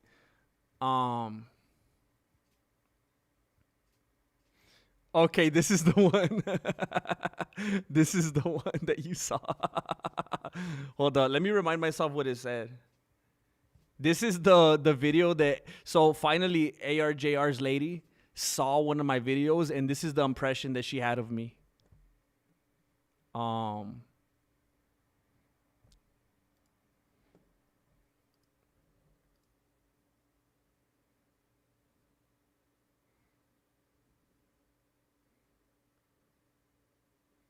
hold up, the audio's not on. Trying to convince, and the only thing that he could come at him with is, he's dumb.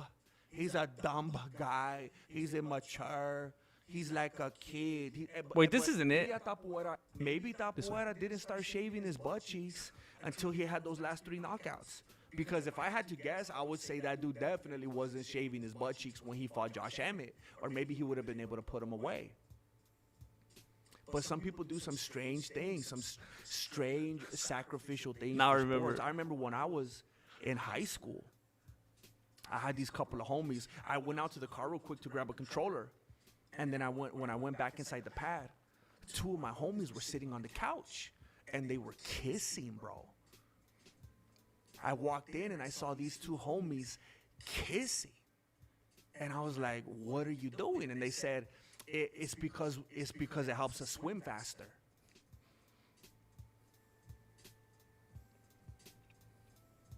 I just saw them a couple weeks ago on Facebook. They just adopted a little Filipino kid. Maybe Tapuera didn't start shaving. I wonder if she saw the whole thing.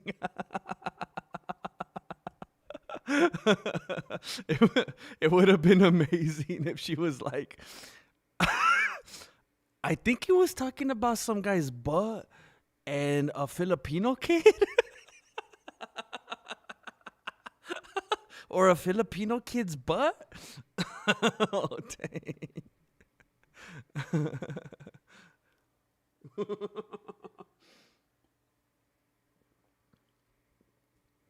Oh, shoot. Jack of all trades.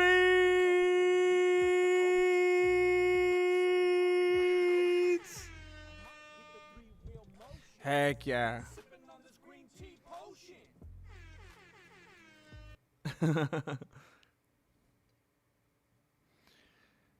Yeah, nobody. I remember, like, I've never, ever liked Adesanya. Like, Chimaev is someone that I've kind of gone in and out with. Strickland is someone I've kind of gone in and out with. I didn't ever for a second like Adesanya. Never rooted for him. But I remember when he was setting up to fight Dricus du Plessis. And I started doing my MMA long division. And I started watching all of du Plessis' fights. And I was like, oh, dang, this dude might be just as annoying as Adesanya. And I was like, who do I want to lose more? I don't think he's likable.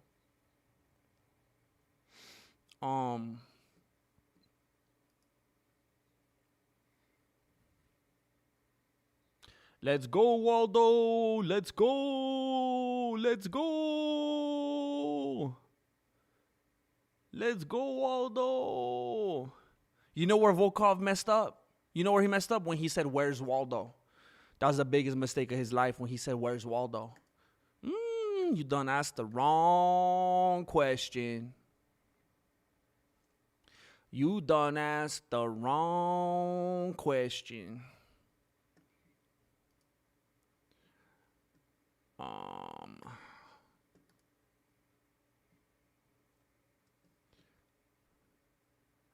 Let's get it started.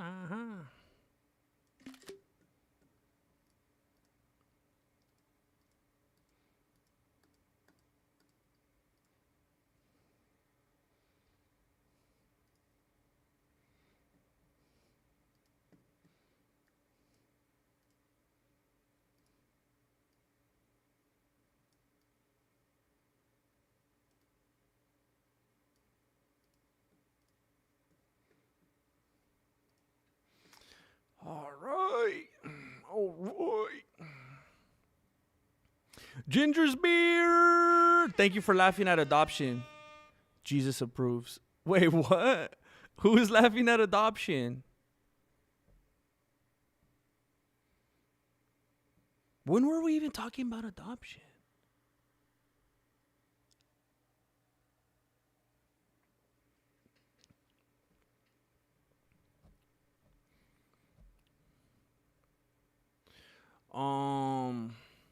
I can't tell if you're being sarcastic. Were you adopted and someone made fun of you?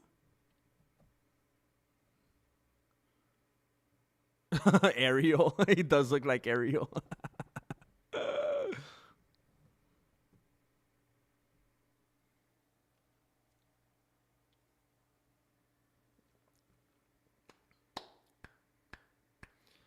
Jordan is here.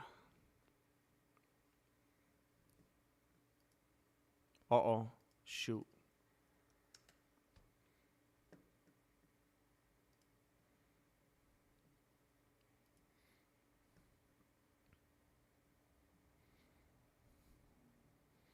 What the heck?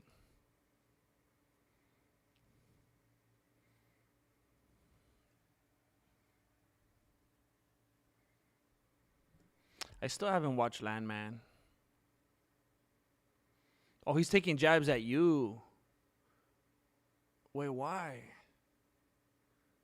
Wait, you were making fun of yourself, Melancholy? I don't understand.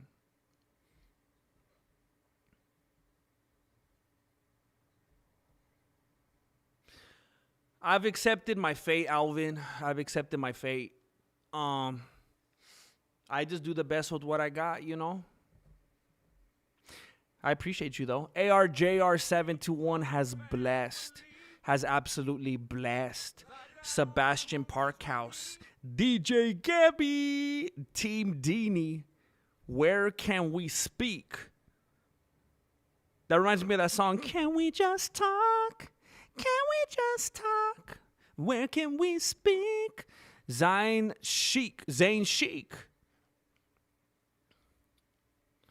Thank you, ARJR, for changing lives tonight. Thank you, man. You just changed his lives tonight, like Joaquin Buckley. His life was changed by Sean Brady, but in a good way, though.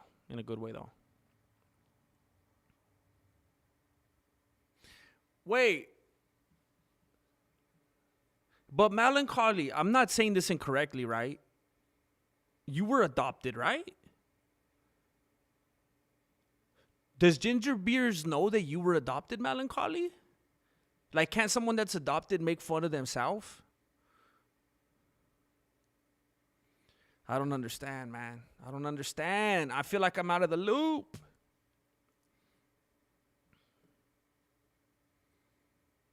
I know, Nigel. It's embarrassing, man. I feel like I exposed myself from being on camera too much, man.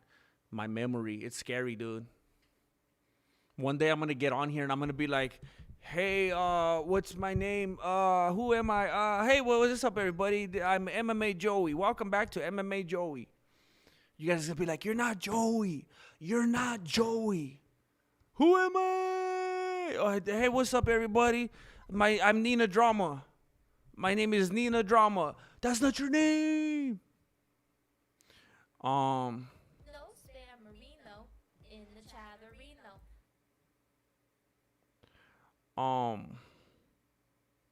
See, it's like, it's fair game then, right? Interesting. Interesting.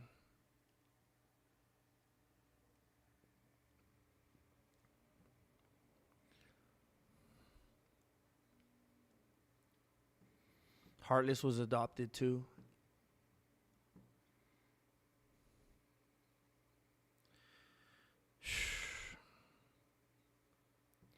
Yeah, we all come from different walks of life, man. I'm a fan, Ronan.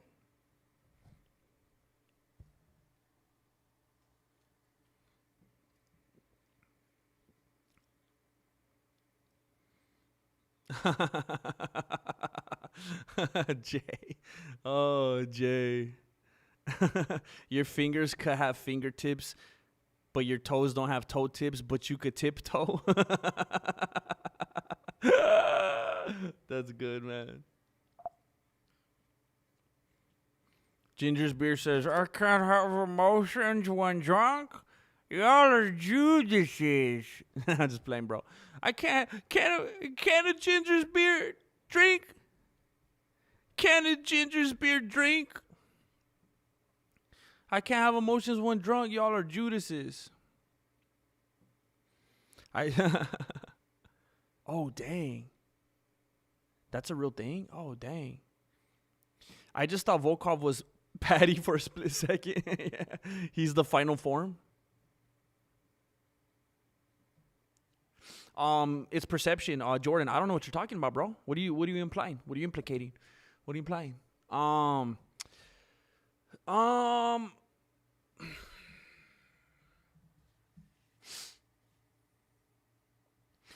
For real, dude, I don't know 100%. 100%. But I kind of, like, does this ever happen to you? Because it happens to me all the time. Where I'm having a conversation with someone about whatever details. And I feel like sometimes I don't remember, but I really want to remember. So it's like in the moment I start remembering, but it's like, wait a minute, am I really remembering, or am I just putting this together on the spot because I want to fill that hole with the actual reason? And I'm making up a reason on the spot. Like, sometimes it's hard for me to tell. I don't know if anyone can relate to that. It might be another overactive imagination thing. But if I had to guess and attribute it to something, there was somebody that when I was a lot younger, and I thought he was like kind of a cool guy, kind of like a rough around the edges, kind of like a cholo type. Like he was like a kind of an imposing dude. I worked with him at a packing house for a couple years. And his name was Jesse. And I just remember always thinking like he was an older dude. He was older than me. I always thought he was kind of like a cool guy. I don't know. I kind of, if I had to force myself, I kind of think that maybe that was like a subconscious thing.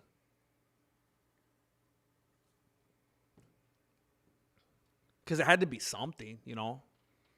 It's not like that guy had like this weird, significant impression on my life or something like that. I'm just saying it had to be something.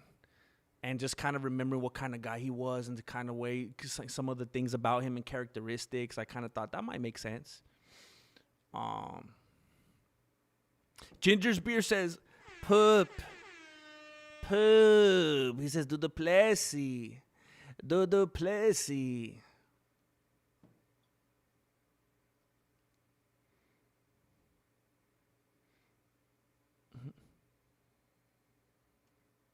What the heck?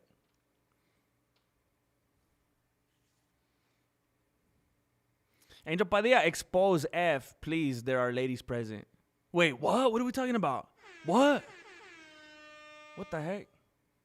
Volkov looks like a 80s villain, movie villain.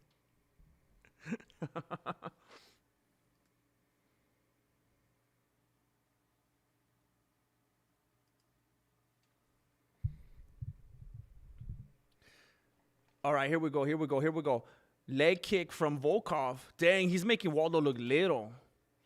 He's making it seem like it's harder to find Waldo because he's so little. He's towering over him. Leg kick from Waldo. Leg kick from Volkov. Leg kick from Volkov. Waldo's like, that's all you got? Come on, man. He's about to point to the ground, Max style. Kick to the body from Volkov. Little low. Couple centimeters, he would have called a groin shot. Jab to the face.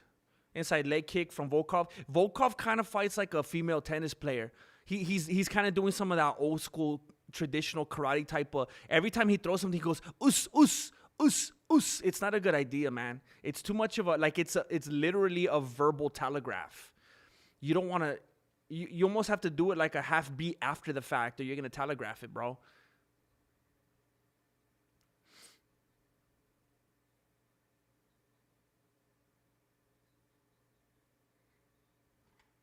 Waldo got Volkov dancing around the outside, staying near the fence. Volkov's body always makes me like a little frustrated. Like it makes me mad. Like there's something about his waist that bothers me. I don't know what it is. Like, I don't know. I don't know if maybe it's his shorts that kind of packs everything too tight right there at the bottom or what. Every time I see his waist, it angers me. I don't know what it is.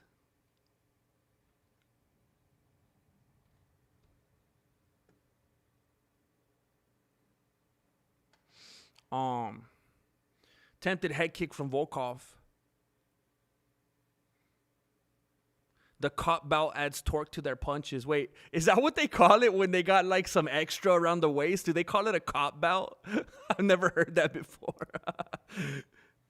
Patty's kicks are weak. GM saying Volkov got a weird body shape. It's always frustrated me too. It's like, bro, you're a professional athlete. You can't get rid of those last couple. Come on, dude. His shorts are pulled up too high. Maybe it makes it worse. He's shaped like a rectangle.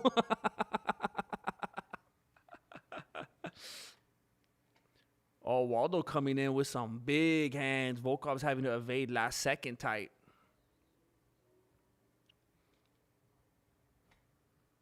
The spare tire. Acosta with the oblique kick. Volkov telegraphs too much, man. He's like doing like slow switch kicks and like making it very obvious what he's going to do next. Leg kick from Volkov. Waldo's just waiting for the perfect opening. If Volkov keeps fighting like this, Waldo's going to be able to knock him out like in the second round. Waldo is just waiting for a window so he could land the bomb. And Volkov is trying his best to just win by decision with enough leg kicks. If Waldo could land a punch, that's going to be it. Volkov's already exhausting himself and breathing heavy and moving awkwardly just by throwing leg kicks. Waldo's coming in Derek Lewis style, trying to land some bombs. Yeah, for real, just rush him, dude. After this is the Asian on Asian violence, I believe. Yeah, Van and Taira.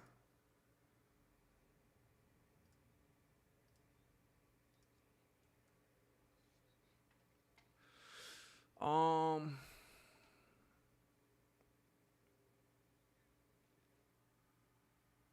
Volkov with some spinny stuff.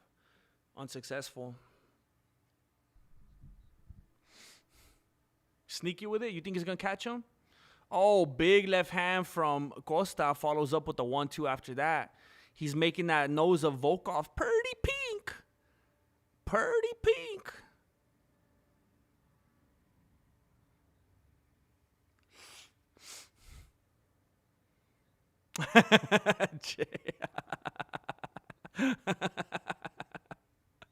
Oh, yeah. Dang, Zach. Yeah, the extreme Asian, the hardcore Asian match. Oh, man.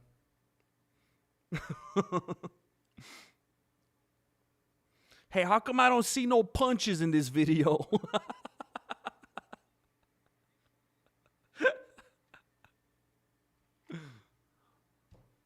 Okay, I think they're about to fight. No, there is going to be a fight. They're lubing him up. The guy's lubing him up right now. This must be the cut, man. He's putting lube on him. He's about to go into the fight. No, wait, what's he doing? No. What are you doing?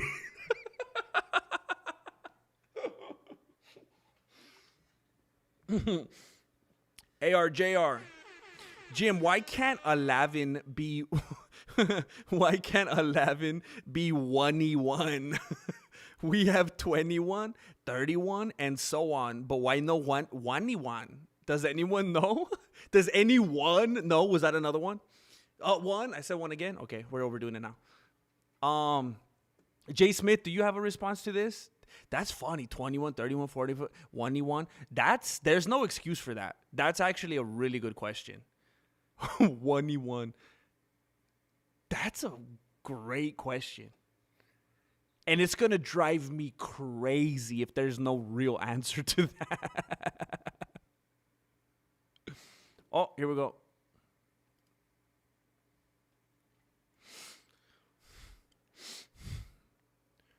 All right. Kick to the midsection from Volkov. Waldo looks frustrated. He's like, he keeps making faces and mannerisms like, come on, bro, let's do a real fight. What are you doing? Why are you throwing this weird stuff?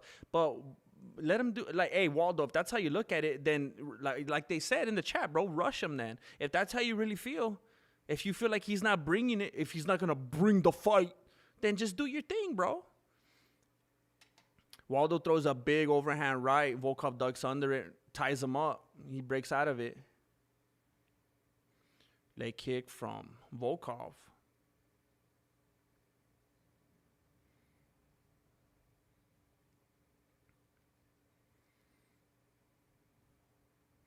Leg kick from Volkov. Oh, Volkov, he was trying to land another leg kick. Waldo timed it, capitalized with like 2-3 shots to the dome. Leg kick from Waldo. Leg kick from Volkov.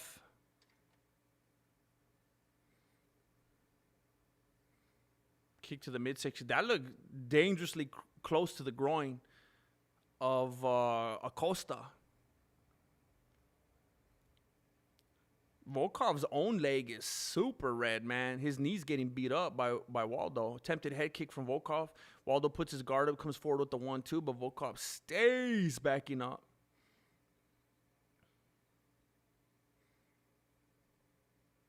They're just exchanging leg kicks, man. This is crazy. You know how there's power slap? This is just like leg kick. Power leg kick. Dana White's going to do a promo where he's leg kicking his lady at the club later.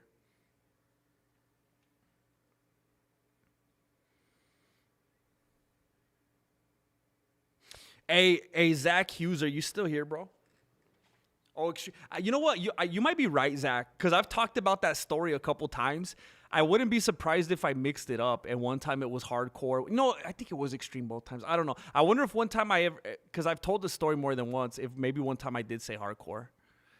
I wouldn't want to try to correct you because you've been there. You know, you probably know. You know, I have a terrible memory. I might have forgot. But I was gonna say something. I don't think I ever told you. I wanted to tell you, dude, and I don't think I ever did. Do you remember years ago when you were like you were being helpful? Waldo's being like, I told you he was doing like Max Holiday. He's pointing to the canvas now. I told you he was gonna do that.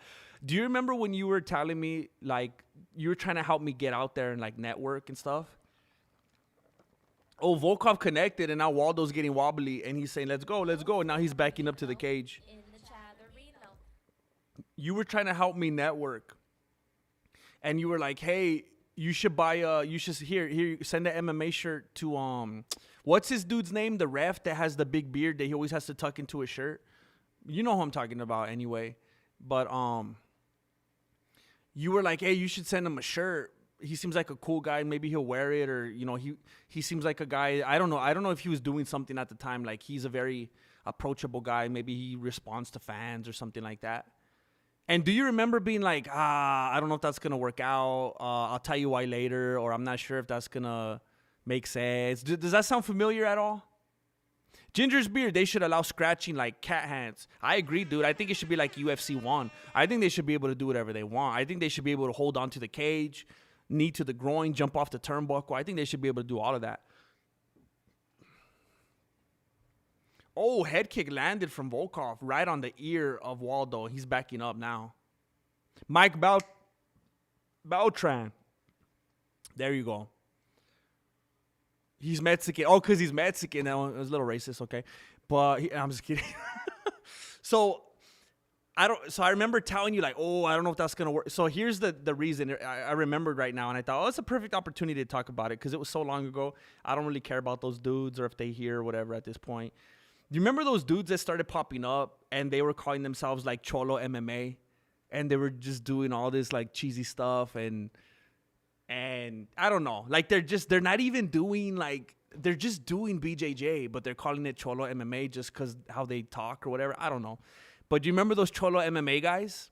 And they were like, people were sending me DMs nonstop about those dudes. And they were like, look at what they're doing. They're trying to be like you and Flaco and all that. And it was just, I got so many messages about that. And then the dude came out. He's like, I never even heard of Mexican martial arts. I was doing this way before him. I've been doing this for years. And then I went on a crazy, like obsessive, like stalker deep dive. And that was the farthest thing from the truth. Not even close. He started doing it like 3 or 4 years after me or something like that. So it made me even more upset that the dude was lying. But anyway, do you remember those people? The Cholo MMA guys, they were popping up on Instagram and they were collabing like with different, they were collabing with like Dominic Cruz and stuff like that. I don't know if you remember that, but how dare you, Soren Chichi? Sign up to my new channel called Dana White Privilege MMA. No, I don't like Van. I think he's a punk. But also the other guy ripped off Brandon Moreno because it was an early stoppage. So it's a tough one. But I definitely don't like Van. I don't want Tairo to win, wait, how do you say it? I don't want Tairo to win, but I want Van to lose. So, Zach, I know I'm taking you through this like a lawyer. Do you remember this? I remember. And then I said this, and then I led to that. Do you remember that? I remember.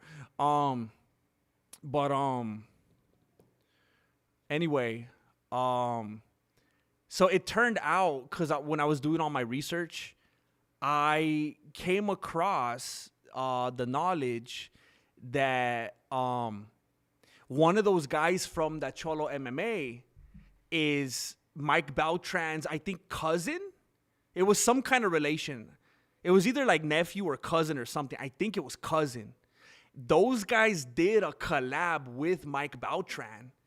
And it must have been around that time. Who knows what that was? By this point, it's probably like 2020 or something, dude. It feels like so long ago. But they did a collab with Mike Beltran. And apparently one of the dudes that does the videos with the guy, he's like his Flaco or whatever, is cousins with Mike Beltran. And he was like repping the Cholo MMA merch and all that. And I was like, well, shoot, dude, I can't send him that now, because then he's going to be like, oh, I see what you're trying to do because this guy's my cousin and they're doing Cholo MMA. And it just got so weird. And I was already had like a bad taste in my mouth because those Cholo MMA dudes. And turns out, like, what a small world. They're literally related to this guy. And then he had just popped up in a collab with them. And then I was like, I can't. The overlapping just seems so weird, and it just seems like an impossible situation. So anyway, I always felt a little bit weird that I felt like I didn't express that to you, because you were trying to do something nice and be helpful, and I remember always just being like, well, it's weird because he's like he's like literally blood with the enemy, you know.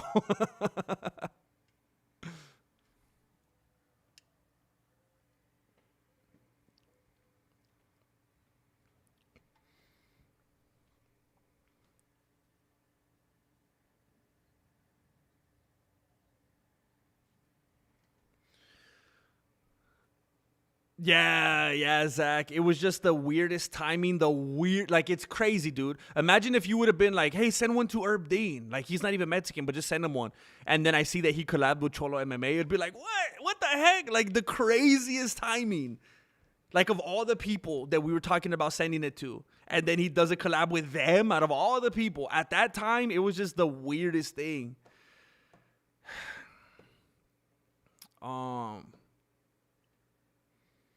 Waldo is he's trying to capitalize on these last moments, these last couple minutes of the fight.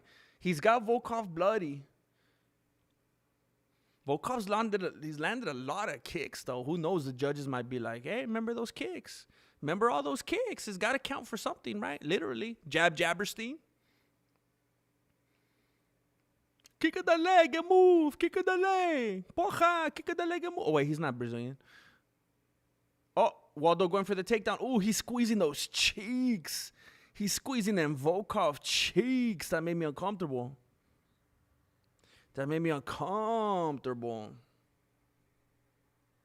Squeezing them cheeks. Squeezing them cheeks. Squeezing them cheeks. Squeezing them cheeks. Squeezing them cheeks.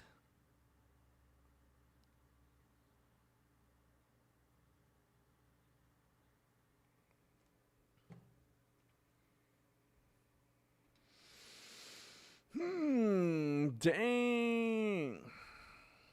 Who hasn't wanted to squeeze Volkov's cheeks? Dang.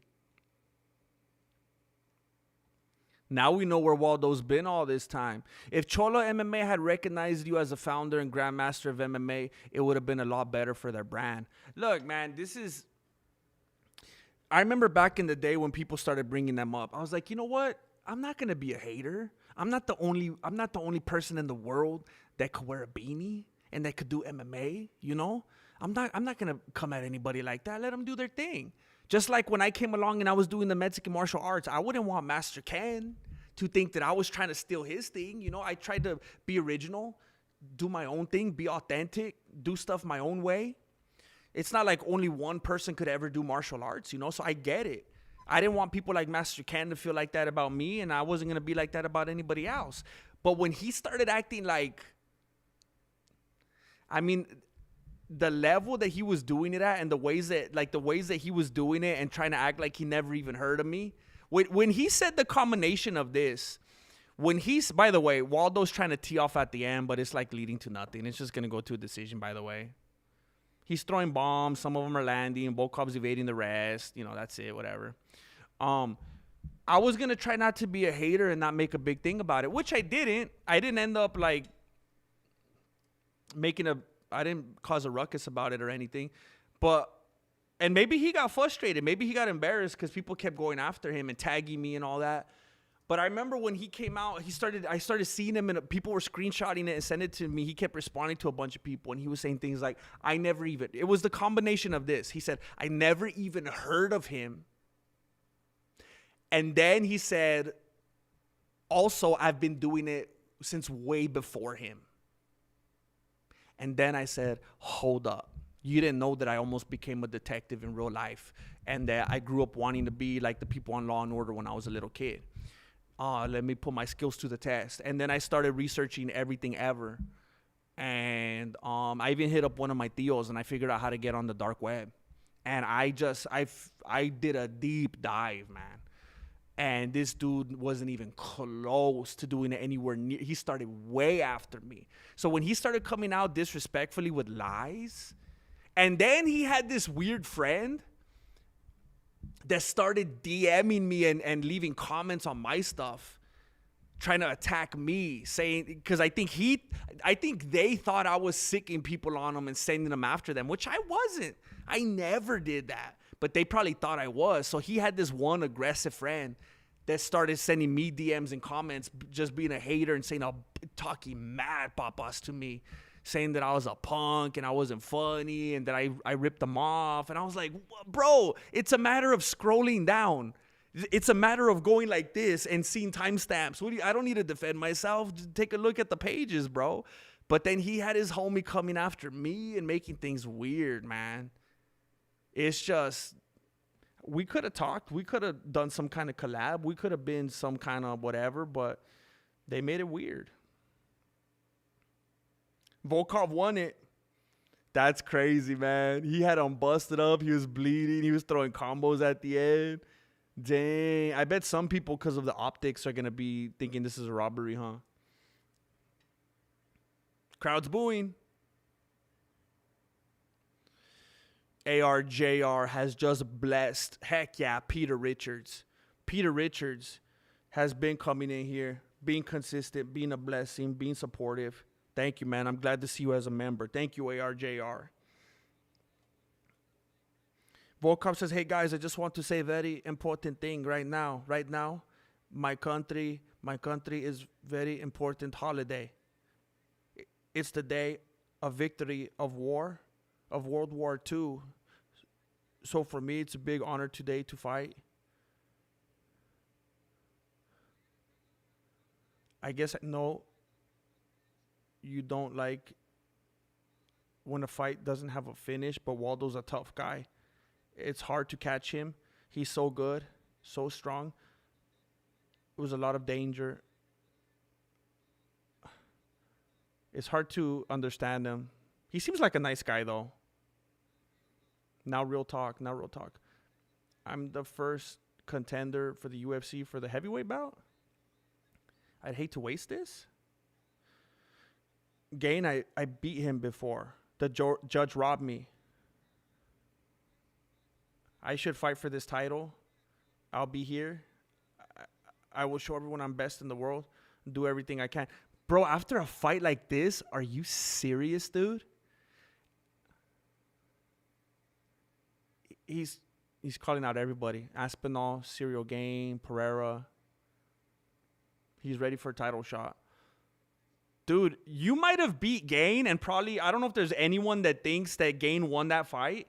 Okay, cool. But after a fight like this, bro, are you serious? Thank you again, ARJR. Dum, dum.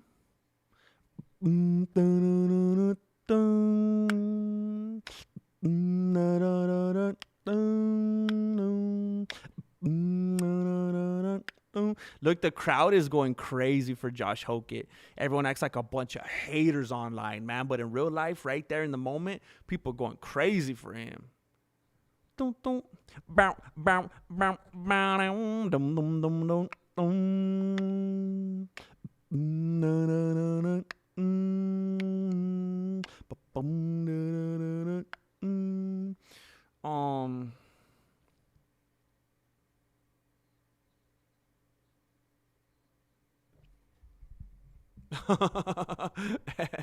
Crazy ex-girlfriend stalker. I'm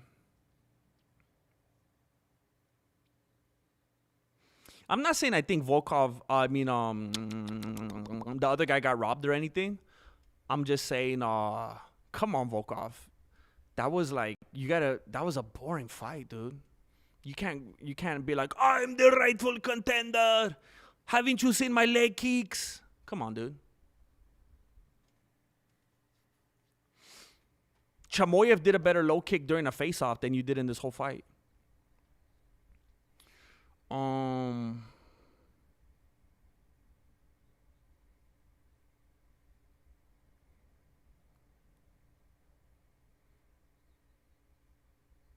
Wait, are you serious, Chihuahua? Are you serious, bro? Hey, Chihuahua, where are you from? Are you from a different country?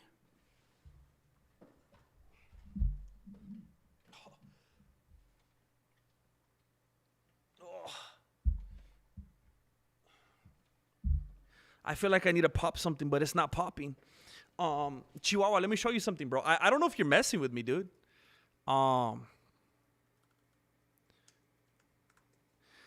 It's like one of the most famous things like ever for like United States people.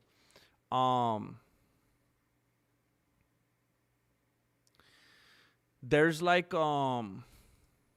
there's a bunch of them, but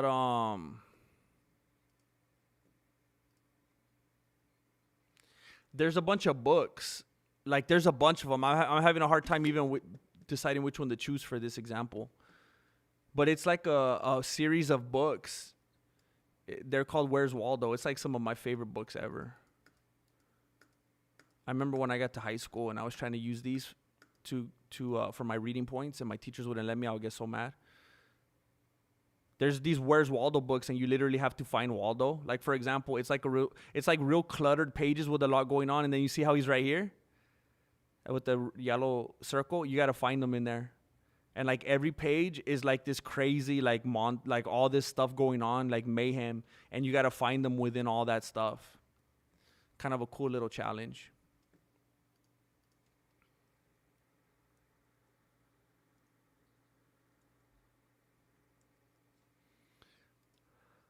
Bum bum da da da dum. Bum bum da da da dum. Bum bum da da dum. Bam bam bam bam dum bum.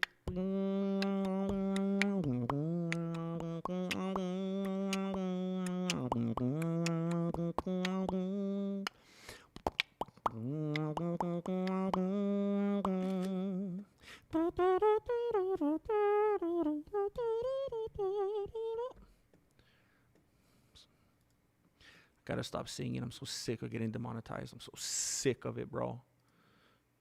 Me and my stupid perfect pitch. Can't stand it, bro. It's a curse.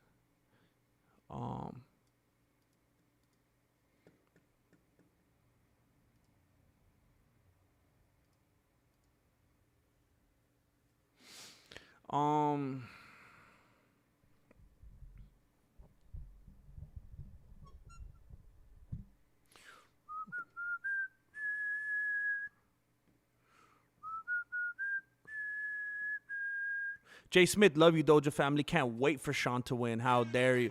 How dare you, Jay? How dare you pick against the family?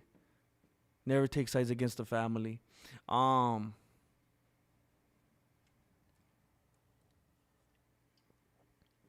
That was almost as boring as the Buckley fight. GM, respectfully, Kid is a future has-been. Hey, that's funny, dude. I like that. Future has-been. Chama your mama. I like that. Chama your mama. Heck yeah, Peter Richards got blessed by ARJR. I hate how Chama your mama made me chuckle. He'll get you. He'll get you. That's how I felt, Hugo. Volkov was running the whole fight, basically won by points. The damage was Waldo. Look, and again, I'm not going to lose sleep over it. I'm not going to cry robbery or whatever. But the thing that bothers me about it is that it just seems inconsistent. It just seems like at certain times, depending on the location, depending on who the fighters are, depending on who the judges are, it's like, hey, I thought it was all about this. Why are you making it about that now? I thought it was about control time. Why are you saying that he didn't do enough with that control time now? I thought it was all about damage. I thought it was all about significant strikes. I thought it was, it seems like it always changes. Leon Enriquez just blessed Polo Buck. Rogier. Earwiz, Noag 14, and Guapo Kizzy. Thank you so much, Leon Enriquez. Thank you, dude. Thank you. Thank you so much, bro. Thank you so much, brother. Thank you, brother. Thank you. It's burger time. Thank you, brother. Thank you, Leon. Thank you, Leon Enriquez, brother. I know the feeling, Zach. I do that all the time.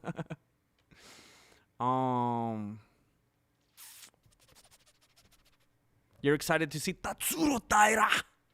Tatsuro Taira.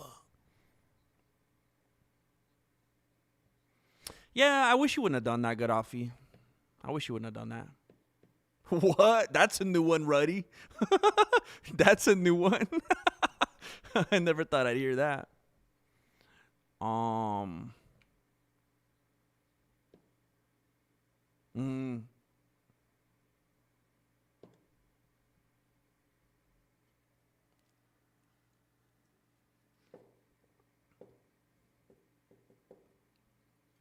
We just wait. I don't even, because we talk too much, Zach.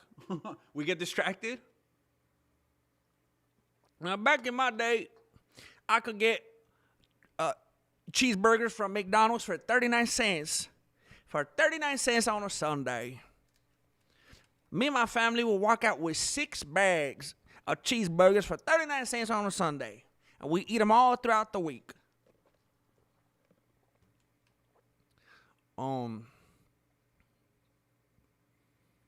But if you save them till Saturday, you get food poisoning.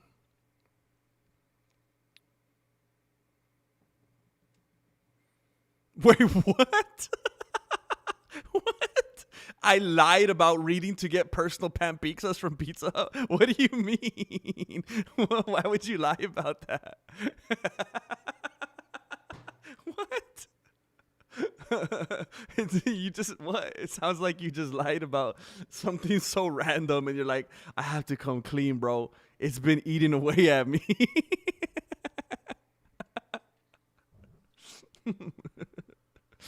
Oh, dude. Oh, thank you, Ilwiz. I appreciate that. I tried to pursue that career in a past life. You know, didn't work out. Wait, what? I got a copy of the new Where's Waldo in Europe edition. It's a lot harder now. He isn't even in the book. I think all the white people are fleeing Europe. I think that's what's happening right now.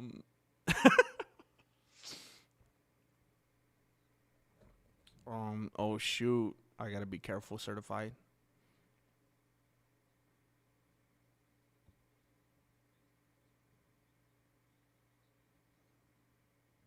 Yeah, me too, Hugo. I just feel like we've been conditioned to think certain things and then they go switch it on us.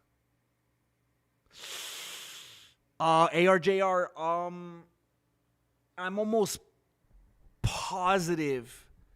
Honestly, dude, I would just, because I knew it was something that was so crucial, I was just swiping the card, dude. And Marilena, she's the one that handles all of our budget and finances and everything. And I would just ask her every day. That's how our life is, bro. Every day when I was in the car, before I would get out, to ask her, as soon as I pulled up to that chiropractor, I would call her and I'd be like, which card do I need to use today? That's been the lifestyle, you know. Which card can I use? And then she'll tell me you got to use this one. Make sure you don't use that one. this is gonna go through on that one. I need to put something on that one. I'm almost positive it was once I got going and I was done paying like for x-rays and that kind of stuff, I'm almost positive it was just $40 a visit. I'm almost positive.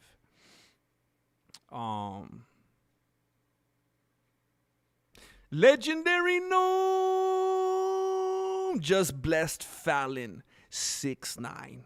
Fallon 6'9". Thank you so much. Legendary Gnome doing legendary things. Thank you so much. Thank you. Oh, you're from America? Dude, you didn't know Where's Waldo? Are you serious, dude? Wait, are you super young? I feel like Where's Waldo ain't like a... Oh, now I know what you were referring to. You were referring to Where's Waldo when you said that, huh, Zach? I was like, what is it? Wait. Does this dude always come out to Power to the People?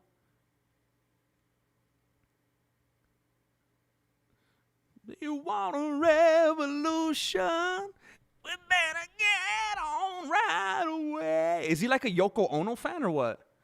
Is he like Yoko Ono's like cousin? Power to the people. Power to the people. Stop trying to make me like you, Tatsuro. To the people. Power to the people, right on.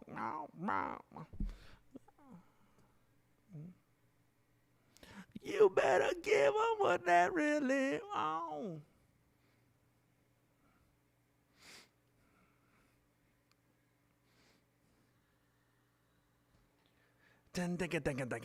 Power.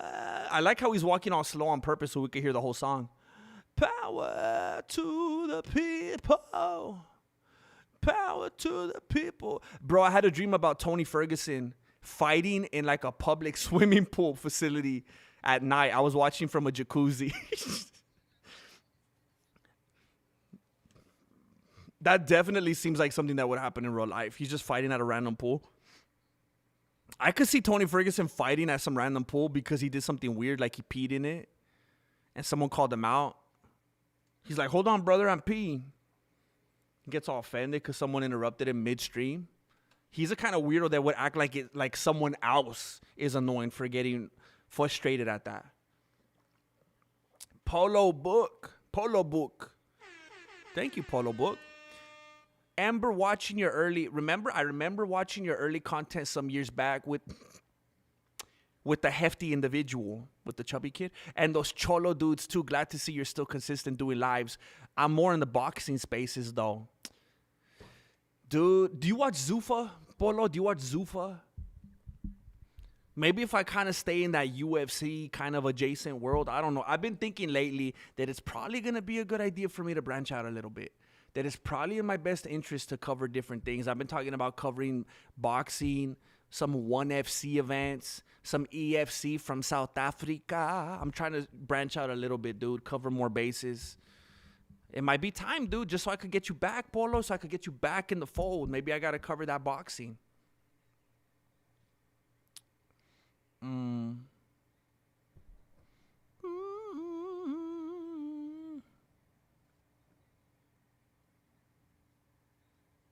Sabes todo, pero no quiero hablar. Sabes todo palabras. Zapatos, cacahuates, pantalones, lechuga, refresca, chicken nuggets. Come on, dude. Power to the sheeple. Oh, they call him Wally. Where's Wally in most of the world? They renamed him for North America for some reason. What the heck? For real? That's crazy. What the heck?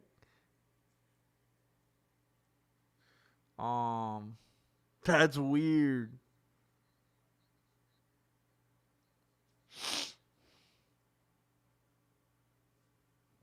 What?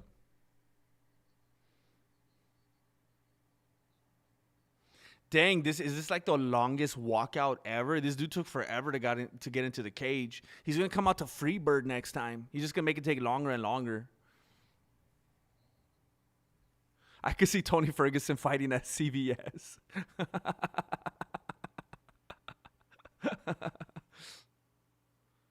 He's trying to take the vaccine in his butt cheeks.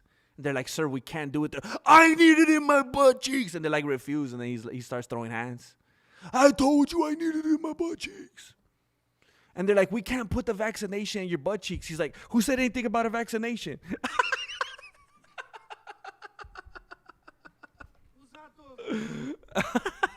Yeah, bro.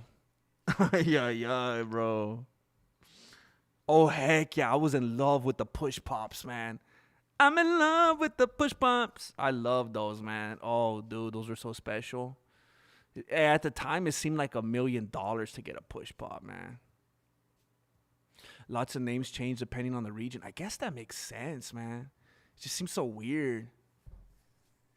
It's like if, you know, Clifford, the big red dog. It's like if I was talking to someone from Germany and they're like, Clifford, his name is Gary. What you talking about, Clifford? That's Gary, the big red dog. I'd be like, Gary? Who's Gary?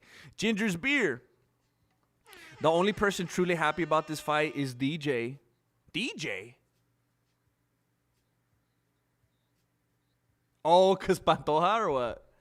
Wait, why? Is that why? Because Pantoja's not doing it?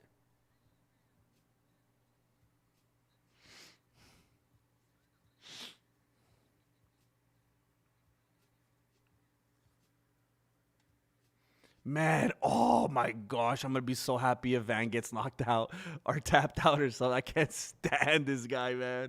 I can't stand this guy. Where's your kid at? Oh, dude. Wait, they don't? I didn't know that, not this. They don't allow songs with bad words. They won't just like bleep it out. I don't think I ever noticed that. They have to bleep it out, right? Or is that a Paramount era thing? How was Conor McGregor coming out with Biggie and Nate was coming out with Tupac? Those have bad words like every 3.5 seconds. It's mandatory. ARJR, who you got? Wait, I read that totally wrong. If I send it, will you go? Oh, dude. Wait, is that like a if they build it? If we build it, will they come?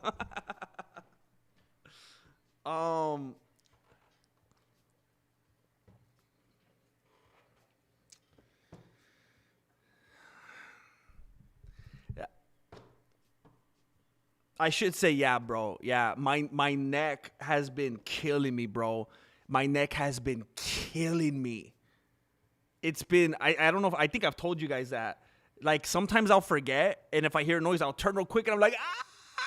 My neck right here, it hurts so bad. But I just keep saying, I'm busy, I don't have time, I'm busy. And I just keep making excuses. It'll get better, I'll sleep a different way, but that would be a hard thing to say no to, bro, because I know you care. I know you're just trying to help. I know you probably see me not feeling great.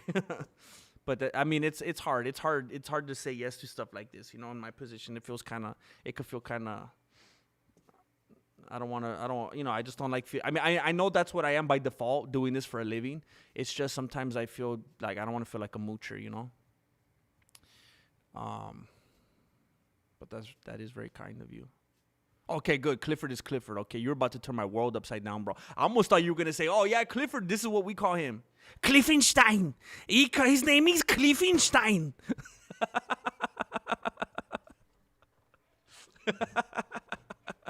He's a German Shepherd. Yes, this is a Cliffenstein. I always think about what my walkout song would be. I said it before, Zach. I would come out to Dead Silence. Dead Silence. I think that would be more scary. You could hear a pin drop, bro. I tell them no song. We don't need no stinking songs. I'll just come out to Dead Silence. I remember when I was a lot younger, I thought it'd be cool, like funny to come out to something like, I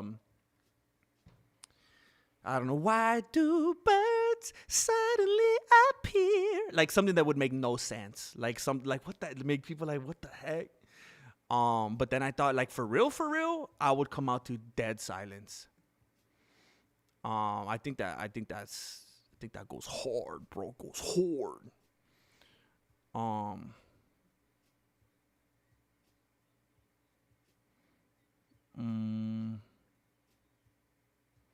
Okay, here we go. We're getting ready, bro. TJ Maxx is TK Maxx. In Europe? What the heck?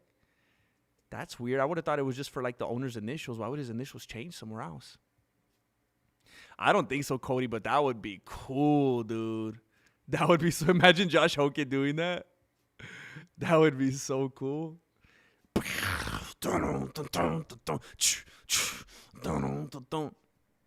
Hey, Blair Davis, GM.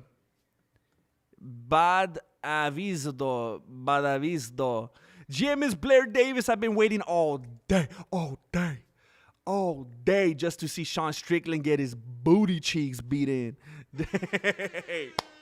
It feels so good to align with you, Blair Davis. It feels so good to be on the same page. Heck yeah. Heck. Here's the thing, guys. I'm going to die tonight. And that's why I told Aiden Ross that he wouldn't miss his money. Heck yeah, Blair. Good to see you. The artist formerly known as Blair Davis. Heck yeah.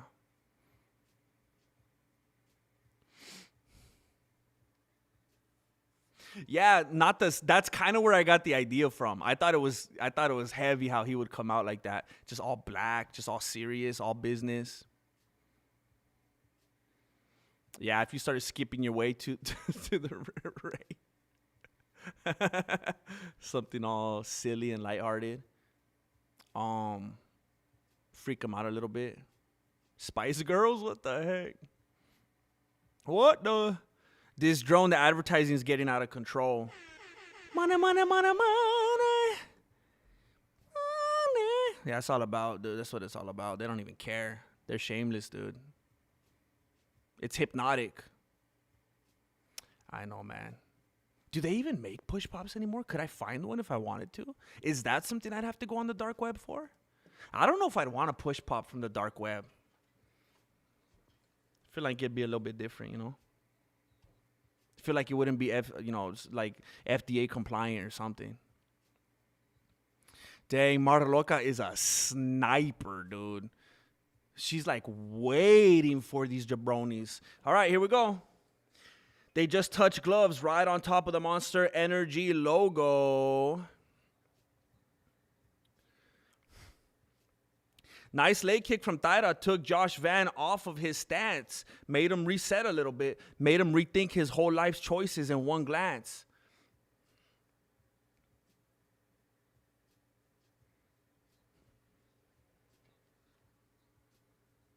Another leg kick from Taira, and Van is feeling it. Taira goes for the takedown and puts Van against the cage. Van was trying to fight it, and he pressed him all the way against the cage. Van is on his back. With 4:16 left in the round, he's already on his back.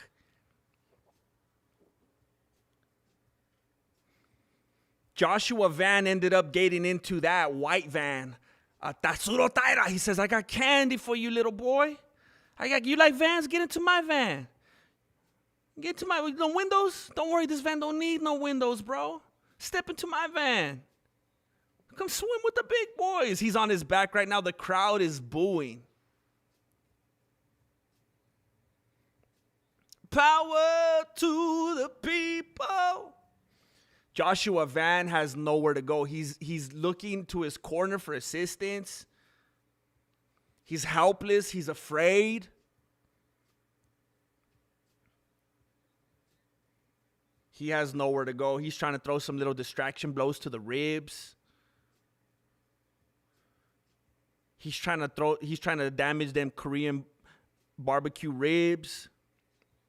To no avail. He's trying to stick his little toesies, his little Asian toes in the cage. To no avail. To no avail. His toes are too little. He don't got them. He hasn't been blessed with them long digits. Tatsuro Taira! Tatsuro! Oh, he's getting silly jumping that ghillie. Oh, Van's neck is in a world of hurt.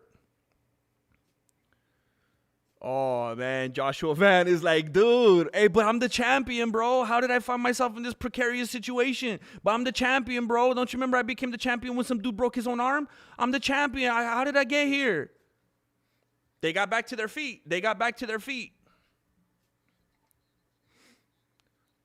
Tatsuro Taira has that Bobby Green boxing style. He's leaving his hands real low, leaving an opening for Van. And Van landed a couple, but then Taira landed a big left on the face of Van. He's like, oh, snap, I didn't know that you knew how to box too.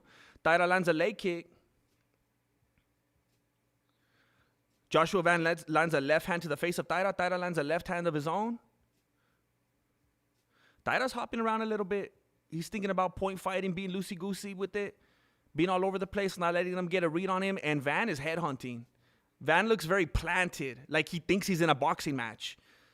Van is down again. He's sitting down. Oh! Little too premature, huh, Van? Little too premature. You started wearing shades indoors a little too prematurely. Start moving around like Tony Ferguson wearing shades inside of buildings during the daytime. And look at what happened to you, dude. Look at what happened to you. He already looks dejected. Look at his face. Look at him. He's done. He's demoralized.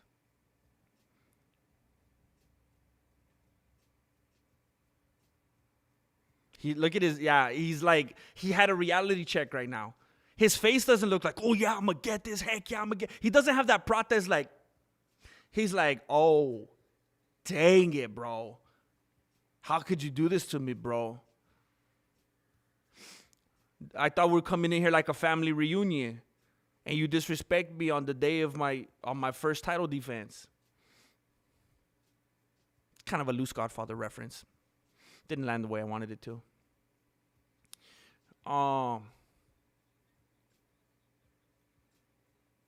Taira has him pressed against the fence. Joshua Van is absolutely helpless. This entire round belongs to Tairatsu Tairoku. What's his name? Tairatatsu. Tairatatsu sounds like something that I would get with my pork chow mein. Tatsuro Taira. It sounds, no, that sounds inappropriate. It sounds like the name sounds good. Like it sounds like something I want to order. I'm not even trying to be racist or messed up. Like Joshua Van doesn't sound like something I want to order. He's Asian. I'm not trying to be racist. But Tatsuro Taira, I like that name.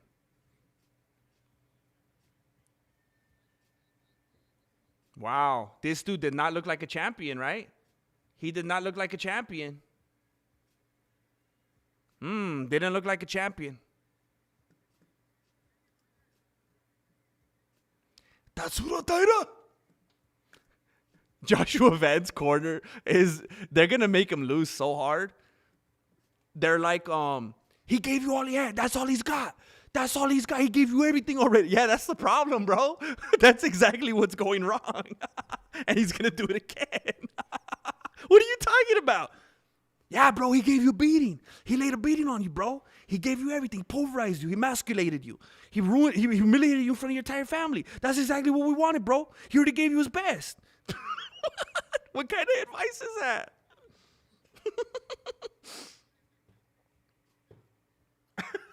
This is exactly what we planned for. We knew what we were coming into with you being a paper champion and whatnot. We knew what this was.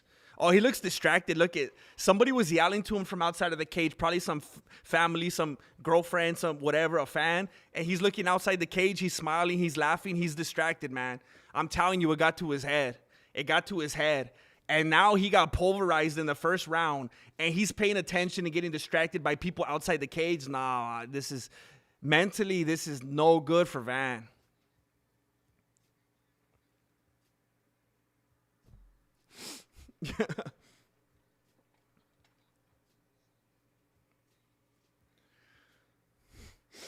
Taira messing around with them, showing them that reach, showing them that range, putting that long jab out there, letting them know, oh, he lands a right hand. He lands a left hand. Joshua tries to throw a leg kick and a right hand, but Taira says, I'm going to take you down again. He goes for the single leg. Van is trying to throw some maybe elbows to the ribs. He kind of bails on it. He's trying to listen to his corner, trying to discombobulate him, trying to throw some slaps to the ear. And Tatsuro Taira says, go ahead, keep doing that. Get distracted. I'm going to put you on your butt again. How dare you call that a 10-9? That was a 10-8. And, ooh, barely misses groin. That was a knee to the body from Tatsuro Taira. Oh, nice 1-2 to the face from Van. Left hand, right hand from Van. Hey, cover your face, Taira. Cover your face, Taira. Left hand landed on the face of Taira. Right hand landed on the dome of Taira. He has no intention of covering his face ever throughout this fight. I think Taira, he took another big 1-2 to the face. Taira, a left hand to the face. I think Taira, he took another left hand to the face. It almost seems like Taira is like Terminator, and he's like, I'll take 480 blows to the face, and then I'll just take you down when I feel like it. It almost feels like he has that much confidence, like Gaethje against Paddy Pimblett, that he's like, hit me, bro. I'm just going to take you down in a moment. Otherwise, I'm angry. Like, why are you letting him do that to you, bro? It's embarrassing. So he took him down, and Van is with his back on the canvas. So maybe Taira's like, well, bro, it's all good. This is where I needed to get you. I'm going to have you control time for 3 minutes. I'm going to ground and pound you a little bit. Yeah, it's annoying, man.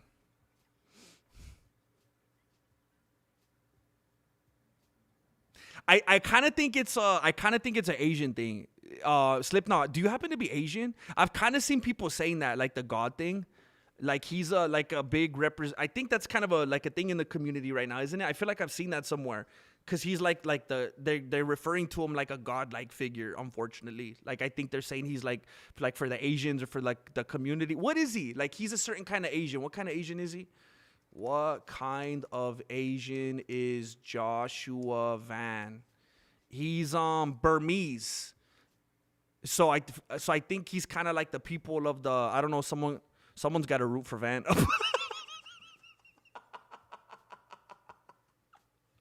Bro, I thought I saw it somewhere, though, that people are, like, really hyping him up, and he's, like, the guy, and he's, like, I feel like I've seen that. Like, did you get that from somewhere? Because when I saw it, no, I'm not Asian, I'm just having fun. Okay. I thought I remember seeing people say that. Joshua Van is Burmese. I didn't even know that was a type of Asian. I thought that was a type of cat.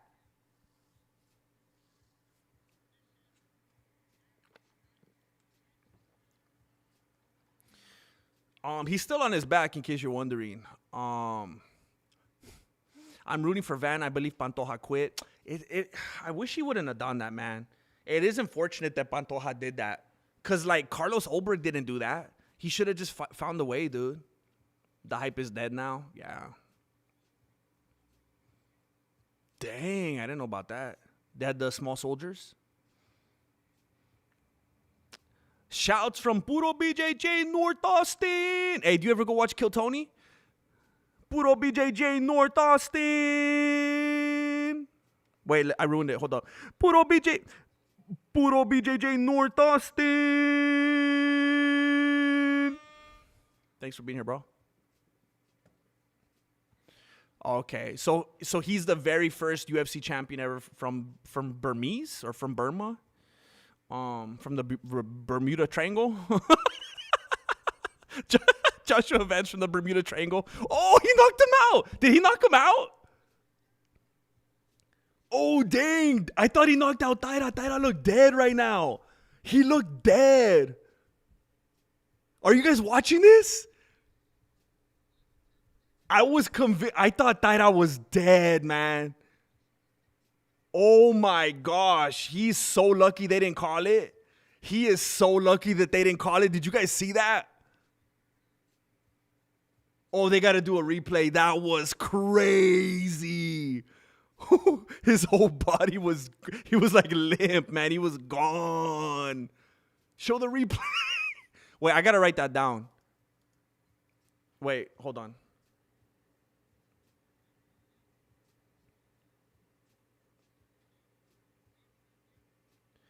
Joshua Van Bermuda Triangle. Oh, wait a minute. Dude, ARJR. Oh.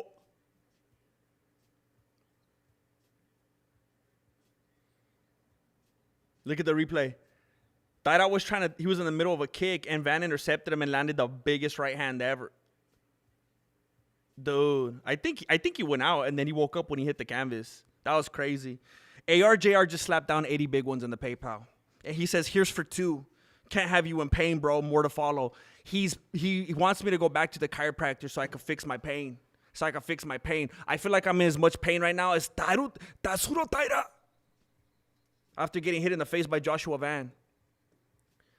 Thank you, ARJR, for real, man. Hey, supporting like that in a way that I'm getting out of pain, like that's a different kind of support, bro. That's a different kind of support. That's crazy. Thank you, man. Thank you for the support, man. That's a different kind right there. If like to think that this neck pain could go away and I don't have to live with this anymore every day, that I feel like it's gonna give me a new life experience, bro. Thank you. Thank you, man. Out here saving necks. Out here saving necks. ARJ are coming in here like what's it called? What's that band that says to protect your neck?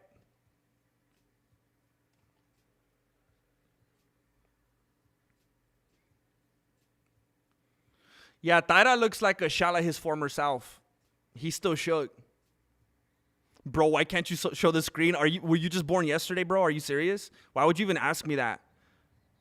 Why don't you ask me to show a murder-suicide on the live YouTube? Are you serious? Wu-Tang. Thank you, what's up, Drew? Everybody letting me down here. I think the stream's behind. Thank you, Days. ARJR coming in here like the Wu-Tang. Like Wu-Tang Clan. Helping me protect my neck. Thank you. Oh, Supertones did it too? Or what? Okay, let me actually tell you what's going on. So Van is teeing off on Tatsuro Tai. Tatsuro was on the cage, and he's just letting the South get used and abused, bro. It seems like Tara is, like, checked out, man. It's kind of embarrassing. It kind of seems like Tara was like, wait a minute, we're not doing a grappling match? Never mind, I'm out. That's embarrassing, man. I really needed Van to lose his fight. I really needed him to lose his fight. Dude. We cannot legitimize this dude, Taira. We cannot legitimize him. You need to catch him with some kind of sub, just like he caught you with the right hand. Oh, Taira, he has the Kevin Lee legs. He's wobbly. He's gonna get TKO'd. He's gonna get TKO'd, huh? So no more power to the people, or what? How about power to the Taira? Power to the Taira. Get some of the power back from the people and save it for yourself, Taira. Oh, I'm going to be so angry if Van wins. I'm going to be so angry. He just put in the rear naked choke. Taira seems like he has no heart, so he's probably going to tap out. He seems like he has no heart. He looks like JDM.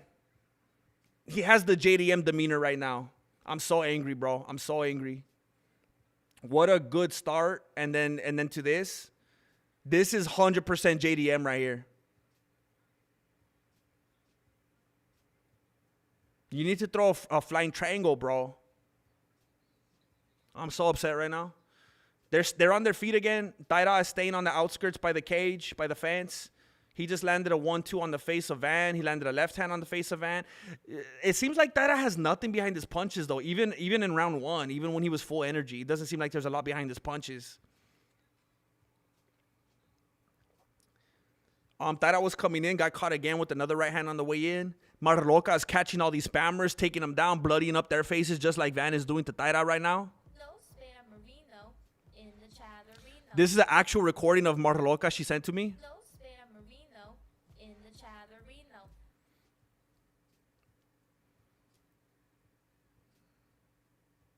Are they chanting USA? Wait, I don't know why people do this. How can you represent both the Bermuda Triangle and the United States? Pick one, bro. Stop being like Adesanya and Tapoera. So, Taira is going for the takedown. He has Van against the cage. Van is doing everything that he can to fight it.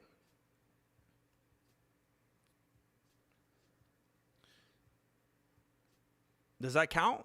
I don't think that's quite a takedown, huh? Is it? Kind of took him down to one knee, maybe, kind of. Postured up, didn't really fully let him take him down. Oh, he got him down. He has a takedown. Okay, just headbutt him real quick in a way that the ref won't see. And then, I don't know, fish hook him or something, bro. You're going to have to do something different. Oh, yeah. Van got back up. Yeah. Well, you really messed that one up, Taira. Really messed that one up, bro. Taira kind of fights like an idiot. Doesn't cover his face at all. Doesn't protect his face at all. Yeah, how embarrassing. How embarrassing, bro. I'm upset. Samson the Current, when Taira gets hit, he looks like Piston Honda. Wait, Piston Honda.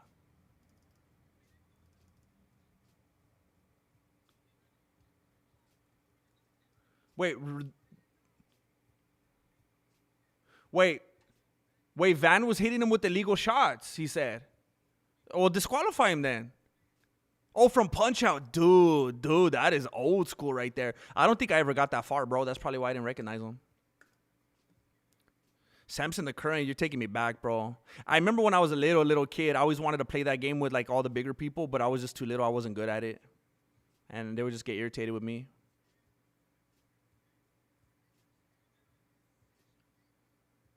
Yeah, I mean, yeah, I feel like Van wanted... Wait! Is this fight not over? I thought the fight was over. Oh! I thought the fight was over. It's a 5-rounder? Oh, it's a co-main. Oh, happy day. Oh, happy day. Oh, I thought it was over, bruh. Oh, heck yeah. Thank you, Samson the Current. Oh, heck yeah, dude. Leg kick from Tatsuro. Leg kick. Joshua Van got affected. He's backing up. He said, I can't take another one of those. Tatsura going for the takedown. He's coming out refreshed. I think they gave him the sniffing salts in the corner. He has Van on the turnbuckle. Oh, man, I feel like I just got a new lease on life right now. Joshua Van is on his back. He's on his back right now. He looks helpless. Oh, heck yeah. Oh, happy day. Van is hopeless. He's a fish in a desert right now.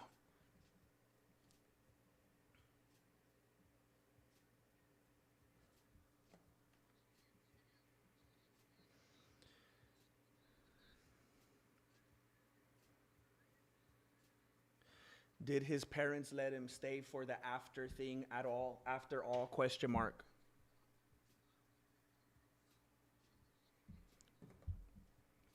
Oh, I'm so excited right now. Van has nowhere to go.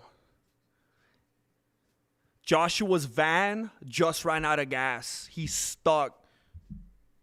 So Van hit him with the illegal knee. Oh, dude. He's disqualified. He hit him with the DQ. Heck yeah, man. Wait, Miss Chuck Almighty bet her life savings on this? For real? Van has such poor takedown defense. Yup. Dang. Van thought it was over. He was hoping, bro. He's like, if only I could hit him with the illegal strike. And it wasn't enough, bro. It wasn't enough. You didn't know that you were going toe-to-toe with a Japanese zombie.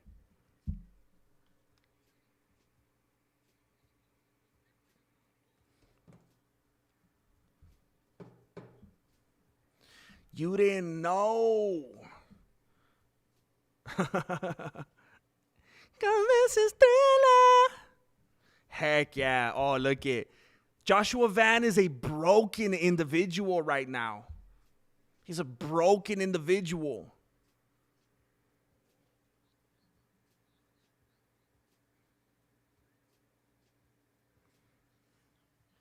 Are you going to let her stay there as long as she can? Question mark. You're not going to try to rush her? Question mark. Van is going for the sub. He almost had him. Tatsuro, not Van.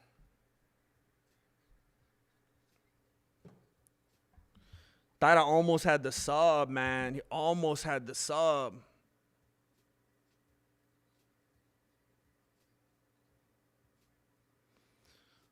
Joshua's going to be living in a van down by the river after this. Oh, that was a big right hand from Van. Hey, but Taira's stupid, man. He's taking too much to the dome. And then he even started going like this, like, hit me. He's like a crazy man. Again, he's like Mel Gibson in Lethal Weapon. He's going crazy right now. He is the Japanese zombie.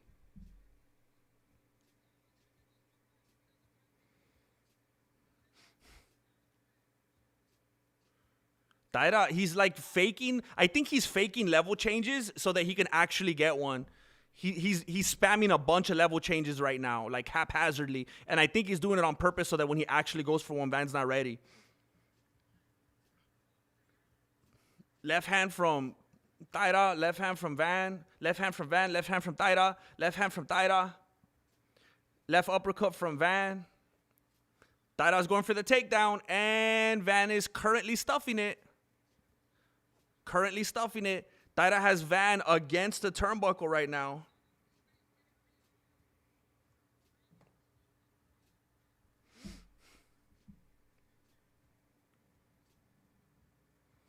Taira has him pressed and stuck on the cage with nowhere to go.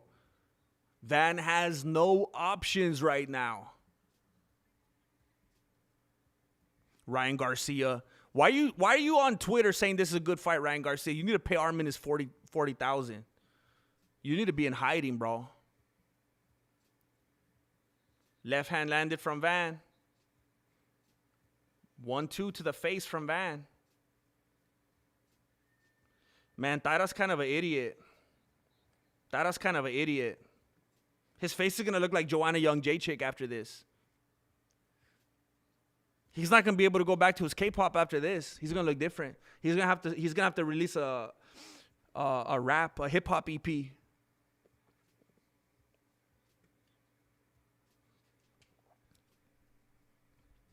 Wouldn't it be nice if we were Asian?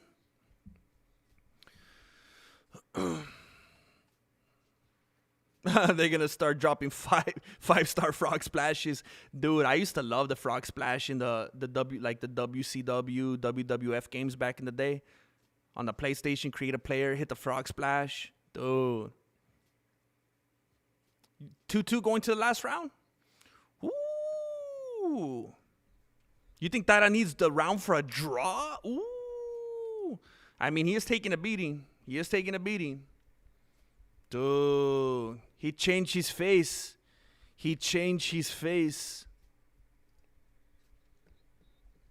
There we go. Sportsmanship. They give each other a little high five.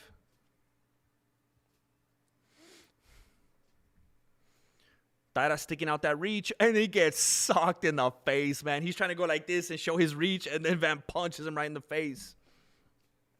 Left hand to the face from Van. Van does land. They sound like hard hits. They're thumping, thudding hits when Van lands. Taira looks very apprehensive. Even with the reach of a leg kick, he's throwing them in a very, like he's scared. Like he doesn't want to commit even to his leg kicks. Probably because every time he overcommits to the leg kick, now he gets punched in the face. Taira going for the takedown. Van is stuffing it. I just wish DC would stop trying to give Joshua Van corner advice.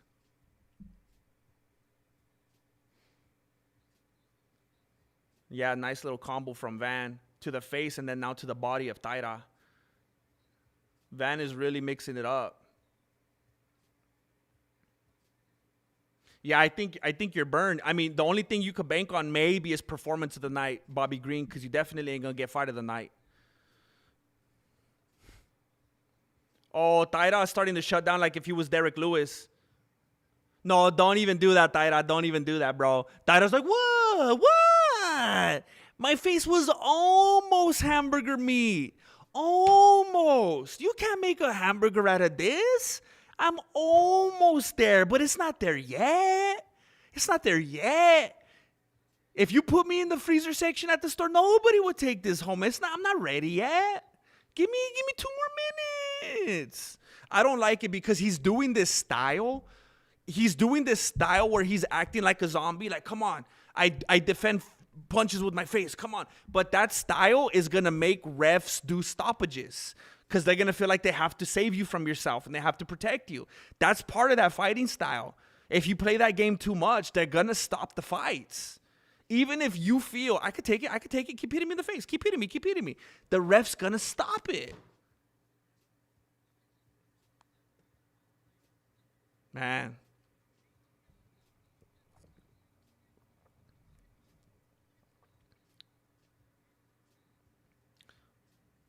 Okay, here's the replay. Was it early? What do you guys think?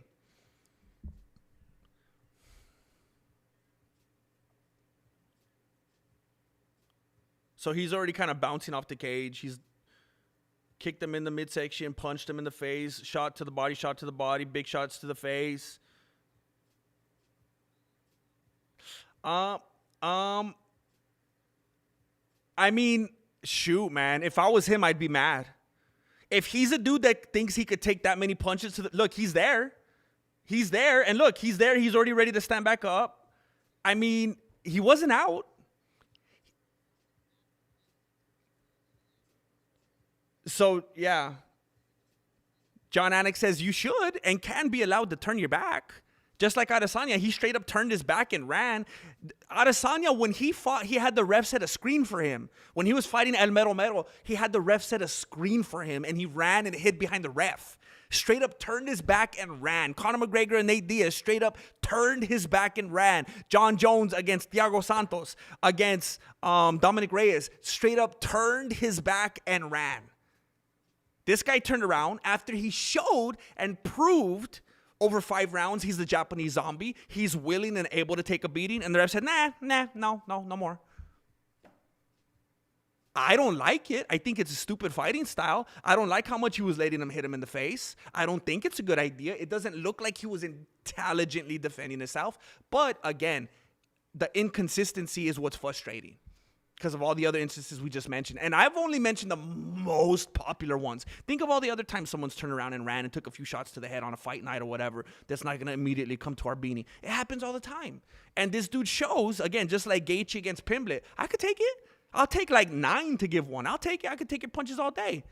And being the Japanese zombie, you think he would let him, dude, you let him go almost 5 whole rounds. You couldn't let him go a couple more minutes to give him the opportunity? Who is this ref even? Who is this dude? Did they just bring him in from one of the casino fights or something like that? I've never even seen this dude. Is he from the Bermuda Triangle? Yeah, look at that big old smile. Look at that. You know he had some money on this dude. I've never even seen this ref. He's just coming in here like this, changing lives. That's crazy, man. Yeah. I didn't like it. I don't like it. I don't like it.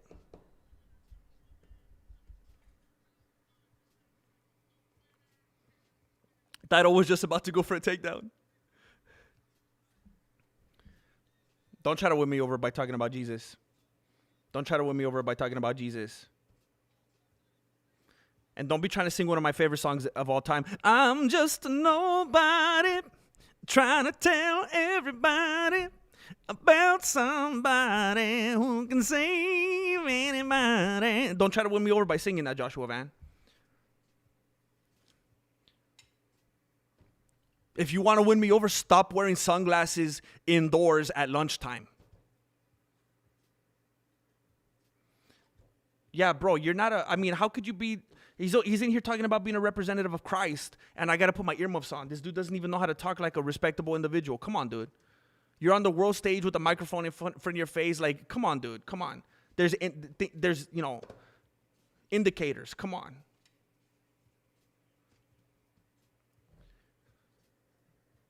I'm not trying to say that you're like some kind of demon or something like that if you ever happen to use profanity, but I'm just saying if you're on the world stage like this proclaiming the name of Christ,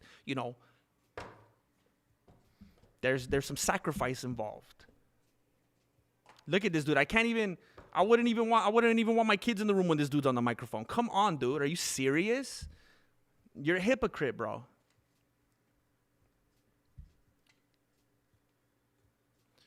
Anyway.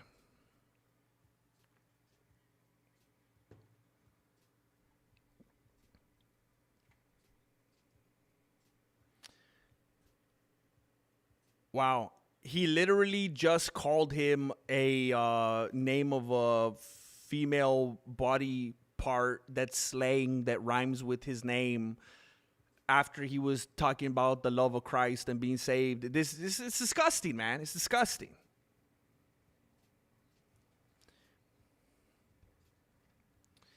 Ay, ay, ay. Another panderer. Another panderer. Could you imagine him saying this stuff standing next to Jesus? Makes me sick, man.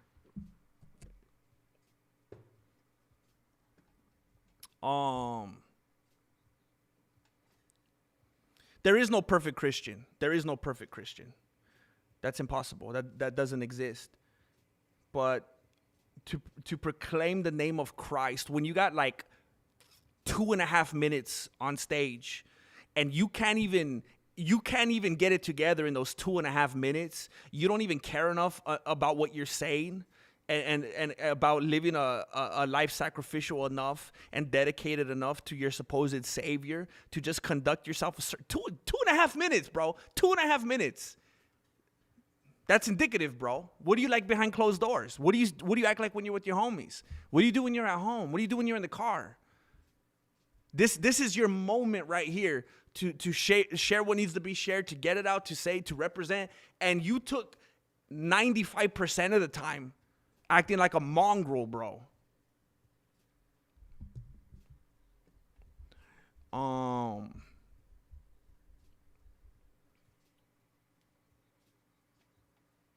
Jesus will be like, dang, you need me. I always go back to that one thing when people act like that's not a big deal. I always go back to that one metaphor when Peter denied Christ 3 times. And the third time, when he's finally like, I don't know him, I'm not one of them, where he like used like strong language, which in our understanding, we interpret that as profanity. That was what caused the distinction, the separation. That's what he used to indicate to these people, I'm not one of them. This is how I conduct myself. This is how I talk. This is how I use my tongue. I'm not one of them. Look at how I talk. That made the distinction between being Christ-like and saying, I don't have nothing to do with them. So I think that means a lot. And I think that's something that maybe we wouldn't word it quite the same today.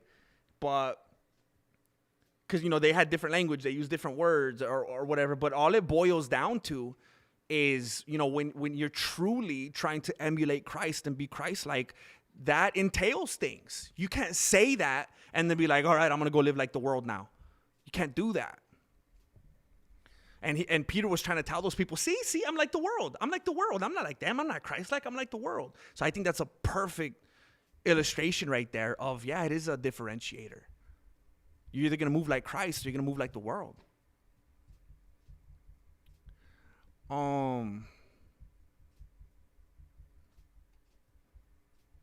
Come on, Peter. I don't know. It just came out disco. I don't know where that came from.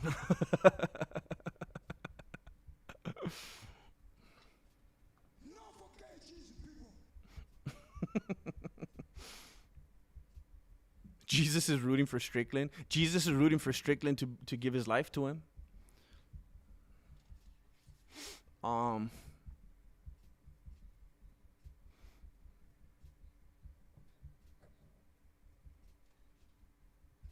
Dang, Austin Z. Jones, like, you got disconnected or what? Or like YouTube was hiding me or what? They don't want people to find me? That's crazy, man. That's annoying. Well, thank you for going above and beyond to find me. I appreciate that.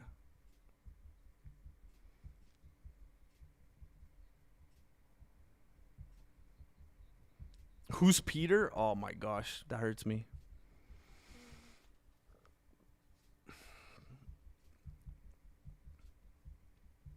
Why does Strickland look scared in his locker room? He's not a good actor, that's why. What you see is what you get. What you see is what you get. What you see is what you get. I appreciate that, Austin. Heck yeah.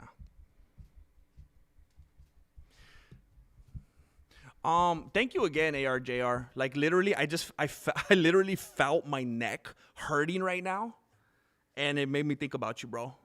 Cause it's like, dude, it's about to get better. Thank you, man. Got to admit, it's getting better. It's getting better. Khamzat Chimaev, bro. Are you kidding me, brother? Are you kidding me, brother? Collect his money, go back home. collect money, go back home. Kill everybody, kill everybody, go back home, collect money, go back home to mother, go back home, collect the new G-Wagon, kill some chickens, get new G-Wagon, get new my bag, kill everybody,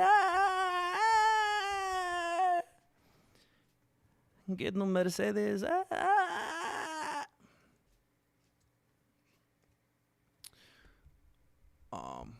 You're not a good man. What a weird... He has the weirdest talking points. You're not a good man. You're not a good person. All we've ever heard about this dude. Do you remember some of like the wild things that he'd be saying to like Halin Yi, like right in front of the schmo and stuff? Just crazy, like sensual things and just being like a inappropriate like animal. Just being so weird. And the way that he talks about Chimaev, he's a bad man. How, dude?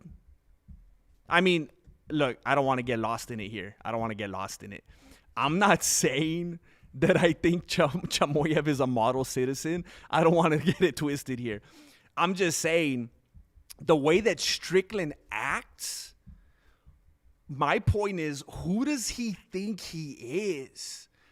Like, if you got like some crazy, like, amazing,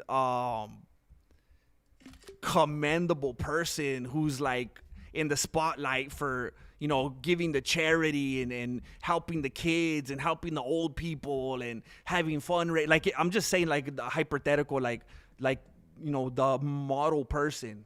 If you're someone like that and you're like, man, I'm disappointed with some of the things Chimaev does. I don't like that he's doing this and that. And you're kind of like, bro, get it together. What's up with this Katie Rov guy? Okay, but if you're Sean Strickland and your whole shtick is being this edgelord weirdo guy that beats up on influencers and is always inappropriate to everyone that ever crossed paths with you, who the heck do you think you are to white knight or grandstand for any purpose or virtue signal? It makes no sense. Like, at that point, you need to like hire an intern or someone to speak for you. Because you're not the mouthpiece to try to act like other people don't have it together. You're like a weirdo wild dude. It just makes no sense.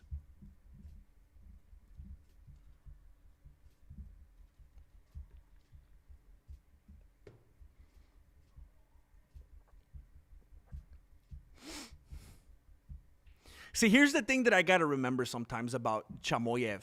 I feel like, because I think some people might get it twisted with some of the things I say. I'm not saying I think Chimaev's a great guy and I would love to have him on my contacts on my phone and I'd like to go like get a burger with him sometimes and stuff like that. I think he's kind of like, I think he's a little cuckoo, you know? I don't think he's like the most well-adjusted, amazing guy.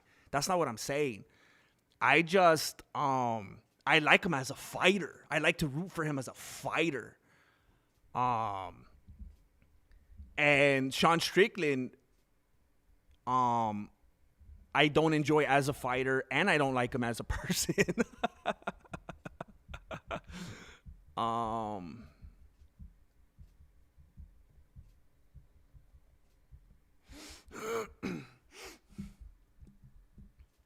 That's what I was saying earlier, Michael Marca. The whole thing about people getting all offended because he was mocking child abuse. It's like Sean Strickland has made his whole life, his whole shtick, everything about him, this confrontational, aggressive, edgelord. I'm crazy. I push every boundary. I step over the line. I say inappropriate things. I'm a wild man. So he sets the framing for that. Like, no holds barred. Everything's off limits. We're going to say some wild stuff. I'm like the Herald.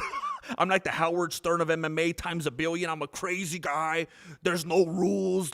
Everything's off limits. And then you say something about that. Oh, how dare you? You're a bad man. It's like, whoa. You can't be all crazy and say this like demented stuff all the time. And why do you think you're always getting clipped? And there's all these memes and all these, like, you have the wildest mouth like ever in the history of MMA. And then you're going to start crying when someone says something to you. You can't do that. Now, if Strickland wasn't like this, if Strickland was just like, if he was just like, you know, Sean Brady, just another fighter, just a guy. If Sean Strickland was like, I don't know, Tatsuro Taira, whatever, and he got, you know, abused as a child, and Chimaev starts making fun of that, then I'm right there with you. Hey, Chimaev, you're gross, dude. What the heck? Why are you talking about that? But because it's this guy, he's like, come on, let's be weird. Bring it on. Let's talk about crazy, wild stuff. No. That's hypocritical, man. He's acting like a weird gaslighting manipulator, trying to turn it on people at the last second, trying to be a victim.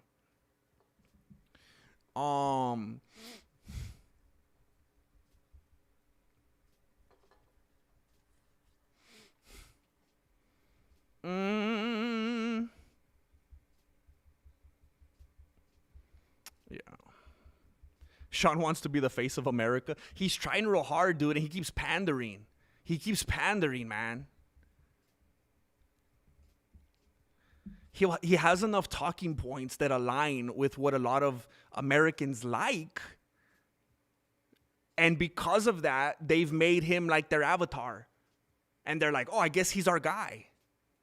But like I said earlier, he might have a couple good talking points that a lot of Americans can cling to.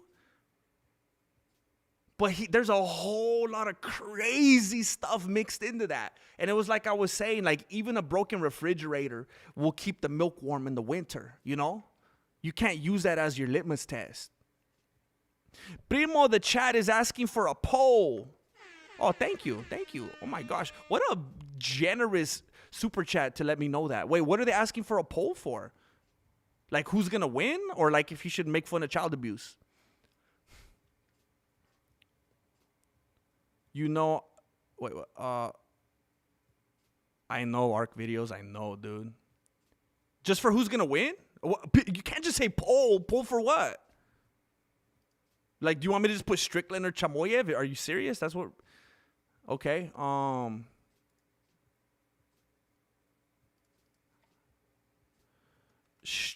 Strickland or Chimaev.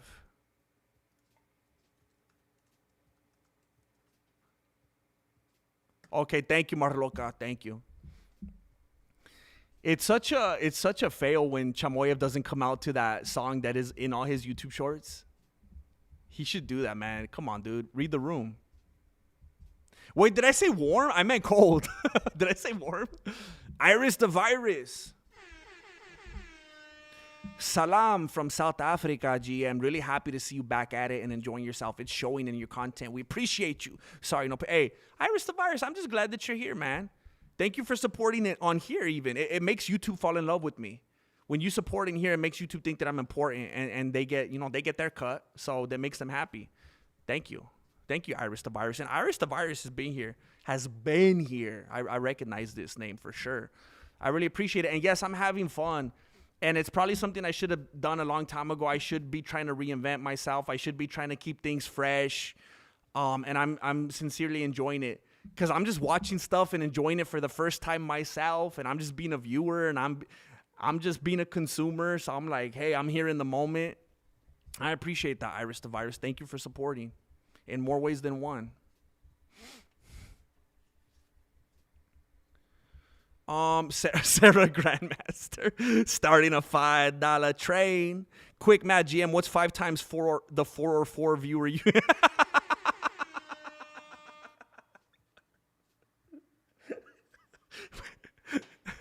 Why you being self-defecating, Sarah Grandmaster? Come on the train and ride it. Not like that. Come on the train. Not like that. It's a choo-choo train. Thank you, Sarah Grandmaster. Thank you very much. You know I'm bad at math, Sarah Grandmaster. You know I'm bad at math. So somebody please do that math for me. But I think it's a trick question, and I don't want to get caught up in that. Thank you very much, Sarah Grandmaster. I appreciate you. Thank you. I think Chimaev just went to shake hands with GSP. Am I correct? Leon Enriquez. I almost retired again, Leon Enriquez, because that number looked crazy. I was riding my one wheel in Mexico City today with my YouTuber friend, and a young guy stopped him for a photo. He was an MMA fan. We agreed we don't like Chimaev nor Strickland. We agreed we would love to see them fight. Oh, heck yeah. Okay, some common ground. We don't like Chimaev or Strickland. We just want to see him fight. You have a YouTuber home. Oh, yeah, you told me. That's right. We were watching some of his stuff last time. That's right. He's that big. He stopped him for a photo. What the heck? Heck yeah, dude. That's amazing. Hey, Leon, thank you, man. Like, this isn't an isolated incident. You are always supporting on here, bro. You're always being crazy generous, man. So thank you. Thank you, man. Thank you for the blessing. This goes a long way, bro, especially on YouTube. It goes a long way to make them fall in love with me. Thank you, bro. And be safe on that one-wheeler, dude.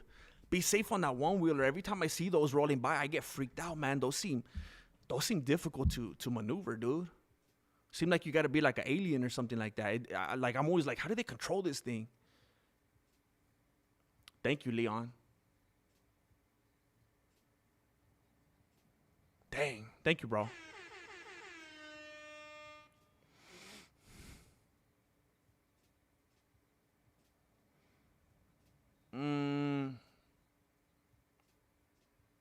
Can't Racer, let's go. Strickland. Oh, I appreciate you, though, bro. Can't Racer's an OG as well. Thank you, bro. Strickland, dang. Ooh. Well, I'm glad you're here, Kent. I'm glad you're here. That's the question. Can Tracer or can't Racer? Thank you, bro. Thank you for the contribution. Marloca! Man, I feel like it's been forever since I seen that beautiful fox. I feel like it's been forever. I've been missing it. Dang. I feel like one of those videos when somebody like, have you seen those videos where someone like trained a gorilla or like a little monkey or something like that? And then they go away and then like, cause they had to give it up to go to like a local zoo or something like that because of the regulatory laws. And then they come back and the monkey recognizes it and they play like emotional music and they start hugging and stuff. That's how I feel when I see the fox. Thank you. Thank you, Marloca. What are they gonna do? Fight? DJ Q. Bro, I still stutter. DJ GQ. Yo, just came for your opinion. Was that an early stoppage? I thought Taira was up 3-1. Ooh. I thought it was probably 2-2, bro. I was rooting for Taira, and I don't know, maybe that's why I was feeling a little apprehensive about it, because I just felt paranoid, and I felt like I don't think he was doing as well as I wanted him to. Personally, I thought it was an early stoppage. When I compare that to other fights where fighters have done similar things and they've allowed it to go on, and then because I feel like this dude established himself as the Japanese zombie in this fight alone, I think that was a disservice. And I was like, who's this ref? Who's this nobody ref? It's not like I would like it, but even if it was like, I guess if it was a more established ref, I'd be like, oh, yeah, well, I guess they're supposed to know what they're doing or whatever. That's part of their job, protect the fighter. But it made it even worse that it was this random dude. I'm like, man. I thought it was early. Short answer, I thought it was early. The WWF cops are there? Are you serious? Did they borrow the WWF cops? Do they look the same?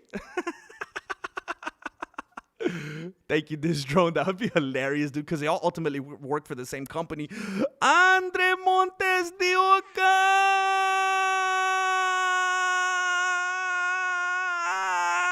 Andre Montes de Oca! Andre Montes de Oca! Can I get a beanie? Bro, I don't got him on hand, bro. I don't got him on deck. I don't have him on deck, bro. I don't know how to do that. Are you from the United States? That's a start. It's probably easy to get people stuff when they're from the United States. I mean, it's hard for me to just right off the bat say I can't do it, bro, because you're being so ridiculously generous. $100 is big, dude. Thank you, Andre Montes de Oca. Thank you so much, dude. Thank you for doing that.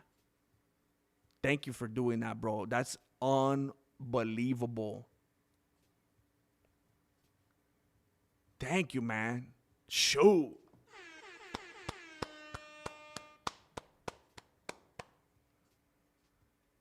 Thank you, Andre. Heck yeah, man. That's going to go a long way with YouTube, man. You're going to make them love me. Thank you, Andre. Thank you, bro.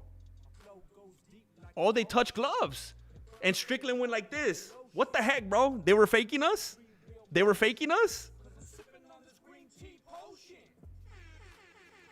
Chimaev said, you do the man dance now? You do the man dance? And Strickland said, man dance.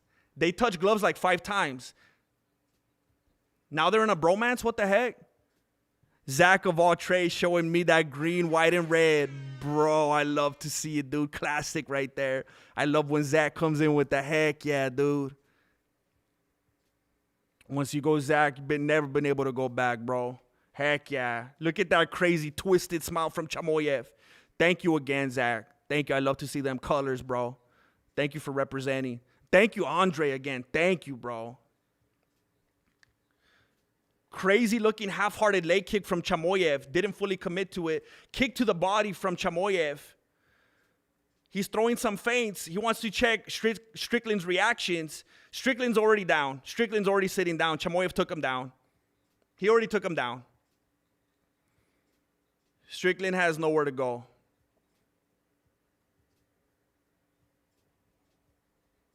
Strickland's trying to kind of like, okay, can I flick your ear? Can I hit you on the bicep? What can I do here? And Chimaev is trying to grab for the, if Chimaev had that, Khabib Nurmagomedov caliber, he would have trapped his legs and just threw the ground and pound. Chimaev is going to the back. Is he going to try to work the rear naked choke in the first round already? Sean Strickland is going for the turnbuckle, trying to get some traction. Chimaev's like, brother, I saw your video when you doing the JV wrestling, brother. I already know exactly what to do. He already has his back. He already has Strickland's back. Strickland's looking up at the big screen. Strickland's going to try to pull his gun. He's trying to pull his semi-automatic out of his chonies right now. The crowd is booing. Chimaev has the back. He's already setting in. He's trying to set up the rear naked. Got that body lock working. He's got the leg trap, not a full body lock. Little blow to the head from Chimaev. Strickland trying to get back up to the feet. Chimaev just glued to the back. Just glued to the back. He's setting that leg hooks in. Oh, he's getting them like Aljamain Sterling Silver. He's got the hooks in. He's got the back. He rolled them over. He's setting it. He's trying to set in the rear naked. He's got the body lock on. Body lock and rock in the Sean. He's like, you are my goat now, brother. I make you my goat. I make you my goat, brother. Say, bah. I make you say, bah, brother. You are my little goat. Say, bah for me, brother. Ah. Dang. What did the poll say? It's 30-70. Wait, I better close it. People try to change their votes now. Right before I closed it right now, someone changed it. So he still has his back. Strickland's looking up at the big screen. He can't do nothing, has nowhere to go. Yeah, he's just stuck on there, man. That backpack is stuck on there. Yeah, he's trying to send Sean Strickland back to adult school. He said, I'm your backpack, brother. I carry your books for you, brother.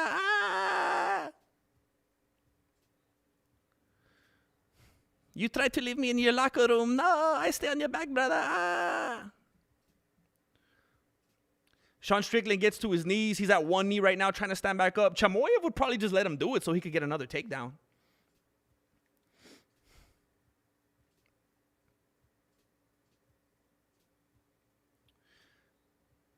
Wow, it looks like they're playing Twister, bro. Man, this looks like one of those National Geographic videos where like the crocodile caught like a little reindeer and he just can't do nothing, bro. You just kind of feel bad for him. Dang, he can't do anything, dude. He can't do anything. Strickland is on his back right now. Okay, he's trying to get to his knees. Chimaev has the back again. He just slammed Strickland down to the canvas. Dang.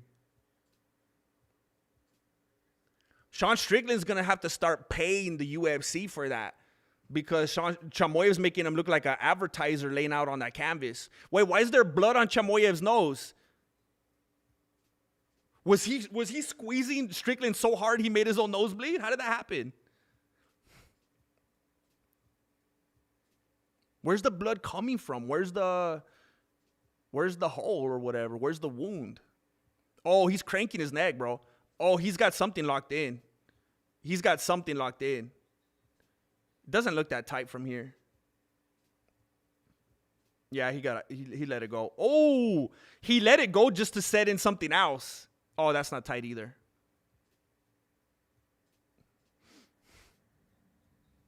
Strickland's gonna go to the corner and come back out with the machete. Did you guys bring it?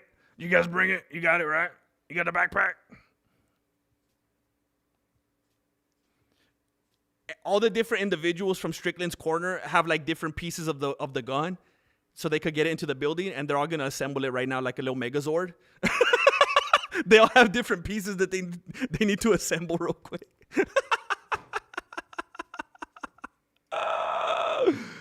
Hey, thank you again, Andre, for real, man. Thank you so much. That's big, man. That's significant. I really appreciate you. Thank you, Zach of all trades, man. Thank you.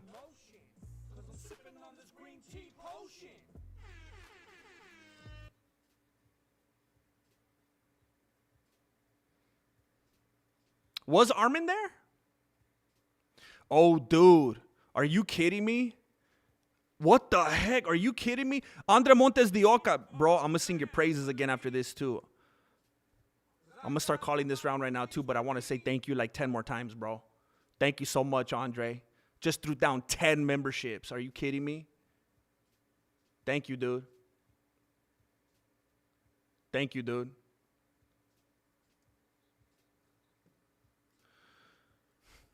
All right, here we go. They're standing toe-to-toe on top of the Monster Energy can. Strickland's throwing a little combo. Chimaev keeping his hands up. He's saying, come on, come on. Come on, brother. Throw your hands, brother, so I can switch levels, take you down, brother. Ah! Ooh, I don't like the way Chimaev is overcommitting. If Strickland had one-punch knockout power, that would be very dangerous. That would be very dangerous. Leg kick from Chimaev. Left hand didn't quite get through from Sean. Right hand landed to the body of Strickland. Overhand right. I don't like the way that Chimaev is committing to these overhands. Hey, can anybody attest to this? It almost looks like a fake fight. The way that they're throwing their hands right now looks like if they're best friends and they're trying to protect each other, like while they're sparring in the dojo. Their shots to the face look really weird and soft right now. What the heck? Right hand lands on the guard of Chimaev. Left hand to the body of Strickland. Right hand to the body of Strickland. Right hand lands on the guard of Chimaev. Left hand maybe kind of lands on some of the beard follicles, but not quite touching the chin of Chimaev. Little 1-2 from Strickland. Again, most of that, it looked like it just landed on the guard. Little shot to the midsection from Chimaev. Caught a jab to the face. I don't even understand why Chimaev does this if he knows he could just shoot a takedown from 25 feet away and get it. Why is he even standing? See, he just shot with no setup whatsoever. Just like he just shot toward it like he's picking up a bag of dog food or something. It was crazy.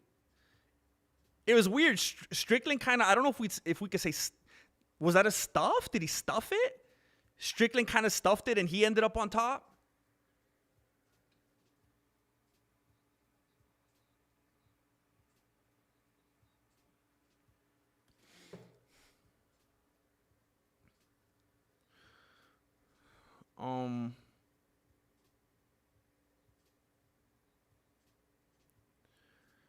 Okay, so sorry, I got distracted with the text. So Chimaev is on his back right now.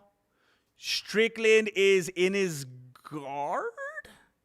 Chimaev's kind of trying to keep him out of it. Chimaev has control of the head and the right wrist of Strickland. Is he trying to set up a triangle? Oh no, Chimaev was just trying to push off the hip so that he could get up. Okay, so Chimaev is on his feet right now. They're both back on their feet. They're throwing hands. Low jabs here and there. Left hand to the chin of Strickland. Strickland throws a 1-2. Chimaev going for a... This is weird, man. What's going on? What is going on? Chimaev's like on his. Why is he pulling guard like Nate Diaz? It's weird. It almost is he taking a dive or what? It looks weird. Why is Chimaev on his back? It almost seemed like he just laid down willingly for some reason. What is he doing?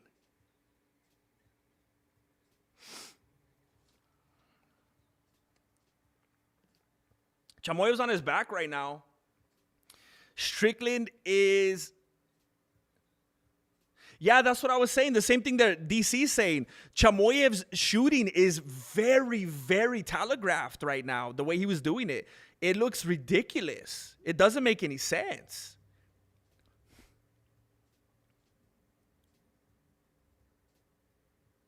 Now they're trying to blame it on his weight cut. They're saying he cut 47 pounds and maybe he doesn't have his strength right now.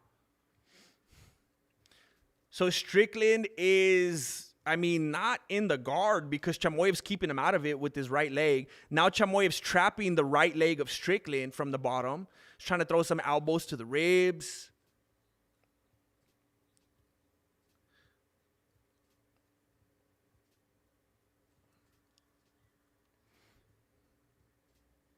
Every once in a while, Sean throws a shot to the face, but most of it is Strickland trying to hold him close. So, I mean, Chimaev, so Strickland can't do anything.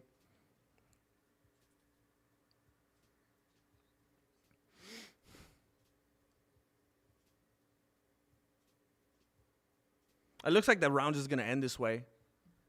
Thank you again, Andre Montes de Oca. Thank you so much for the 10 memberships, dude.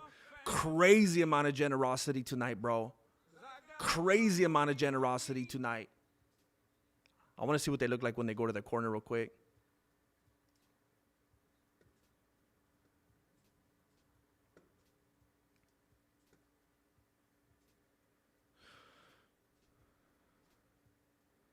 Armin is in there trying to slap some sense into him. Brother, I take the mic back from you, brother. Brother, I'm going to take the mic back from you, brother, if you keep doing this, brother. Do you know that Ramzan Kirillov is going to kill you, brother? He's going to end your life, brother. Oh, Chimaev's taking off his ankle sleeves. That's it. Everybody, don't worry. It was the ankle sleeves. Don't worry about it. It was the ankle sleeves. Andres Montes de Oca, thank you so much, bro. Thank you for blessing all these individuals tonight. Thank you for changing their lives, bro. Thank you, man. I'm super behind. I'm super duper behind, bruh. I'm super duper behind, bruh. Oh, wait. What the heck? I'm that far behind? Wait a minute. Are you serious? Did I miss that too?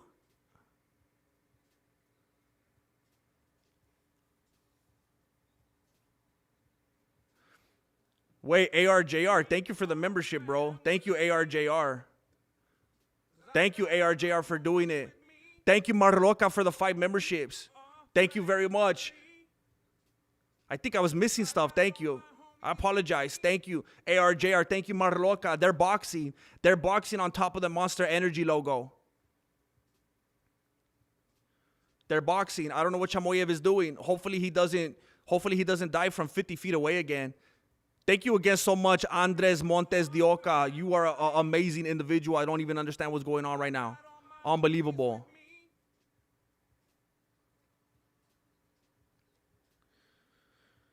So Chimaev is staying on his feet. His corner just told him that it's 1-1. His corner's not lying to him. They're being honest.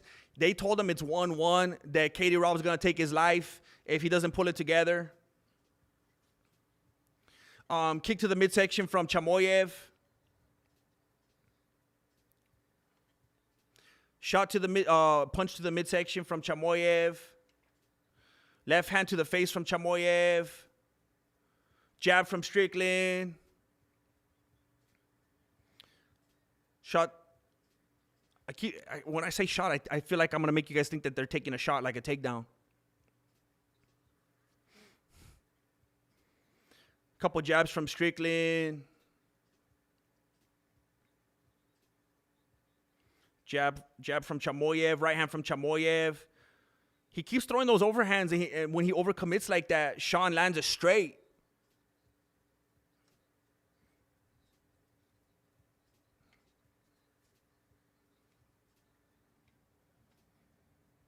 Hey, the way that Chimaev is fighting right now is like how Strickland always talks a big game and then he can't fight. What the heck, man? I'm so disappointed in him right now. What is he doing? He's coming forward with the right hand to the body. Chimaev, right hand to the face from Chimaev. Right hand to the body from Chimaev. Big left hand to the chin from Chimaev. Leg kick from Chimaev.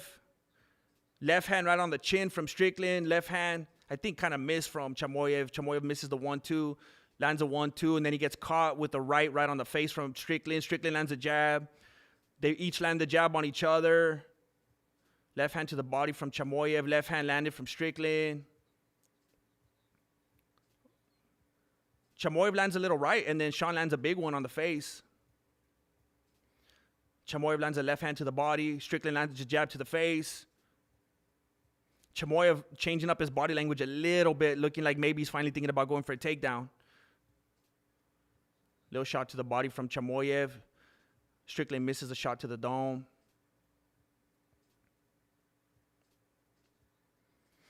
Little jab. 1-2 landed from Strickland.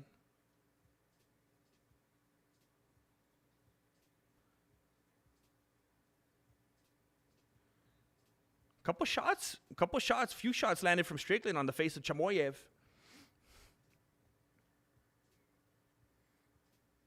That's got to be Sean's corner, or it sounds like they're yelling for him to go southpaw.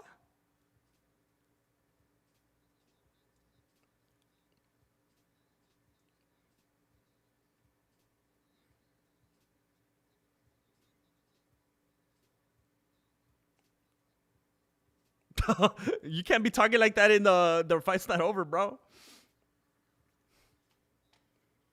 1-2 from Chimaev.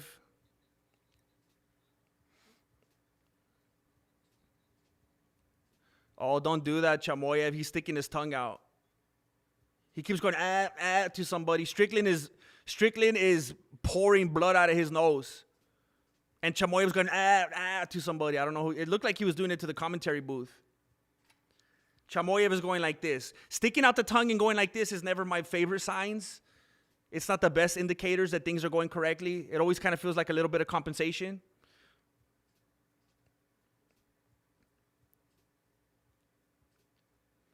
Shot to the body from Chimaev. So Chimaev's definitely the aggressor. He's definitely stalking Strickland. Strickland's been backing up like the whole time. I mean, he's been landing. He's been countering. He's been fighting defensively the whole time. Oh, Strickland looked rocked. I don't know if he tripped. Was that a slip? Maybe he slipped on his own blood. He's bleeding profusely. Maybe he slipped on his own blood. But it looked like he maybe got rocked right now.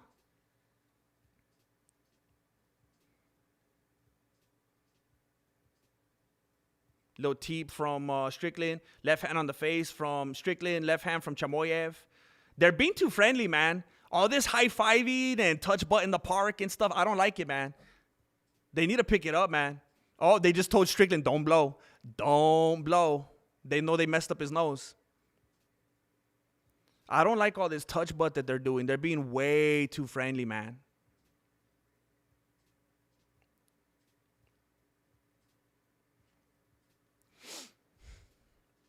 That's what I was thinking, Kyokush. I mean, we've seen it before. I mean, look at how things went with Taituro and Joshua Van. It almost seems like Chimaev is like, why am I going to do this, brother? I know he has good cardio. I take him down in the championship rounds, brother. I think rounds 4 and 5 are going to be way different. Way different. Dang, Marloca's a sniper. Marino in the chat arena.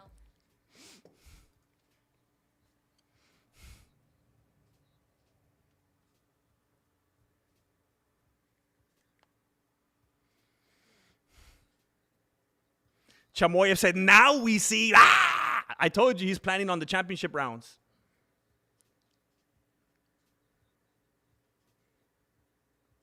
Okay, here we go.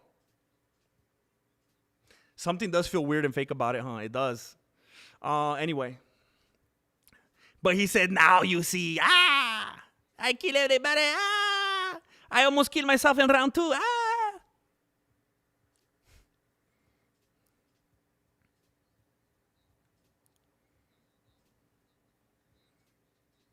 Strickland landing the jab. Oh, Chimaev is coming forward with the aggression now, similar to round 1. He's looking a little bit different. Don't get that. Chimaev almost had a kick to the midsection caught.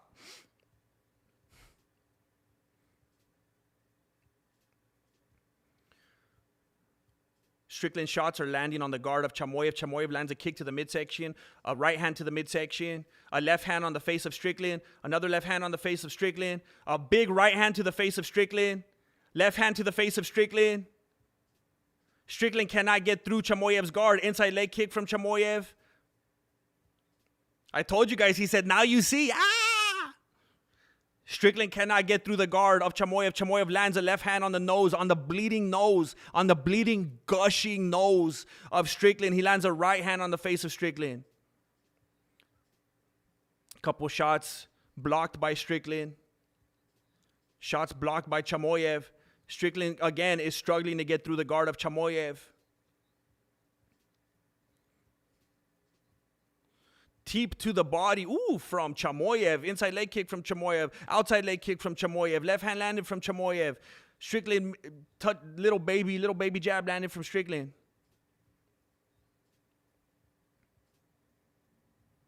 Chimaev with the kick to the body. Left hand landed on the gushing, bleeding nose of Strickland.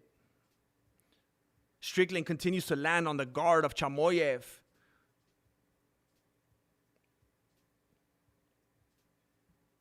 Strickland is trying to attack the gloves of Chimaev. Somebody hates these gloves.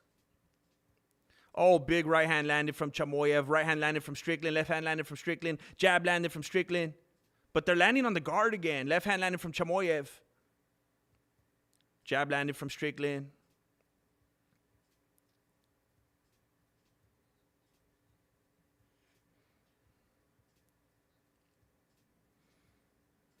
Nice right hand landed from Chimaev to the dome. Left hand landed to the body from Chimaev.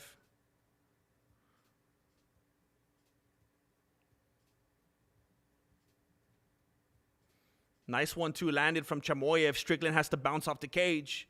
Swept him off his feet a little bit. Nice left hand landed on the face of Strickland. Strickland lands a left to the face of Chimaev. Left hand landed from Strickland. Leg kick from Chimaev. Leg kick from Chimaev. Jab landed from Strickland. Teep from Chimaev.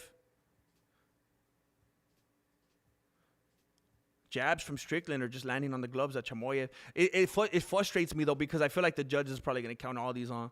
Right hand to the body of Strickland. Right hand to the body again. Left hand right on the nose, the bleeding, gushing, just absolute flood of blood coming from the nose of Strickland. Jab landed from Strickland. Jab from Strickland. Chimaev throwing stupid overhand rights. Left hand to the body from Chimaev. Overhand right from Chimaev. Left hand to the body again from Chimaev. And then finally he's going to get a takedown, some takedown points. So Strickland is down. I take down everybody. I take everybody down. I take that down. He has the back of Strickland with 40 seconds left in the fight. Oh, I never started the clock. I feel like an idiot. Oh, my gosh. Oh, my gosh. I can't believe I forgot the clock. Oh, I feel like an idiot. There's 31 seconds left in the round. Oh, my gosh. I apologize. Oh, my goodness. I can't believe I did that. I've never seen such a bloody nose. They're going to have to. It's a good thing there's not another fight. After this fight, they would have had to replace the entire canvas. It's like the floor is lava in there. It is unbelievable. I've never seen it like this. I've never seen such a flow of blood. It's unbelievable, man.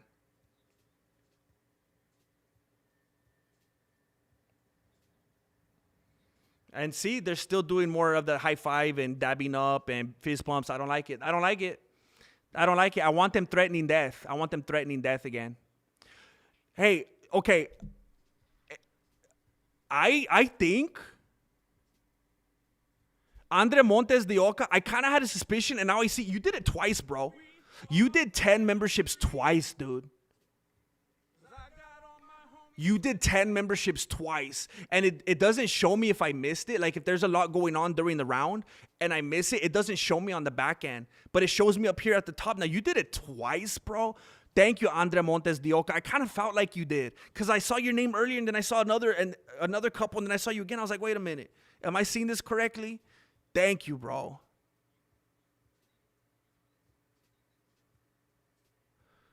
Andre Montes de Oca, thank you so much, dude. Thank you. Thank you.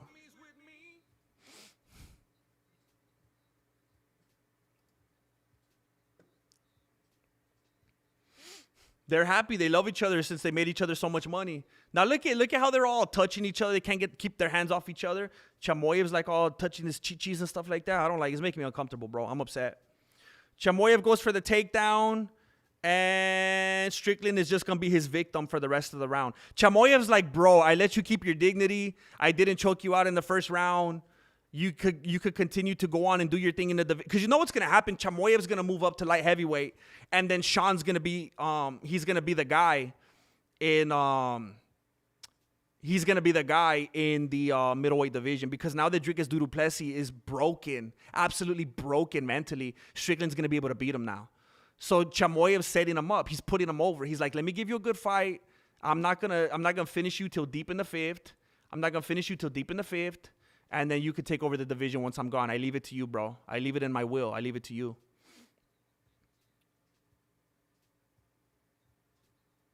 So Strickland is down on one knee right now. Chimaev has the back. He's backpacking him, Aljamain Sterling Silver style. Oh, they turn it around. Sean's trying to fight him off. Here we go. Strickland's pushing him off. Left hand landed right on the nose of Strickland. Strickland jab landing on the guard of Chimaev. That one got through. That jab was landed. Jab landed from Chimaev. Jab landed from Strickland. Jab landed from Chimaev. Right hand to the midsection from Chimaev. It is frustrating though when you think of somebody like it's like El Mero Mero. Or like Gaethje, like why are you refusing to use your wrestling? It's so weird. But Chimaev's coming forward, throwing shots to the body. He's blocking these jabs from Strickland, missing some overhands. Strickland lands a nice check hook. Some jabs landed on the guard of Strickland. Jab landed on the face of Strickland. On the guard of Chimaev. And then Chimaev lands a jab. Chimaev lands a leg kick. Chimaev lands a left hand. Strickland lands a couple jabs. Jab landed from Chimaev. Chimaev lands a right hand to the stomach. Jab landed from each of them. Big right hand landed from Strickland. It wasn't that big. I don't know why I'm exaggerating. Chimaev's still backing him up. Strickland's been backing up this whole fight. Even when he lands, he's been backing up the whole fight.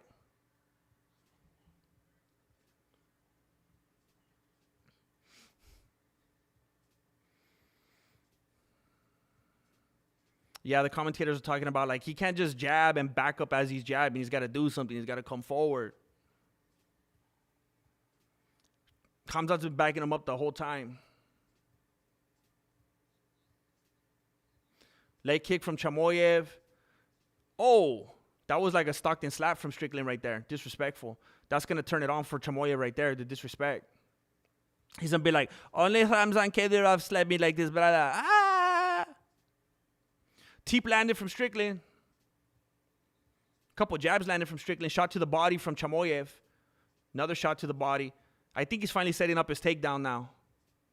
His approach is changing. Right hand landed on the face of Strickland. Jab landed from Strickland. Jab landed from Strickland. Teep landed from Strickland. Oh, that looked like it was in the groin. Left hand to the body of Strickland. Jab landed from Strickland. Patty cake, jab landed from Strickland. Chimaev is going for the takedown. Strickland's trying to fight it. Strickland is against the cage. Chimaev still fighting for the takedown. Kind of has the back of Strickland. Strickland's at one knee right now. 8th takedown from Chimaev. There's another one. Does that count? Strickland got up pretty quick. Khamzat going for the trip. Some knees to the butt cheeks of Strickland.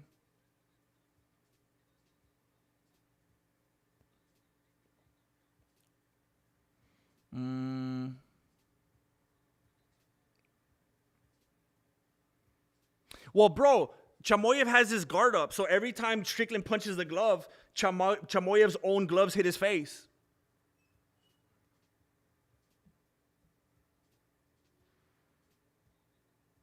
Big overhand right landed from Chimaev. Didn't really seem to phase Strickland.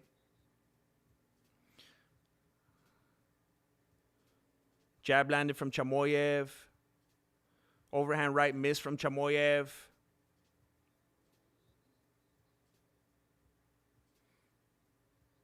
Wow, they look like two inebriated individuals fighting at the old folks' home. That was disappointing. That was disappointing.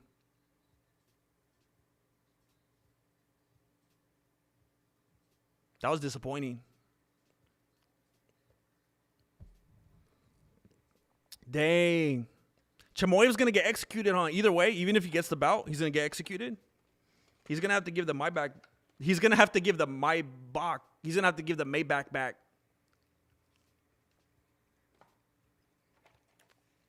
Annoying, bro.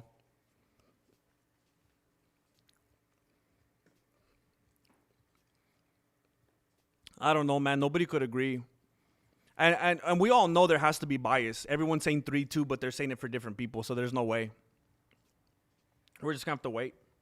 But that was pathetic, man. All this wrestling, just to fight like that. How disappointing, man. You know, I know that we go after. I think it's important to say this right now. I know that we go after Khamzat Chimaev a lot, right? We give him a hard time. But if I was Khamzat Chimaev, I would kill Chimaev. I'll kill him. I'll execute him. I will tell him, you tried your best, brother. You tried your best, brother. Come over to the pad. I got another thing for you. And I'll kill him. So, I know we give him a hard time, but I don't want to be a hypocrite, you know?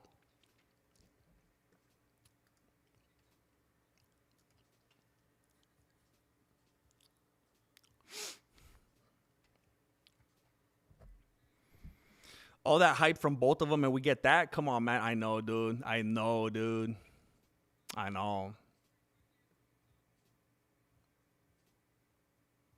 I mean, after seeing this fight, I mean, it's tough though because, I mean, let's say I'm gonna try to be an optimist and give him the benefit of the doubt. This fight makes me never want to have the kind of belief I had in Chimaev ever again. But it's like, should we believe that he would do better and be more powerful if he was at light heavyweight because he wouldn't have to cut so much? But I don't want to seem like a delusional fanboy assuming that. Would he have a better showing if he didn't cut so much weight? They said he cut 47 pounds for this. If he just fought light heavyweight. But I don't know, dude. I don't know. I don't know, bro.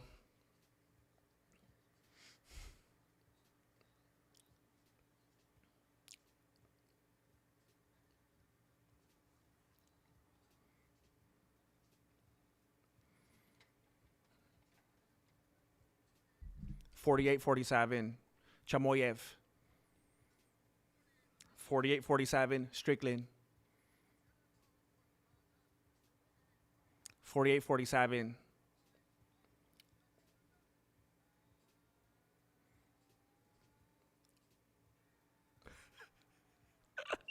They gave it to Strickland. Oh. Oh, shoot, brother.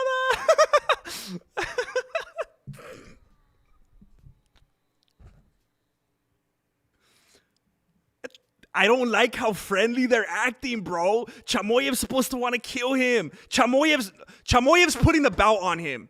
Chimaev asked Dana if he could put the belt on him. Chimaev just put the belt on him. What is happening?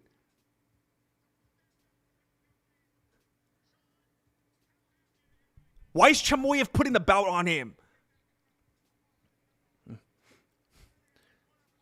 I just want to apologize to my American fans. and my Muslim fans and my Christian fans. I went too hard. I'll admit it. I respect all you guys. Chechnya has great fighters. You're savages. He's a savage. I should be a better example, but I try to sell these fights for you guys. I appreciate you. I'm going to come back to this because everybody that was defending him and saying he was right, he's saying he was wrong now. That dude would not go back. I'm hitting him with everything. And he just keeps coming forward. Crazy. This was one of the best middleweight title fights I've ever seen in my life. It was a perfect display of both guys giving every single ounce that they had. That's exactly what you did, and that's how you won that world title. I think he may have broke my nose, but I want to tell you guys, my fans, I love you guys. I would not be where I am today without you guys.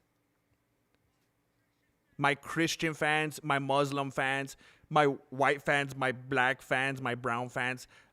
I love you guys.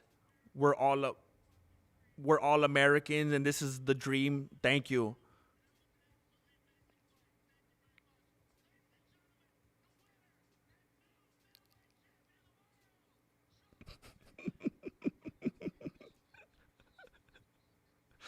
I can't wait to see the post-fight press conference. I can't wait to see the post-fight. You better go to the post-fight, Chimaev. You're a little punk, bro.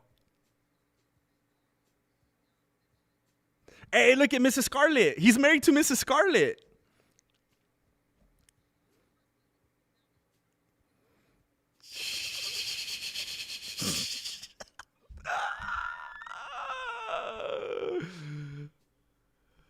Oh, my gosh. Oh.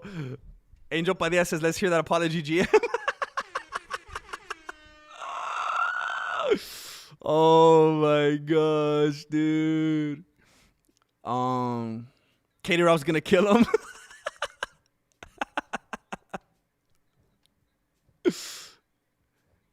Oh, it makes me so angry. He's playing Hulk Hogan's song as he goes back. He's playing Hulk Hogan's song.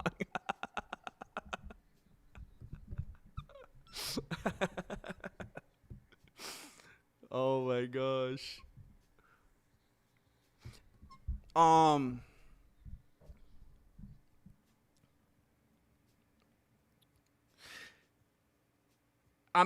Here's what I'm having a difficult time with right now. I almost just don't even want to talk right now.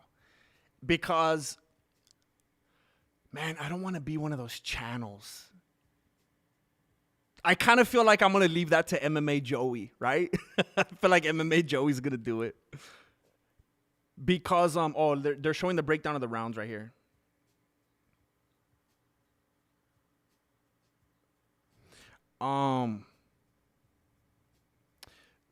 Here's the problem. Here's what makes me not want to say anything. I told you when they first started the fight, what the heck is going on? Why are they being all like besties now? Why are they, not only did they touch gloves, they touched gloves multiple times. They kept shaking hands. They kept dabbing each other up. They kept shaking hands in between rounds. Chimaev kept slapping him on the chest and on the back. They kept smiling. And it was like, what is this?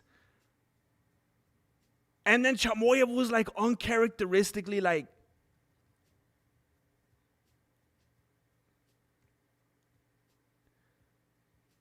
he was like uncharacteristically like sloppy and sluggish and tired and they kept smiling. And then the way they were being after the fight, like, this wasn't Khabib and Conor. What was this?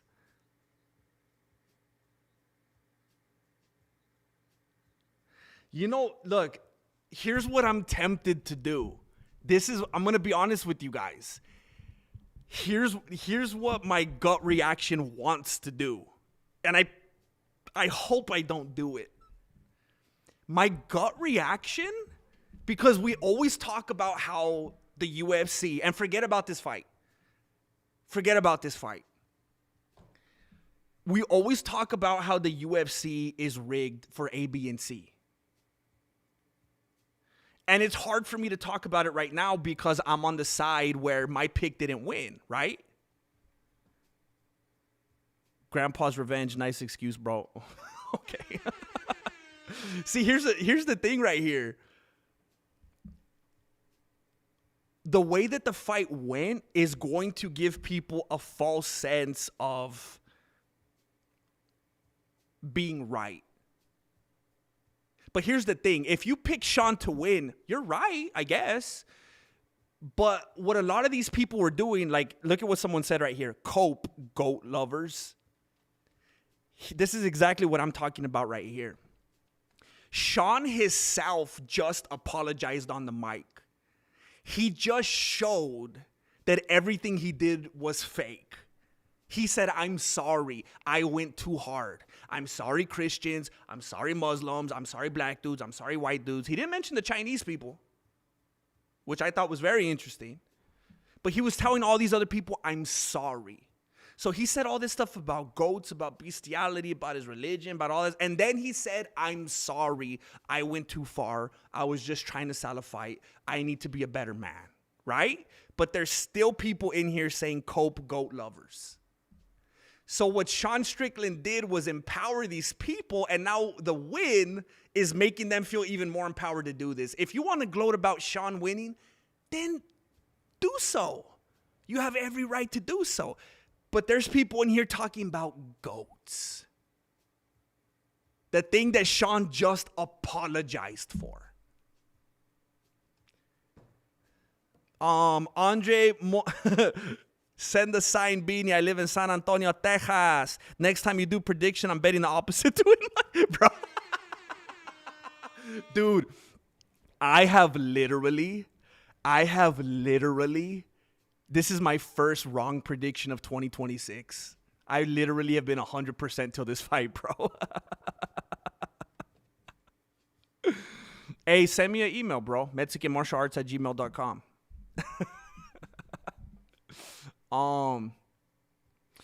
This looked fake, Grandmaster. I've been a diehard since you've been gone. That wasn't Khamzat. Look, let me say what I want. Thank you for saying that. Let me say something right now. The cool 24681. This was fake and gay, just like Trump's assassination attempts, all fake and gay. So look, okay, thank you for that. Thank you for that. Listen, here's what I'm trying to say. Melancholy, you're just always mad at me, bro. You always rage at me. Look, let me say this because I haven't even said what I want to say. You were on here like saying death to all Muslims earlier, Melancholy. I can't speak my mind. Here's what I want to say. And look, I kind of hope I don't make a reaction about this because I don't want to look like that guy. But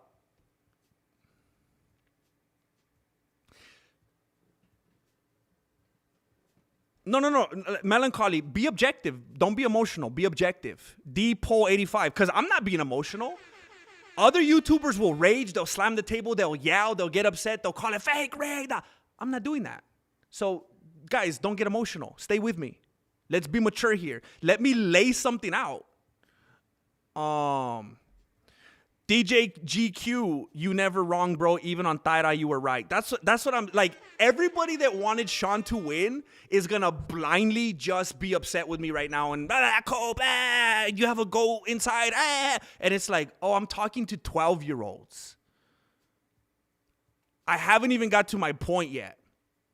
Now, if you guys can listen to me like adults, I'm trying to lay out something here. Alchem 65.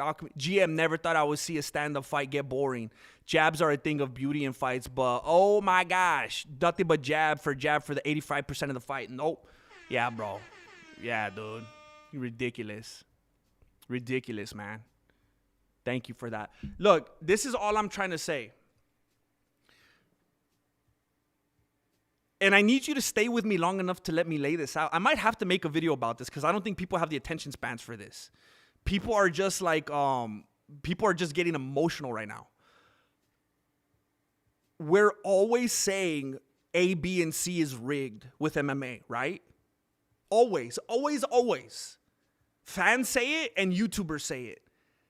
A, B, and C is rigged. The judges, they're changing the scorecards. This is rigged. They don't want open scoring. We literally see them changing numbers at the thing. What are they doing? What's going on with the referees? And why are the betting odds changing? And why is this happening? And why did Dana say this and that? We're always saying we think it's rigged for A, B, and C. And then we know that it's owned by the same corporation that WWE is owned by. So look, stay with me. I'm going point by point. If we're always talking about how we think that things are rigged when it doesn't go our way, because by the way, there's a lot of people happy right now that Sean won. And that's fair. If you wanted Sean to win and he won, cool. Maybe next time the other people who didn't get to win, they'll win. Cool. But why is it only fake when you're the victor? Why is it only fake when it didn't go your way? Wait, am I saying this backwards? I feel like everybody says it's fake when they don't get their way, right? It's an unfortunate situation because I feel like I can't speak on it. Because the guy that I said would win didn't win, so it's like I can't say anything now. But I'm taking too long to get to it. We're always calling UFC WWE now, and we all say it's fake, right? What do they do in WWF? Is anybody familiar with the term putting people over? Does anybody know what that means? When someone's going to go to a different organization, when somebody's going to fight for a different bout, when somebody's kind of changing their shtick, when someone's going to retire, even The Undertaker, like one of the most celebrated, respected wrestlers of all time, The Undertaker. He had to put somebody over when he was done, when he wrapped it up. That's one of the reasons a lot of people in the community hated Hulk Hogan, why they turned on him, because he didn't want to put people over. He wanted to keep his immortal legacy. But one of the things expected of you when you're in something like WWF, you have to put people over. That's part of it. You signed your life away. You're owned by the organization. And Chimaev has been talking about how he's moving up to light heavyweight. And I'm going to have to make a video. I'm going to have to. What has he been saying in all the things leading up? Do you guys remember? There was an excerpt in one of the videos I made the other day where Chimaev was talking to a reporter and he said, I don't care if I win or lose. I don't care. I don't care if my zero is gone. I don't care. I don't care about wins, losses. Just take my money. I don't care. They're like, you don't care about your perfect. I don't care. Win or lose. I don't care. He was like leading up to it, saying, I don't care. That means nothing to me. Just take my money. He always says belt. I don't care about belt. I don't care. Belt, win or lose, belt. Just give me my money. Then he's talking about how much money he was going to win fighting Strickland. So if he's going to go up to light heavyweight, don't you think he'd be expected to put somebody over? Do you think the UFC is going to let him embarrass one of the people that they want to be heading the division when he's gone? And then do you think they want him to do a GSP? They hated that. They were upset about that. Do you think they want him to do a Henry Cejudo? He became the black sheep. It was never the same for Henry Cejudo after that. So if we're always going to say it's fake, it's like WWF, A, B, and C is rigged, I feel like people who were rooting for Sean aren't going to look at this objectively and say, oh, snap, I think this company that's owned ultimately by the same company that owns WWE. Oh, snap. I think Chimaev put him over. This same dude that's been saying for weeks, I don't care about the bout. I don't care about wins or losses. I don't care about a perfect record. I just collect my money. Hey, do you hate Sean Strickland? No, he make me the most money ever. Huh?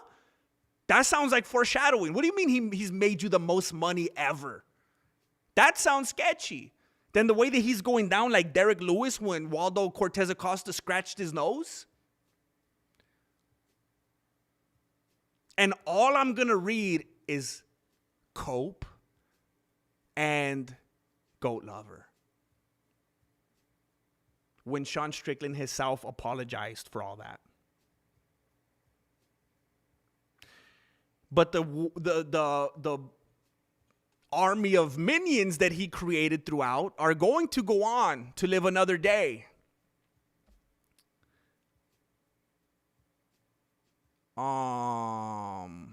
Concussed apology though. What do you mean? You don't think he meant it? Concussed apology. Thank you. Thank you, Depot.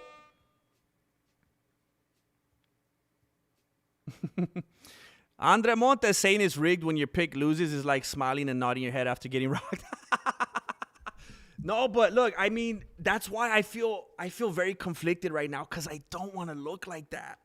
Because I'm not a person that's not self-aware. I know how that looks, and I don't want to come off like that. But it makes no sense. It makes no sense. The cool 24681, you make valid points. Thank you, bro. That's all I'm asking people to notice. Look, you guys watch. I'm not stupid. I know there's way too many MMA YouTubers. You guys got a ton of people to choose from. I know that you guys see how different YouTubers conduct themselves, how they respond to stuff. I'm not raging out. I'm not going on a profanity-filled tirade. I'm not flipping my beanie. I'm not saying I'm quitting this sport. I hate these people. I'm not acting crazy. I'm not raging out here. I'm just saying, I think by the time by the time we hit round 2. But actually, it was before the fight started, and they were touching each other and dabbing each other up and high-fiving, like if they were from the same corner. I was like, what? What is this? And then the way that they were acting between rounds, and then the way that Chimaev laid down for him, like if he was paying him. And the way that Chimaev acted after, and the way Chimaev put the belt on him. It was almost like they had some kind of a weird agreement where Khamzat had to put him over, but he was like, hey, Katie Rob's going to kill me if I don't go out like a man with honor. I got to at least put the belt on him. Nothing about it looked right. I've been wrong before in a different year. This is the first time I've been wrong in 2026. It took all the way until May to be wrong, finally. But I've been wrong about fights before. And you know what I said? Oh, snap. The guy I thought was going to win, he's a bum. He didn't show up. What a failure. Didn't come through. Wasn't who I thought he was. My bad. And I feel like you guys should know that. If there's like newbies in here right now, then maybe they don't. But I feel like I've always handled myself well. I've always handled myself like a gentleman when I was wrong. Can anybody find any footage of me after I was wrong about a pick, coping and acting like a wild person? I always go, dang, that's unfortunate. Shoot, not going to bet on that guy. I don't bet, but not going to bet on that guy next time. Not going to make a video saying that he's going to win next time. And I just take it. But this one felt different. I've been doing this for a decade, and I've had my picks lose. This one felt different. It felt gross.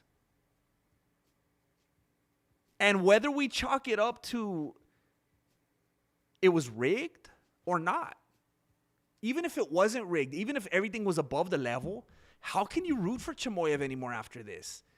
He just absolutely, this was a JDM type of performance. It was lazy and uninspired and unenthusiastic, and there was like no aggression whatsoever. I don't understand. I didn't recognize this guy. I'm just so disappointed with him. Alkeem, he's 65. What PO'd me off the most is Sean would frame, post with his jab on Khamzat's high guard and did not capitalize on the right cross. He'll just go. So what do you think it is? You think they're trying to just set something up? You think that maybe he didn't want to finish him either? Thank you, Peter Richards. I mean, this is all I'm asking people to understand. I'm not Strickland turned face for real, dude. You know what's weird about this whole thing? You make a good point. Kareem, Strickland turned face. Not only did it look like Khamzat put him over, Strickland turned face. Imagine if Khamzat now goes up in weight, because again, he cut 47 pounds. Imagine if he goes up and now you get to have Strickland as a face. Can you imagine having a dude that's as crazy as Sean Strickland, but he has at least some kind of semblance of likability, that would be unbelievable for the division, for the whole promotion. Leon Enriquez. I think Chimaev is an actor, but he's not very good. He's an amazing psychoanalyst. He's got Strickland's number. I'm here enjoying your nuanced take, but I know you're about to rip a layer and go deep. Something did feel very, yeah, look, I rooted for Chimaev, but I don't think I ever, tried to give the impression that I think he's like some kind of scholar or philosopher. There is, I've up until this point, I've liked his style, at least the physicality of it. Not necessarily who he is as a person, on a day-to-day basis, but his aggressive style. Yeah,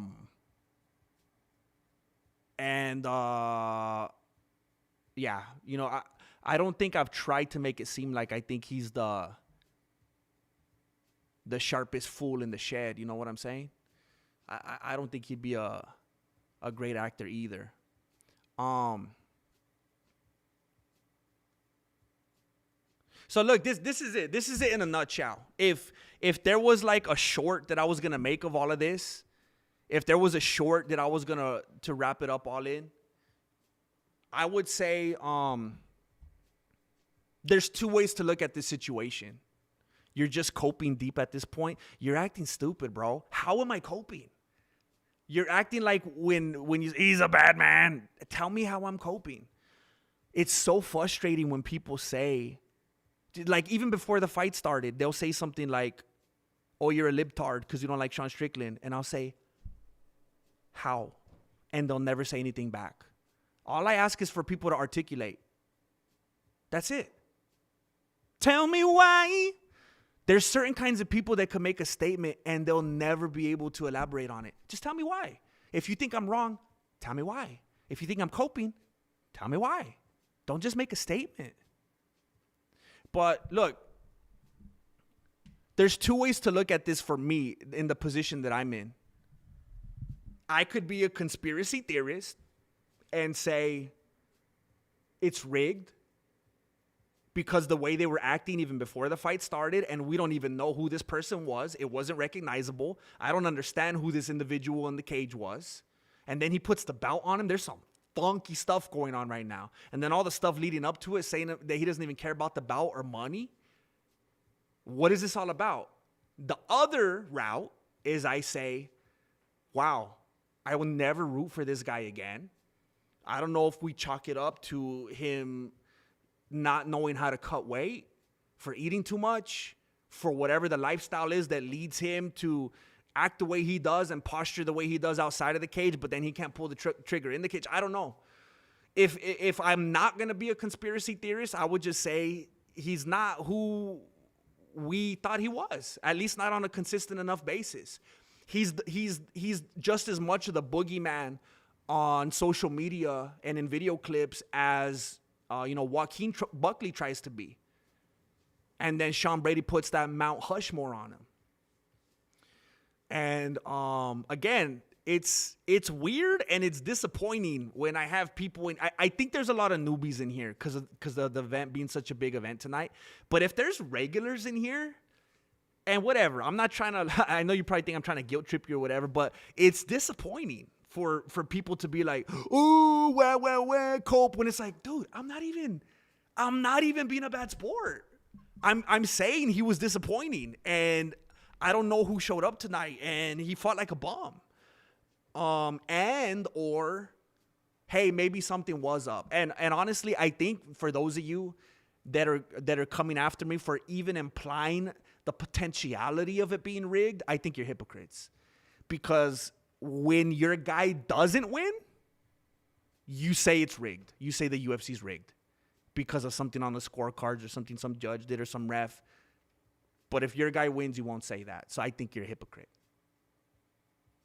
I'm not getting loud. I'm not getting emotional. I'm not throwing slurs. I'm not saying, oh, racist, blah, blah, blah. I'm not doing none of that. It's crazy for those of you whose guy won and you're getting like that. That's crazy. You're not happy enough that your guy won? Andre, I almost told you something important, But then the ceiling fan reminded me of a saying which I never finished in 2019, which somehow connects you to penguins emotionally. Anyway, if you kept reading this, congrats, I successfully wasted your time.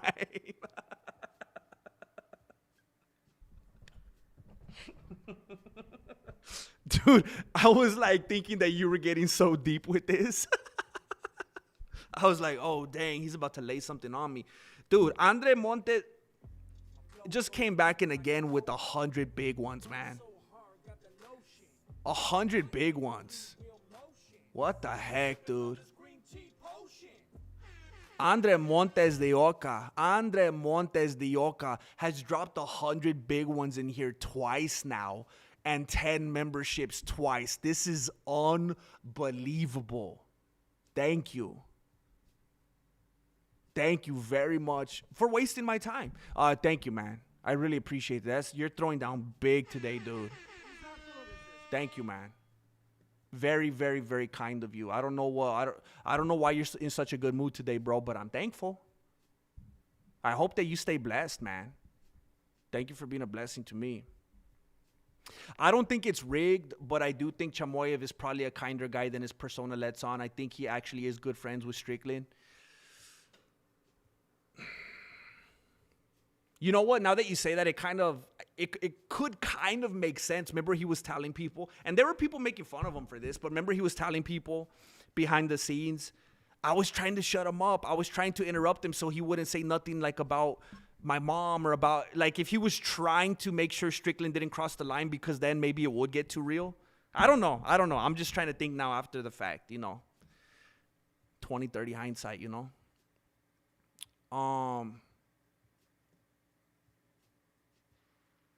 Alchemy. Sean was timid. When you're timid, you're fighting two fights. The one in your head, the one in front of you. So his IQ wasn't letting him add combos up. As for Khamzat, I don't think his heart is in it anymore. Well, we already know. I mean, it's not a secret. Khamzat tried to he tried to quit fighting. Shoot, I'm not gonna be able to do that, huh? Let me try to do something on here before it's too late. We already know that Khamzat tried to quit fighting. How do I say it? I hope, oh my gosh, I hope it's still there. Oh, heck yeah. We all know that he tried to quit fighting. I mean, that's one of the things that Sean was making fun of him for. And I don't think anything is wrong with that. Like, if you're sick and you start to recalibrate and you're like, you know what, this stuff isn't that important in the grand scheme of things. I want to spend more time with my family and stuff like that. So yeah, I mean, that's possible that his heart's not in it anymore.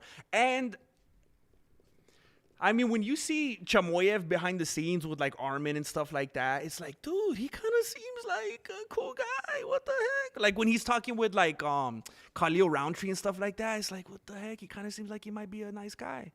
So who knows, man? Who knows?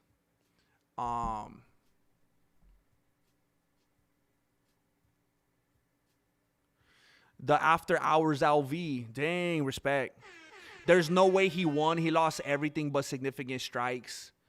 98, 113. If you have eyes that work, that fight was not even close. Wait, who are you saying for? For Sean or Khamzat? There's no way he won. He lost everything. Oh, you're talking, yeah, because Khamzat controlled the pace. It even showed on the thing, and that is a UFC scoring criteria. He had Sean backing up the whole fight. He had far more control time. The only thing was, dude, if the only thing was 98 to 113, what is that? A differential of 15 strikes? A differential of 15 strikes is all he had? When Khamzat had, like, what did he end up having when it was all said and done? 9, 10 takedowns? Way more control time, backed them up the whole fight. That's all UFC scoring criteria. So that is strange, bro. The After Hours, thank you for that, man. That is weird. I just saw a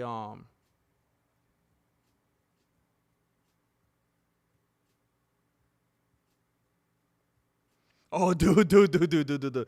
I just got an email from somebody right now, and let me say this. I hope you're still there. Bro, I don't think you could ever say anything that would ever make me feel one of those kind of ways, bro. I just feel like we got too much in the bank together. You know what I'm saying? Like that. I feel like I understand your tone and your sense of humor well enough that I would never even if you did get mad at me one day and say something super offensive, I'd be like, oh, silly. What a good friend. Like, I wouldn't even, like, I'm not even capable of taking something like that from you, bro. Because I just feel like, I know where your heart's at, dude. So 100%, I didn't take it that way at all, dude. Mike Lane. Thanks for the stream, bro. For what it's worth, the theology talks during breaks. Dud fights during breaks. Dud fights. Oh, and the dud fights is encouraged. Thank you, Mike Lang. Yeah, imagine if I would have been doing that during the Chimaev fight. Thank you very much, Mike Lang. It's always such a blessing to see you here, bro. It's always such a blessing to see you here. You know, it's tough, man. It's tough because it's weird. I really don't want to. How do you say these things that the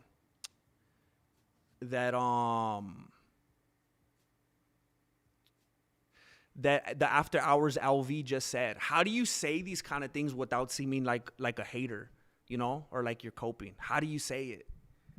Because when you look at the scoring criteria of who was leading the pacing, who had the control time, who had all the takedowns,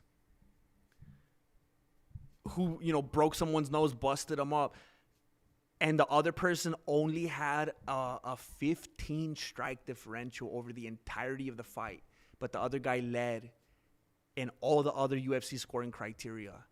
It's like, there's no way you could point that out. Even if it's all factual, you can't.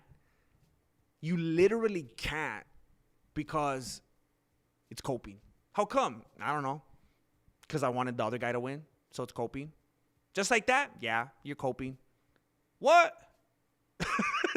That's just the logic. If I say anything at all about it, that's how it's going to be received. There's no way to be able to talk about it. And it is, I'm seeing someone saying, just accept, you were wrong. It's hard to accept it when I feel like, dude, man, like, it's kind of hard to accept it when you know, like, when I know full well that there's people in this chat who often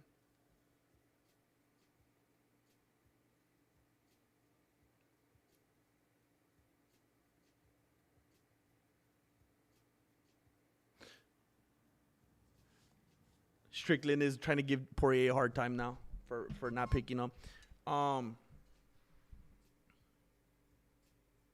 Yeah, look at Strickland's face, man. Look at his face, dude. It's tough, man. I might watch the fight again. I don't know.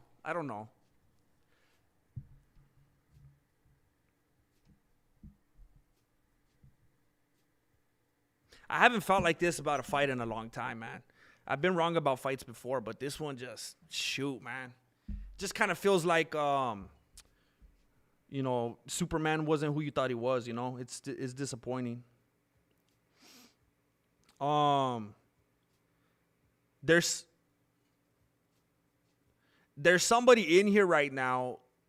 Who was that? Dude, you're so pathetic, Brian. I'm not even raging out and being immature, bro. Dude, you could literally leave the channel. What are you talking about? What do you want me to do?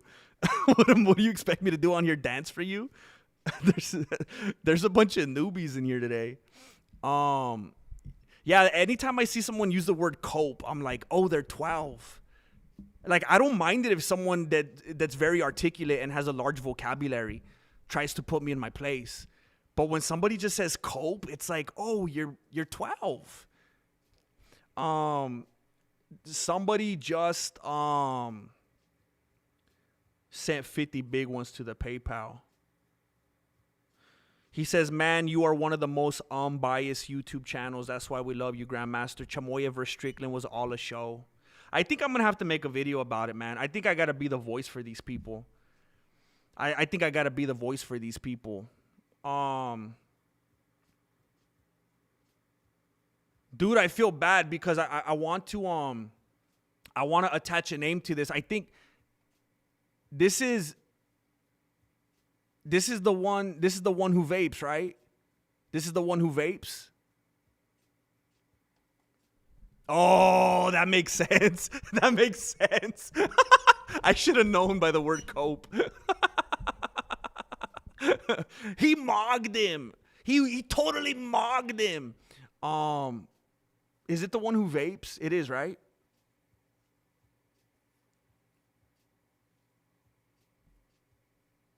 Thank you. The more you know, the less you know. 12.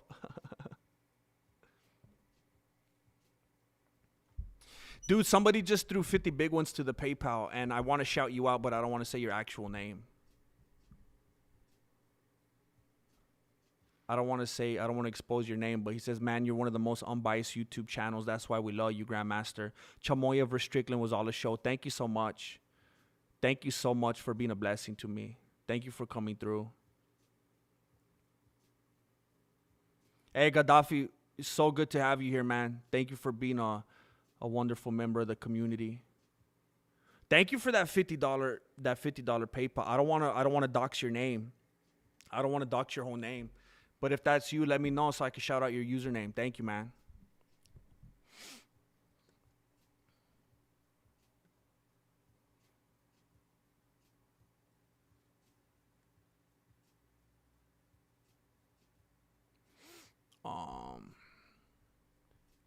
All you ever have to is what's true. Have to say is what's true. After Hours, Alvi. Thank you, man. Thank you for the continuous support.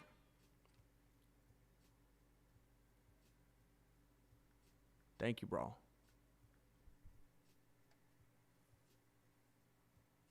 Yeah, dude.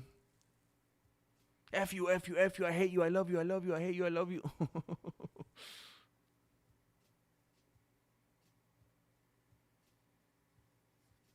It's hard to say, Mike Lang. I don't even know at this point, dude. It didn't seem like it. It kind of came back in rounds 4 and 5. Came back.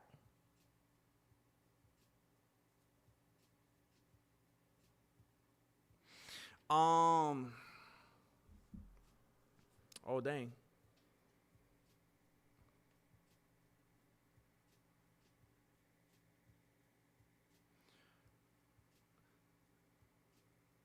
Julio Rodriguez just threw 10 big ones down to the PayPal. He says, thanks for the stream. I think the weight cut got to Chimaev, but I'm glad Strickland got it. I would rather strikers as champs. It's hard to argue with that, bro. It's hard to argue with that. I respect that, bro. Angel Padilla! Thank you, bro. Gotta hit the head, everyone. Great times, laughs. Crystal fights? Crystal fights. Crystal fights. And Jesus Talk couldn't ask for more. Love and blessings, everyone. Good night.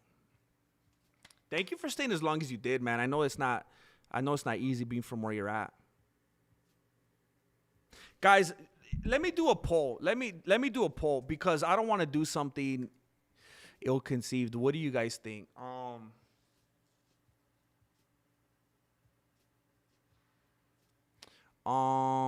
Shoot.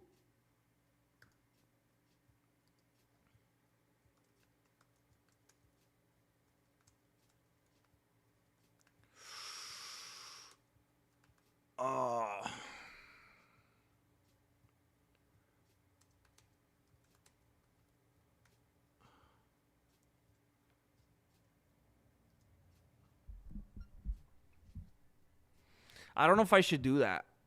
I don't even know if I fully 100% believe that, to be honest with you.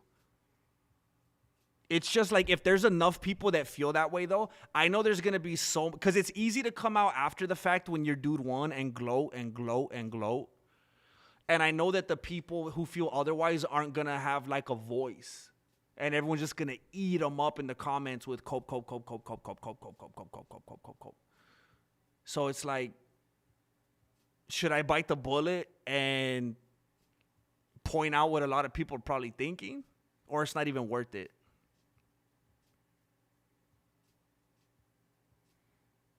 Andre, don't want to say you're coping. I would refrain from explicitly asserting that you are engaging in compensatory. Yeah, are you doing this to me again? Compensatory, psychological rationalization, yet the observable patterns of your discourse appear remarkably congruent with precisely that phenomenon.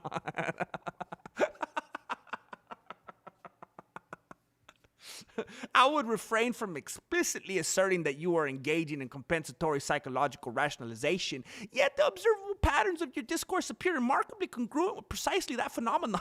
Dude. You know what? I respect the way that you put that. I respect. Or something. Dang. Oh, dude. Oh, no. GM, can you shout out my grandma in heaven? We had to bury her yesterday. Librada Gamboa.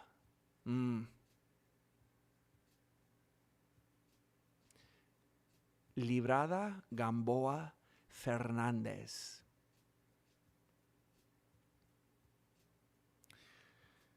I feel bad that I'm even thinking this, bro, but part of me feels like you're messing with me. But, shout out Librada Gamboa Fernandez. Shout out to a beautiful soul. Amazing. Shout out to a beautiful soul.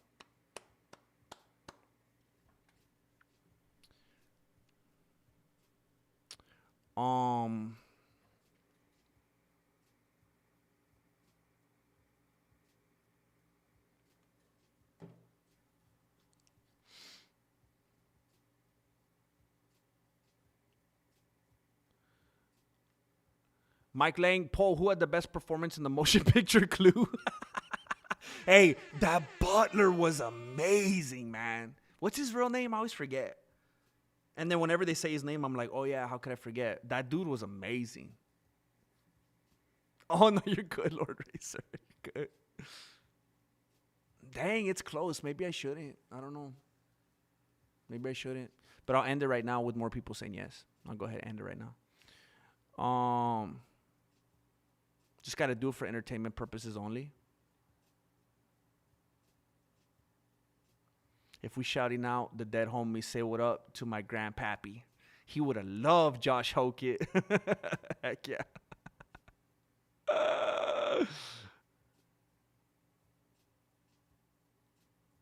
It's just hard now. Oh, wait a minute. I might have to rewatch this stream. Maybe if I took a hard enough stance before the fight started when they were dabbing each other up, and I'm like, wait a minute, something's fishy, then I could have something to stand on, you know? Bro, Strickland barely even won one round. Like, what crack are people smoking? How can you with a straight face say Strickland won 3 rounds? I gotta watch it again, dude. I don't want to. 7 things you missed. Part of me is very tempted to make one of those kinds of videos. Borge clearly won 4-1. Why does Marab get points for emoting, but then apparently Sean crying is emoting? Yeah. I think I'll just make it, James.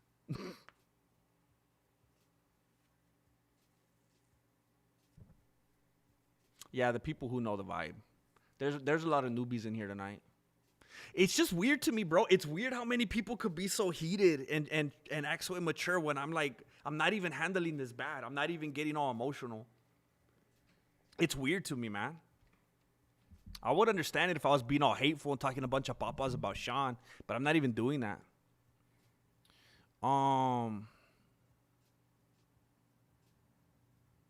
Very close on strikes. Chimaev edged it with the takedowns. Sean won that. No way they would give to Khamzat. He didn't do enough. Same as DDP versus Sean won. Strickland won 2-3-5. Oof. See, that's coming from someone I respect right there, too. That makes it complicated. 2-3-5. 2-3-5. Khamzat let Sean hit him in the face with the jab for like 30 minutes. Yeah, he did. He was acting like Tatsuro Taira.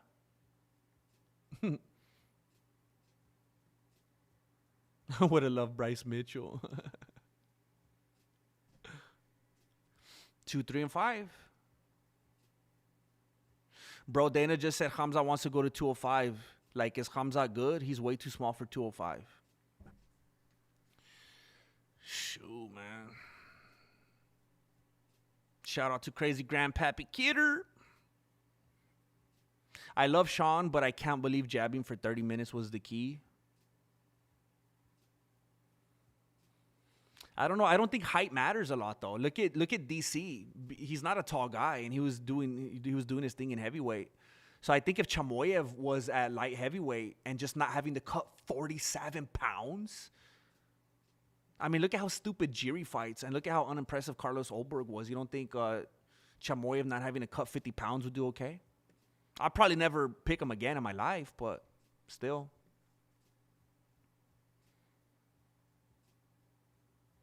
I think it was an extremely close fight regardless. I think there's better examples of something seeming rigged than this one. Oh, definitely. And that's the point I was trying to make, that we're always saying that things looked rigged. So the fact that people were going crazy and saying I was coping and getting all emotional when I was saying, did I even imply that this could possibly be rigged, is like, are you kidding me? We're always calling things rigged, and we have plenty of things to point to, but now that your guy won, this wasn't rigged. Khamzat was just trying to tire Sean out. He wasn't taking damage. Andre Monte, shout out to Benito Camelo. Benito Camelo. Shout out to Benito Camelo. They don't weigh control time and decision making. Khamzat didn't do anything on the ground with it, so you have to score it based on that. Wait a minute. They don't. I'm not disagreeing with that, but I'm like, wait, how do they? Just from my own understanding, they don't? Like, isn't that one of the big criteria, weighing the control time? Like, doesn't that literally have to be part of their decision?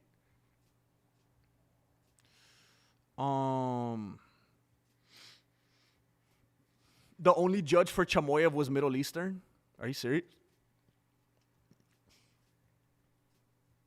I did that post yesterday telling everybody to come back to that post today, and my phone is lighting up like crazy. Everyone's coming back to the post. All those bozos don't realize they're helping the algorithm. 'Cause even when I posted it, I was like, either way, I can't lose, bro. Hear me out. If Izzy jabbed Khamzat to death, everyone would be calling him a surgeon. I agree, man. I agree.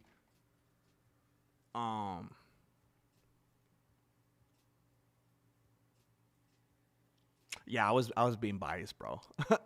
No, but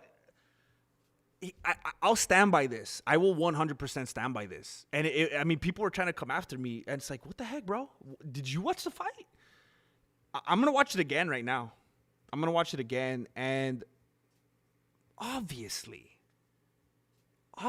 Strickland landed shots, but I mean, I kind of want to go through it like the Weasel status and count them.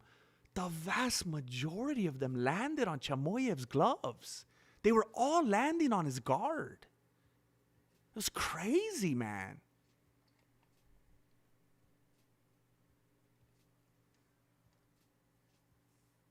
Chimaev has all the athleticism and skill in the world, but bro just needs to have that Khabib and Islam IQ. Yeah, I feel like every time, it's like I forget every time. And then when he's actually in the cage, I'm like, what is he doing? Mike Lang, member for 37 months. Thank you, bro. Siri, set reminder for happy... Oh, shoot, dude. Oh, that's funny, dude. You know what? I'm going to do it. Shoot. Siri, set reminder for happy Mother's Day to our moms tomorrow morning.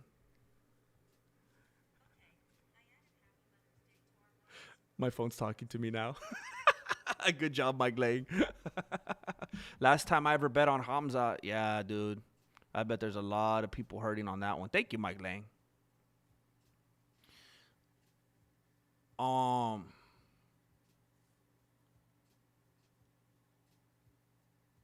Now, let's be honest, guys. It could have gone either way.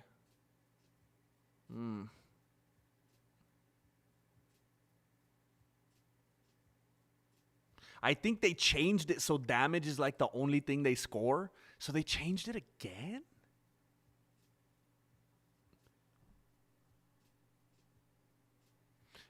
JN Terrific, like a ton of people are saying Strickland won. Why are you being stupid, bro? Read. It's just considered a change in position. If they're not causing damage, it's the same as if they're standing across the cage doing nothing. Wow. Shoot. Yeah, Chimaev was like doing nothing to cause damage. If it's Khabib Nurmagomedov, even if it was who was it that was Sean Brady when they were saying that he was doing the Donkey Kong punching. When Khabib's on top, he's grounding and pounding nonstop.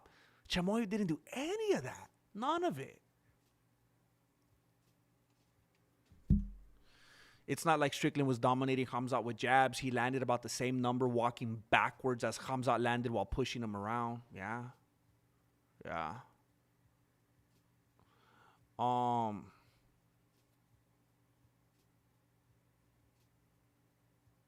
Dang.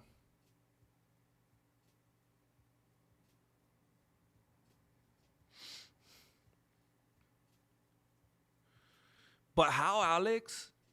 The only way that I could feel, like, if people are trying to accuse me of being biased when I was calling the fight, it's because I was saying, he's landing on the guard again. He's landing on the guard. He's landing on the guard again. He's landing on, because he was. He was landing on the guard.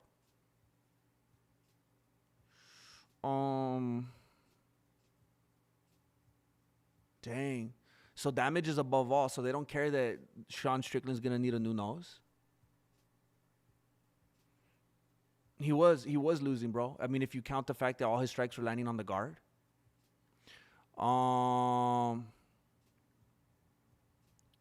Red Pill Voice. Bro, everybody thought Chimaev was going to dominate. Round 2, Sean won. Wound up on top.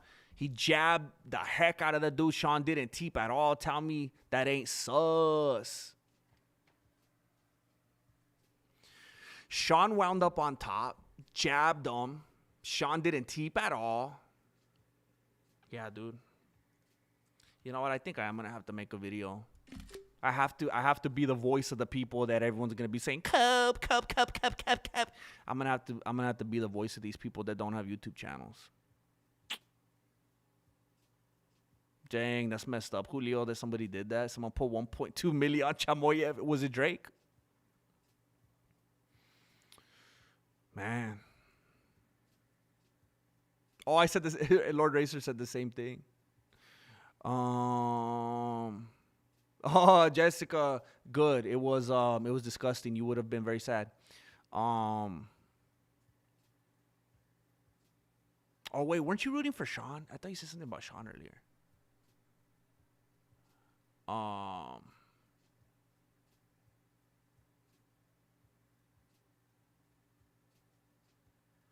Yeah, Chimaev.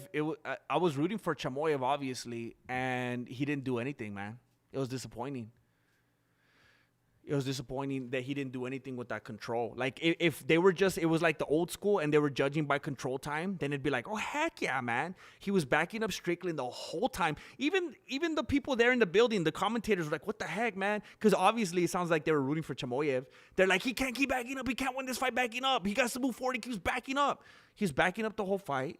Chimaev kept taking him down, did the control time, but he didn't do a whole bunch of controlling with the positions. It's like he wasted it. And then just let Sean get back up.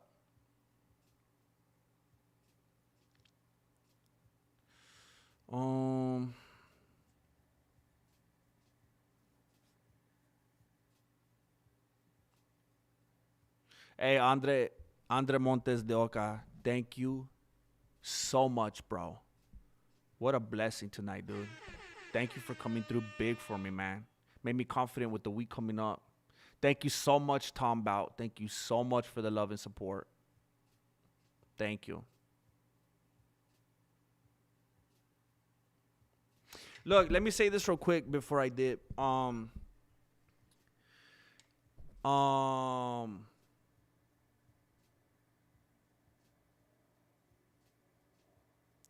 I wanted to be remembered and kept at the forefront of your mind what this channel's for and what this channel's about. This channel's for the silly times. This channel's for the jokes. This channel's for the shenanigans. And I feel like it's easy for me to control that when it's easy for me to control that when it's an edited video, when it's an upload.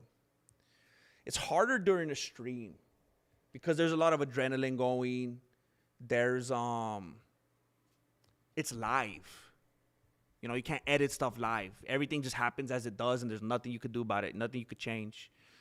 So sometimes things could get a little bit heated. People disagree. People come in here talking trash. People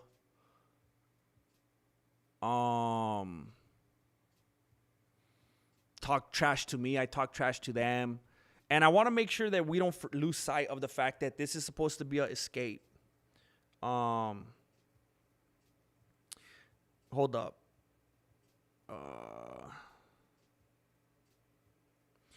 I want to say thank you to someone. I want to say thank you to Shane Moe. Shane Moe just slapped down 5 big ones in the PayPal. Thank you very much. Thank you very much, Shane Moe, for supporting what I do. I appreciate you very much, bro. Thank you, Shane Moe. And again, earlier, I saw nobody claim this, but someone with the initials BS. I want to thank you, bro, for dropping the 50 big ones as well. Makes a big difference tonight. But I just want to say this real quick. There's going to be some people who are just like crazy immature and don't care, and maybe they're hate watchers, and that's cool. That's what I signed up for. That's part of this. But I just hope that you guys all remember, even if we disagree, even if you laughed at me because I was incorrect, even if we were talking papas to each other, this channel is supposed to be about having a good time, having a laugh, being entertained, forgetting about the world for a while. So, I mean, there's definitely no hard feelings from me. I don't know if there is from you. If you guys want to hold grudges, it's all good. But I just hope, I know there's other communities out there where, the people are more than happy to cause conflict and beef with each other and just keep that going and nurture that. I don't want to ever let a fighter or a fight have that much power over me and change what the tone here is supposed to be.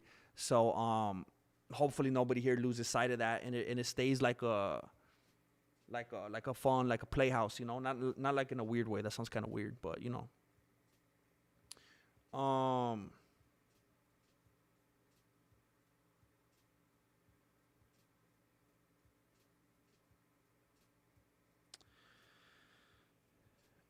Marloca just dropped 100 big ones in the PayPal. Flow goes deep like the ocean. It burns so hard, got the lotion. I might hit the 3-wheel motion. $100 for them Costco weenies. 100 big ones in the PayPal from Marloca. Marloca says, Primo, don't forget we love you from the Dojo Familia. Your prima Marloca. 100 big ones. That is absolutely unbelievable. Thank you. Thank you so much. Thank you. Thank you, Marloca. Thank you, Dojo Familia. Much love.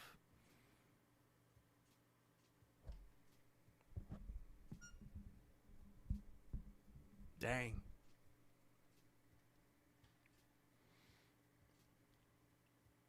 Thank you for your generosity. Thank you for your generosity. I'm scared during the week when I'm making those Monday through Friday videos. I'm scared. I'm not on that YouTube payroll.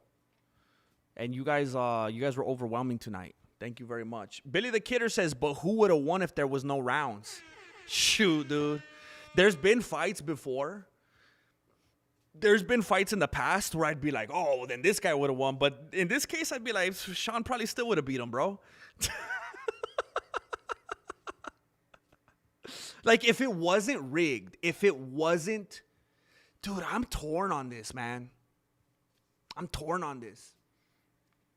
Because Khamzat kept taking him down. And Khamzat backed him up the whole fight. And Strickland was landing so many strikes on his guard. And you know the judges were counting those. So there's a part of me that wants to be like, yeah, Chimaev deserved to lose. Whatever. He lost. But then another part of me wants to be like, wait. I don't want to just be brainwashed by everybody. Sean was landing on the gloves, on the guard all night long. Sean Strickland said that the best base for MMA is Lionel Richie. Landing the jab on the guard all night long. It was pathetic, bro. So I keep going back and forth.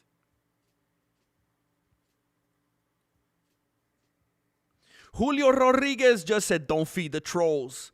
One of my favorite internet proverbs. Respect, GM. Thank you. Thank you, Julio Rodriguez. Thank you, man. I'll do my best not to. I probably shouldn't, huh? I'll do my best not to. I already know how that, it's just a cycle, man. It's just a sick, twisted cycle. Heck yeah, Maverick. Only talking papas is allowed. Torta, you are a savage, bro, and I respect that. You have, dude. Torta's been here from the beginning, dude. Hey, love you, Fear of God. Love you, Fear of God. Hey, if I remember correctly, hey, Fear of God, didn't we have an exchange like sometime in the last 24, 48 hours where you were saying Sean was going to win? Didn't we? I think we did. I hope we did. Because now you're in here saying, love you, GM. Love you, man. And I'm like, that's what it's all about, dude. That's what it's all about. You know how many times I was right? This is the first time I was wrong this year. The first time. All the other times when everybody was doubting. It's so crazy, man. Everybody acted like I was some mythical figure. And they were like, oh my gosh, he's crazy. He's 100% this year. He's never wrong. Oh my godness. And then this one was wrong. And they're like, oh man, he doesn't know what he's talking about. Are you serious, man? People forget. But then like Fear of God's like, love you, man. Exactly, man. I didn't hate everybody when they were wrong. That's how it's gotta be, man. Shane Moe says, Grandmaster Coper. Just playing, fool. Keep the lives and great content coming for the dojo. Shane Moe sent another 5 big ones to the PayPal. Thank you, dude.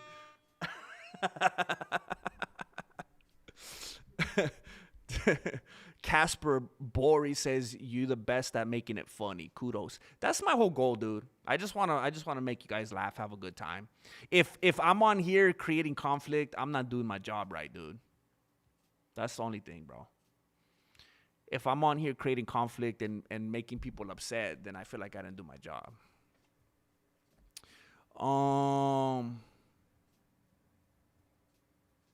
Decision win got more heated than the Jesus talk. Oh man.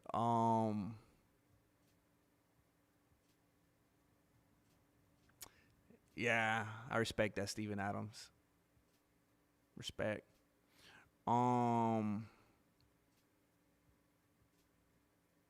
It was a great night. Thank you. You deserve everything you get. Thank you so much, Peter Richards. You've been a blessing to me, bro. Thank you. I'm going to watch it again, man. You know, there's too much going on in the moment, too much adrenaline. I'm trying to talk to the chat. There's just a lot going on. Yeah. I got to watch it again. I got to for sure watch it probably a couple times before I even think about making a video about it, man. Hey, thank you, Torta.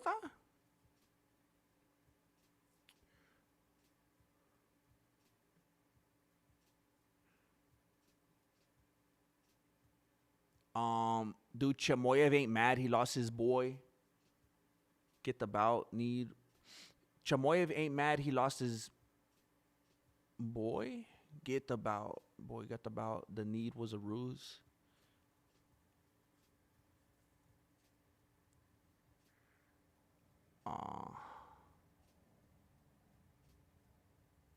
It was too close for me to call, but I'll say this. I don't think he did enough to be champion.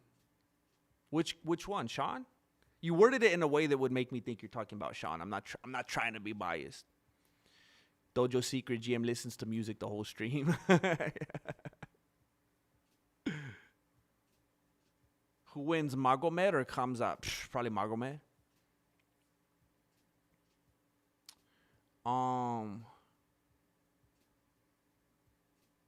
Is that why you sing songs as you listen to? Because I'm listening to music a lot of the time.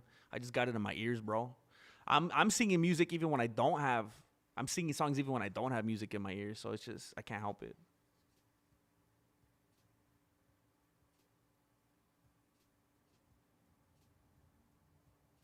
GM's got so much motion today, he hasn't even seen any of my chats yet. Stuff like this always happens, dude. You know how many times I've read someone's message when they're already on the, like, the last straw and they're like, I'm never coming back, he's ignoring me. And I'm like, what? Yeah, I'm disappointed, dude. I'm really torn, man, because I know what it looks like when YouTubers make videos, and it's so pathetic because it seems like they're compensating. It seems like they're butthurt and they're compensating. But here's the problem. I don't want to not make that video. Oh, this is so stupid, bro. I don't like Anthony Hernandez. I picked Strickland for that fight, you moron. I don't like Anthony Hernandez. People have been doing that all week, dude. It's just like when they try to come in here and say, go eat some tacos. And I'm like, bro, I don't even like Mexican food. People are so stupid. Here's the thing. I don't want to seem like one of those haters that makes a video just to compensate, but I don't want to make a video just so that I'm not that guy. So I'm super split right now. I kind of feel like I want to make a video that just explores every angle. Here's why Chimaev is a bum and Strickland won and I should have picked him all along. Here's why the UFC's rigged. Here's why, like, just explore every single angle. I don't know.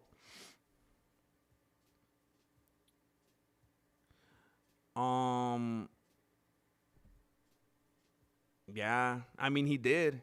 Man lost his aura to the jab and teat master. Whether it was a fix or not, he lost all of it. Chimaev will never be the same. This just made him look like JDM. He's just like that. He's 100% like JDM now. Makhachev would murder Chimaev. I feel like Ilya would murder Chimaev at this point. Here's what I saw.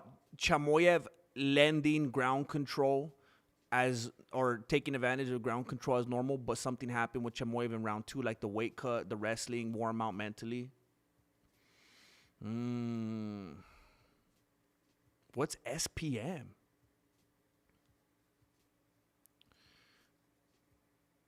SPM. South Park Mexican? I didn't even know who that was, dude. Dang, Torta, don't do me like that. Yeah, man.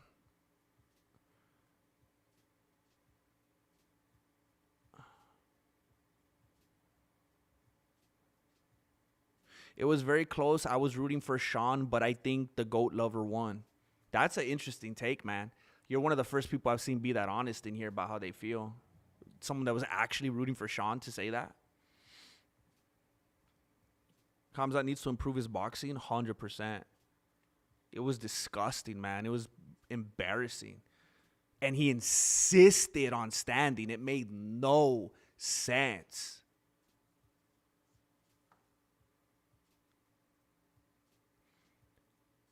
I said it on one of your posts a day or so ago. I thought Chimaev was going to lose and it felt fixed.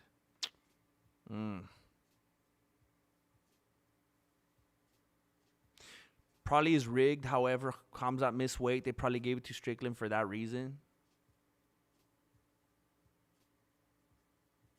Why you got so much Strickland hate, though?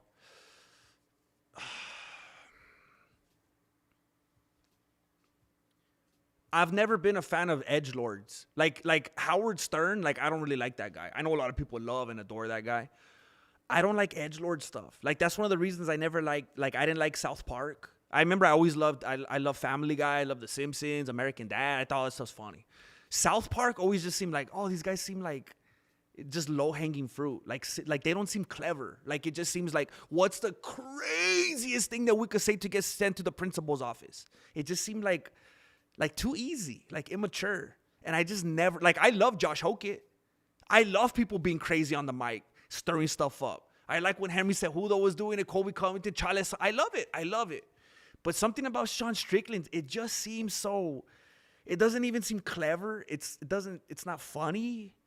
It kind of seems like it's just really coming from a place of hatred. And then he goes and apologizes after the fact. And it's like, okay, dude, so you were acting like you were standing on all this business and like you were standing up for the American people and trying to pander to them just to take it all back later and say, sorry, you didn't mean it.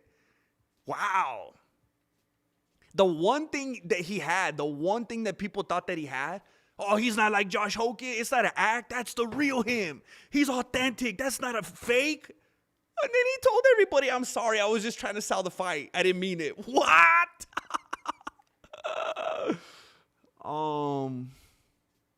Dude.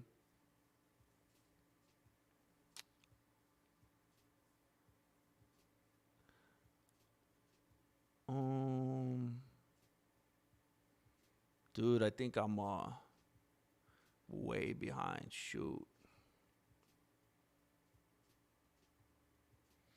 Khamzat definitely. So Fear of God is a Sean fan and was telling me the other day Sean was going to win, right? And he's saying Khamzat definitely won. But I'm so happy Sean won. It was karma for Khamzat to lose. Shouldn't be kicking your opponent before the fight, making fun of. Yeah. I respect that take.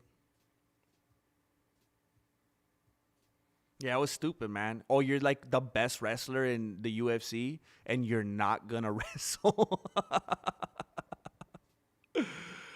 Wow, man.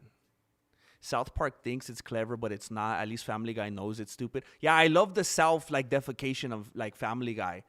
It knows how to make itself the butt of the joke, and it's super self-aware. South Park is just like edgelord humor. I've never thought it was funny.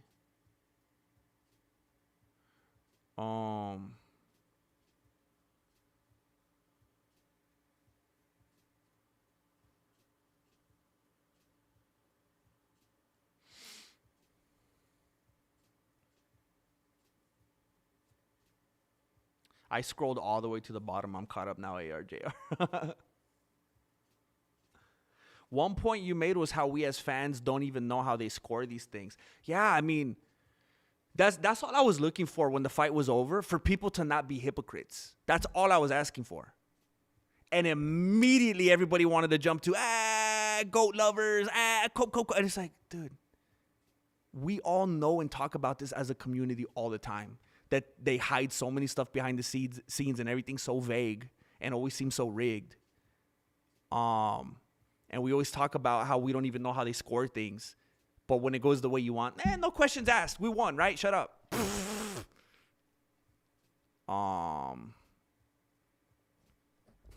We coping now? You think I'm just going to sit here and let you cope, GM? Will you finally admit it isn't cool to mention someone's child abuse even if you don't let that? That's stupid, bro. Do you think I'm going to say that just because Chimaev doesn't know how to cut weight? What does that even mean? What kind of logic is that? That changes nothing. It changes nothing that I said last night. Sean Strickland even apologized for it. He's so aware of it that he even apologized. He said, everybody, Americans, Muslims, black, white, are you a gay guy? Gay guys, everybody, I apologize. I oversold it. He knows that he's doing it. He frames every situation in his life to be edgelord, to be aggressive, to be confrontational, to cross the boundaries, cross the line, be inappropriate, be insane. And then someone says something, oh, how dare you? No. Either everything's off limits and there's no out of bounds or not. Which is it? You can't invite chaos and then say, how dare you? I said this earlier. If it were somebody like Tatsuro Taira that had been abused as a child and Sean Strickland started saying something, making fun of it, that's crazy. That's horrible. If it was someone like Sean Brady who's abused as a child and Sean Strickland just starts making fun of it for no reason, what the heck, bro? I mean, Chimaev, that's terrible. But when you're Sean Strickland and you say, hey, bro, let's go crazy. I'm going to say crazy, inappropriate, sensual things to female reporters. I'm going to live on the edge all the time and try to shock people. You invited it. What are we talking about? The double standards, it's crazy.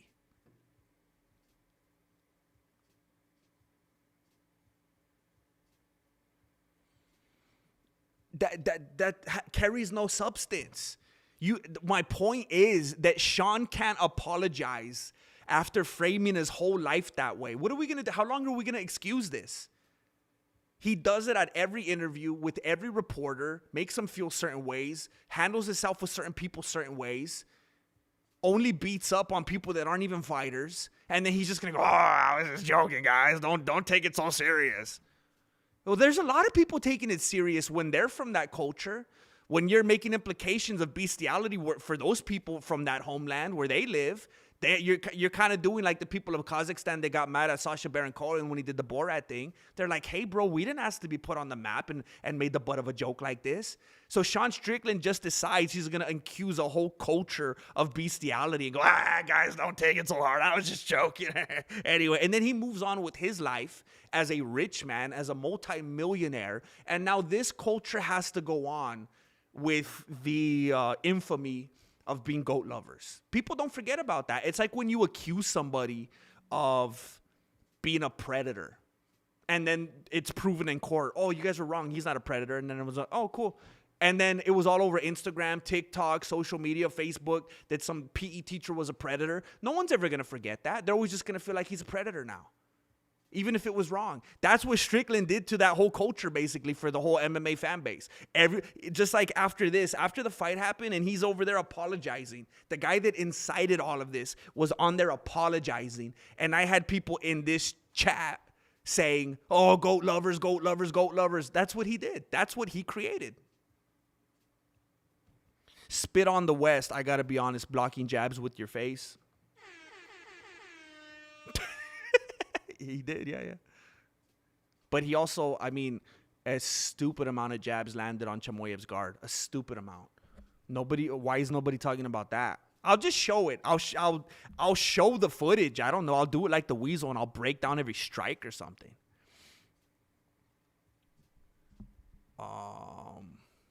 Yeah, no one ever reads the retraction because it's not sexy. People don't care about that.